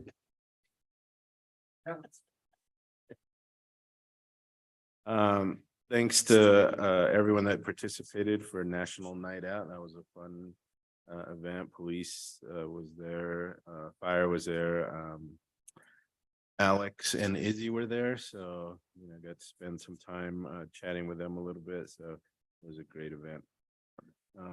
Thank you, Councilwoman Cassett, for mentioning the South Side, and if you get a chance, please go out there. And then lastly, congratulations to Council Romero Worth. Happy anniversary and happy birthday to Oliver. Hope he has a great day. Thank you, Counselor. Counselor Chavez. Thank you, Mayor. I actually wanted to spend some time shouting out some staff, and I do have members from the city attorney's office on my list, but I wanted to shout out Bernadette Salazar. I just appreciate when staff can be, well, I guess I take the time to sit down and listen to them in a very casual way about their strengths and interests. And when I hear from our staff members that way, Bernadette being one of them, we really have some strong members on our team who really could lead us in a direction of becoming even better than what we are. And I see that light in Bernadette, and I just wanted to shout her out. I've enjoyed working with her. I've enjoyed conversations we've had. We actually have a lot in common in just understanding systems and how to build, how to contribute to successful organizations. And I definitely think she could be a contributor to that. I have shouted out Brian Stinnett multiple times, I think, but I have to, he just goes along with my crazy ideas. You know, I'm part of MIAB and I make things so much more complicated, and he just goes along with it and does the work and is wanting to create these experiences I envision for our youth. And it's really special that we have someone so busy, because he is insanely busy and he is exploring all of these, like I said, crazy ideas for our youth symposium, which I can't wait to bring details about soon. We're just finishing the details of it.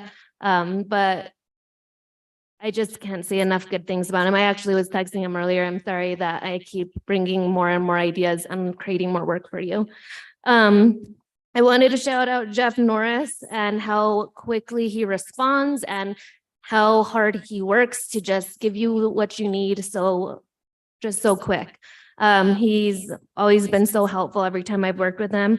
And I can't, like, I'm so glad you're here, Marcy. Marcy, and I'm gonna try your name, but I think I say it wrong. Iannarino? Iannarino. Thank you. Marcy is amazing to be around, or just that her presence is positive. I feel more motivated and I feel like anything is possible in the work that I want to accomplish working with her. And again, I liked learning that we both have this interest in youth in common.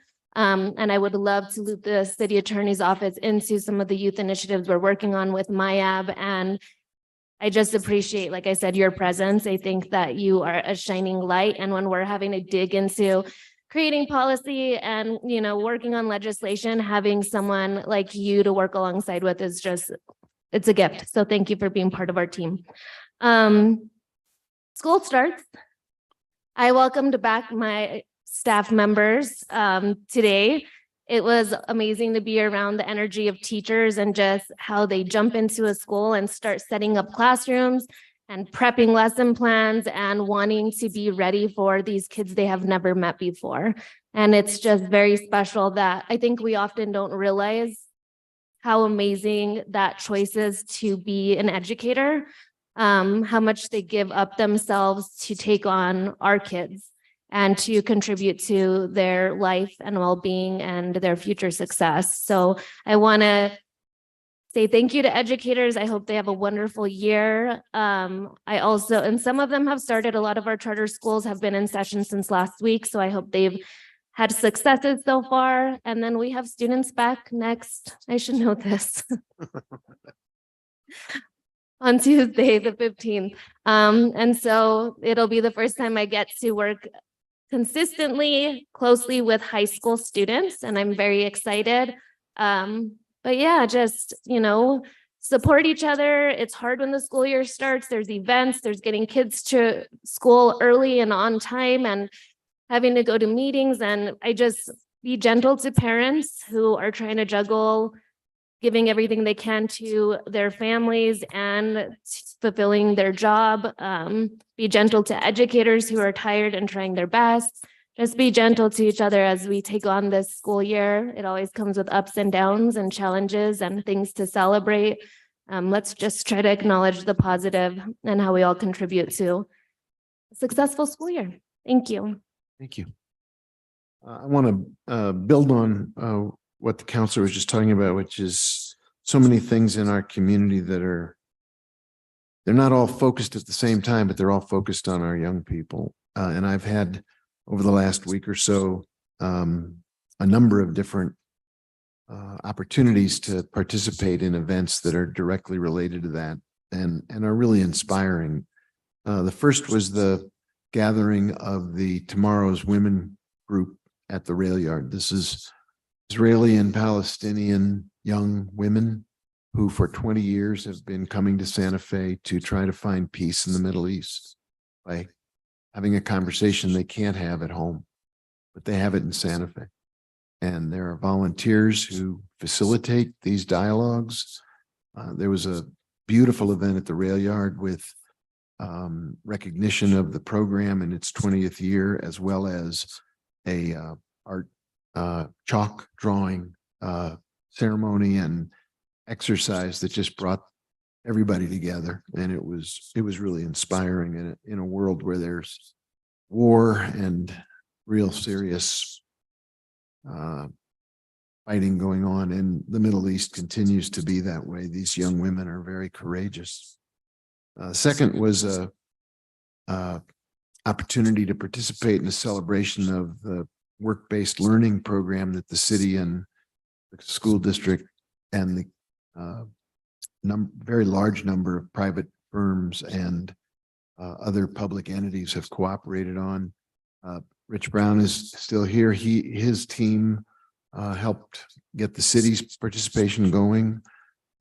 In 1 year, the program went from 4 employers and about 20 young people to 40 employers and almost 100 young people, all being paid to be interns and to get work experience, but not just work experience, to learn on the job and to show up.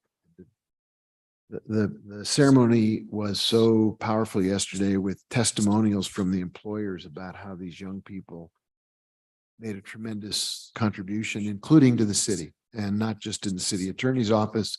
Mayor's office had an intern, several in the police department, a couple in IT, all of whom just really distinguished themselves. And it's a great program. And Jose Villarreal is also came from Farmington, interestingly, is the leader and is a phenomenal program champion.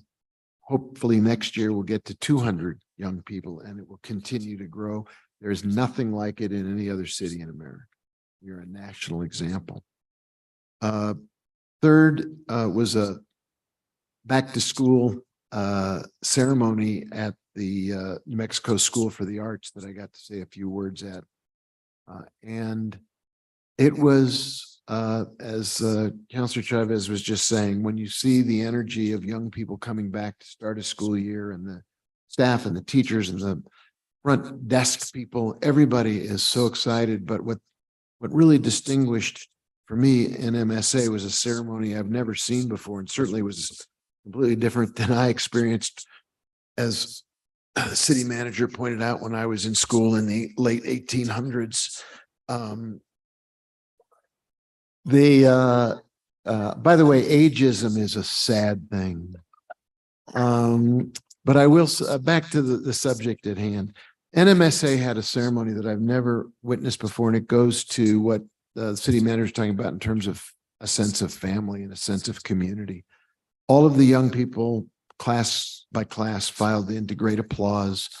And then this entire faculty and staff stood in a line and passed the microphone from one to the next.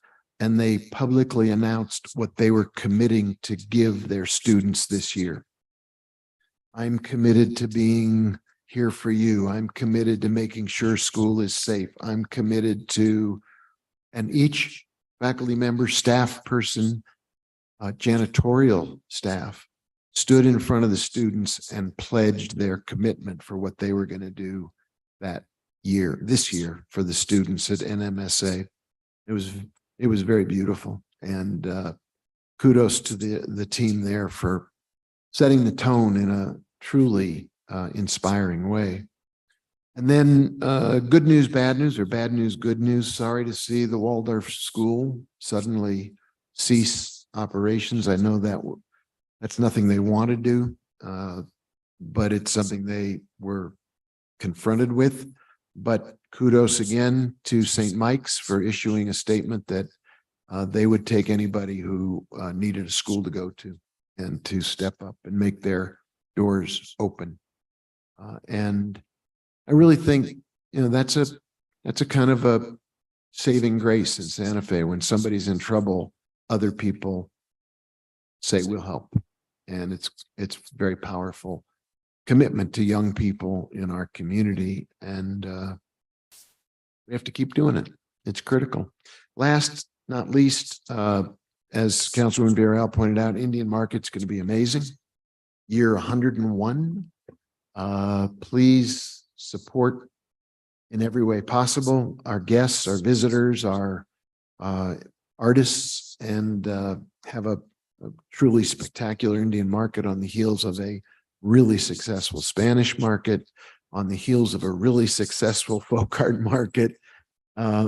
If you ever doubted that Santa Fe lacks, if you ever thought Santa Fe lacked art, culture, energy, vitality, entrepreneurship, this sequence of this summer's events is just stunning. So let's hear it for Santa Fe. Councilwoman Chavez, what did I get wrong? I feel like I always do this and I write everything down, but somehow I don't read it all. I just wanted to also make everyone aware that the Superintendent Chavez is hosting a back to school supply drive-through on tomorrow from 11 to 12. It'll be the upper parking lot at Santa Fe High School, close to the football field off of Siringo, and they'll be giving free school supplies out for an hour. So from 11 to 12 until supplies run out. And along those lines, I'm sure you guys have seen it all over social media and the news, just how many community partners, and even, some of the our partners in the private sector are really contributing to making sure kids have what they need for school. The Boys and Girls Club last weekend were giving away tablets to families in need. They're just all coming together to make sure that students are having a successful school year for this 23-24 school year. So there is a supply drive-through. Thank you to all the partners that have been contributing to our kids. It doesn't go unnoticed. Thank you. Forgot about that. Very good. Thank you. So with that, Madam Clerk, let's go to the next item on the agenda. Please. All right, the next item on the agenda is the introduction of legislation. The first item is item A. It's consideration of a resolution sponsored by Councilor Cassett and Councilor Chavez. It's a resolution accepting a municipal arterial program cooperative grant identified as control number L500561 for the planning, design, construction, reconstruction, pavement rehabilitation, construction management, drainage, and miscellaneous improvements of the Henry Lynch Road reconstruction project. Counselor, you want to say a few words? I think it's pretty self-explanatory as to what it is doing, but I'm very excited that it is being done. So really looking forward to this work moving forward, and really want to thank Rommella and her team for the work on getting this started. This is definitely a big need in the district. Counselor, good. Next item, please, Madam Clerk. Yes, Mayor. The next item is consideration of a resolution sponsored by Councilwoman Villarreal and Councilor Rivera. It's a resolution reconvening the Community Health and Safety Task Force for a single meeting for the purpose of adopting the task force's final report and recommendations. Counselor. Yeah, thank you, Mayor. I know this has been a process, and wasn't our intention to go further, but Dr. Sanchez at UNM turned his findings in to Julie Sanchez on, I believe it was June 28th. So that gave the committee no time really to read the reports and make recommendations. So in order for us just to complete the work, we're gonna try to have one public meeting where we hear from the public, and then we also maybe two public meetings if we can get maybe like a town hall together that Councilwoman Villarreal and I have, and then we should have our recommendations ready to go in that one meeting. So thank you, Mayor. Councilwoman. I would just add that the report findings, there were a lot of different pieces to the UNM's research, and it was, you know, not just the survey, but also the listening sessions. So those took a little bit longer. I think the part we want to make sure is the integration of what we heard and that was part of the report, and making sure it's meeting and aligned with the recommendations that we already had kind of in place based on our learning sessions for the last year and a half. And that's it. Thank you. Thank you. Next item, Madam Clerk. The next item is consideration of a resolution sponsored by Councillor Michael Garcia. It's a resolution proposing a ballot question to be submitted to the city's voters during the November 7th, 2023 regular local election regarding amending the city's charter to limit the mayor's ability to vote when there is a tie. Councilor Garcia. Thank you, Mr. Mayor. This resolution comes from one of the recommendations that the Charter Review Commission made. After working with the city attorney's office on this recommendation, there's a lot of moving parts to this particular recommendation made by this one recommendation. So I made the decision to try to piece it out, and this is going to be the first of many parts of that recommendation. It's just, we want to make sure that we're working towards trying to honor their commitment in time and get before the voters, or at least have the opportunity for the voters to vote on the recommendation made by the Charter Review Commission. And we'll be working diligently with the city attorney's office on the remaining part of this one recommendation. And so with that, many thanks to the city attorney's office for working on this piece of legislation. Thank you. Next item, Madam Clerk. Yes, now we go to final action on legislation. This is a public hearing, and the first item is consideration of a bill number 2023-15 to adopt an ordinance sponsored by Mayor Weber and Councillor Lindell.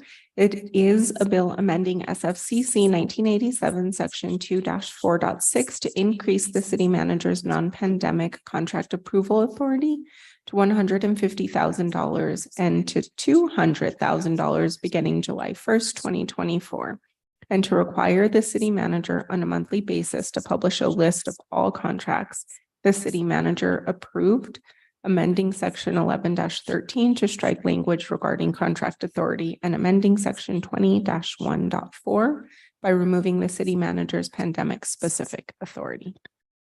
Thank you. This is a public hearing. I think I'll start by just offering Councilor Lindell an opportunity if there's anything she would like to say before we go to the public, and then we'll, or the city manager if he would like to say anything, and then we'll go to the public for their input. Councilor? Mayor, I believe that Councilor Romero Worth is also, no? Yeah, so I didn't know where to bring that up, and I don't know how you correct that. So it does say in here co-sponsorship, but what happened is we didn't have a form to say that I wanted to sponsor an amendment. So I had to use the co-sponsorship form, and I think that's now been corrected and there's a separate form, but this has never been removed. So I am not a sponsor of this bill, but I am a sponsor of two of the amendments that were adopted. I'm forgetting where, finance, it's a blur. So I don't know if there's any way to remove my name from that. Your name, I don't see your name. It's in the, I'm looking at, the co-sponsorship form is in your list of items in the packet. Okay. So on this point made, I just offered Councilor Delia, if you wanted to speak to the substance of the measure or not, we can just go straight to public input. let's go to public. Except I had a question, which I don't know if they can take that off. Remember, councilors, if Councilor Romero Worth is not a sponsor and she is currently listed as one, we can definitely take her off. Well, I'm not listed on a sponsor on the bill, but the co-sponsorship form is in the packet material. But I had to sign that to say I wanted to sponsor an amendment because there was no co-sponsorship form for an amendment at the time. Remember, councilors will fix that. I'm not familiar with that issue, but we can definitely substitute that. I'll check in with staff right in the morning. Okay. Is that okay for now? In that case, this is a public hearing. Up, Councilwoman Villarreal. Thanks. Sorry, Mayor. I thought we decided this wasn't a public hearing because all we were bringing this back to was to correct the caption. That was my understanding, and it wasn't going to be a public hearing. We already had it. I think what we wanted to do was make sure any comments on the published caption that had previously been published were captured before you made the motion to amend, which I believe has now happened.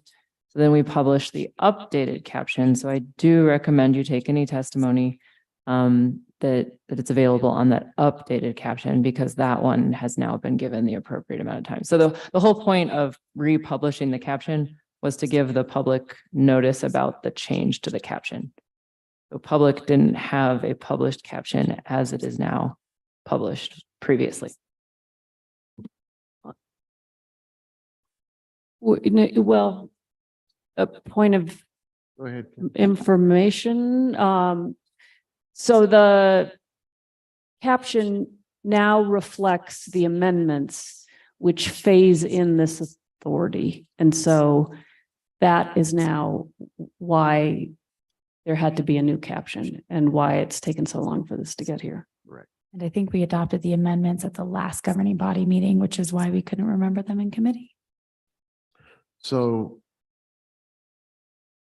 with all that clarified, I would open the floor to public comment at this time, whether in the Zoom room or here in the council chambers. Madam Clerk, is there anyone on Zoom who wishes to speak to this? No? Or is there anyone in this room who wishes to address this matter? If not, I would entertain a motion. Move to a question. Let's get a motion on the floor, unless it's a process question. Well, I'm confused as to which we're talking about. Is it the 2023-15 or the adoption of the ordinance 2023? They're listed as item 19A or 19B. Which one are we talking about? This is item 19A, Counselor. Okay, thank you. No, it's fine, fair. We need to know which bill is in front of us. It's 19A regarding the authority of the city manager. So is there a motion on the floor? Move to approve bill number 2023-15. There's a second. Second. There's a second from Counselor Cassett. Is there discussion on this measure? Madam Clerk, could you please call the roll? Counselor Cassett? Yes. Counselor Chavez? Yes. Counselor Lee Garcia? No. Counselor Michael Garcia? Yes. Counselor Lindell? Yes. Counselor Rivera? Yes. Counselor Romero Worth? Yes. Councilwoman Villarreal? Yes. Mayor Weber? Yes, Motion has been approved. thank you. Could you take us to the next item then, please? Yes, Mayor, the next item is consideration of a bill number 2023-20. It's adoption of an ordinance sponsored by Mayor Weber, Counselor Cassett, Counselor Romero Worth, and Counselor Michael Garcia. It's a bill relating to metropolitan redevelopment, deleting the content of section 7-2 regarding urban renewal repealed by state law in 2008 and replacing it with the city's Metropolitan Development Code, section 6-13 and 6-14, amended to be consistent with state law. delete language specific to a business capital district, limit Metropolitan Redevelopment Commission leasing authority to that specified in a particular metropolitan development plan, and specify qualifications for Metropolitan Redevelopment Commissioners. Very good. And I think the last we had this before us, there was a discussion about the appointment and the qualifications and how to accurately describe what the governing body thought would be the way to delineate qualifications of candidates to be appointed. So Mr. Brown or Martinez or members of the governing body, you all have been working on amendments. Do you want to touch base on that, Councilwoman Villarreal? Thank you. Thank you, Mayor. I want to thank my colleagues for allowing this to go back to committee so we could work on the language changes, and it did go through finance and quality of life, and there were a few iterations, but as you'll see, we have a joint amendment C between Councilwoman Romero Worth and I that finally came to a place where we felt good about being inclusive of the membership, not just what was listed, but and not being limited to those backgrounds, but also making sure that we're expressing that, reflecting the diversity of the Santa Fe community with diverse perspectives is important. So that amendment passed, and you'll see it in your packet, and I think that's it.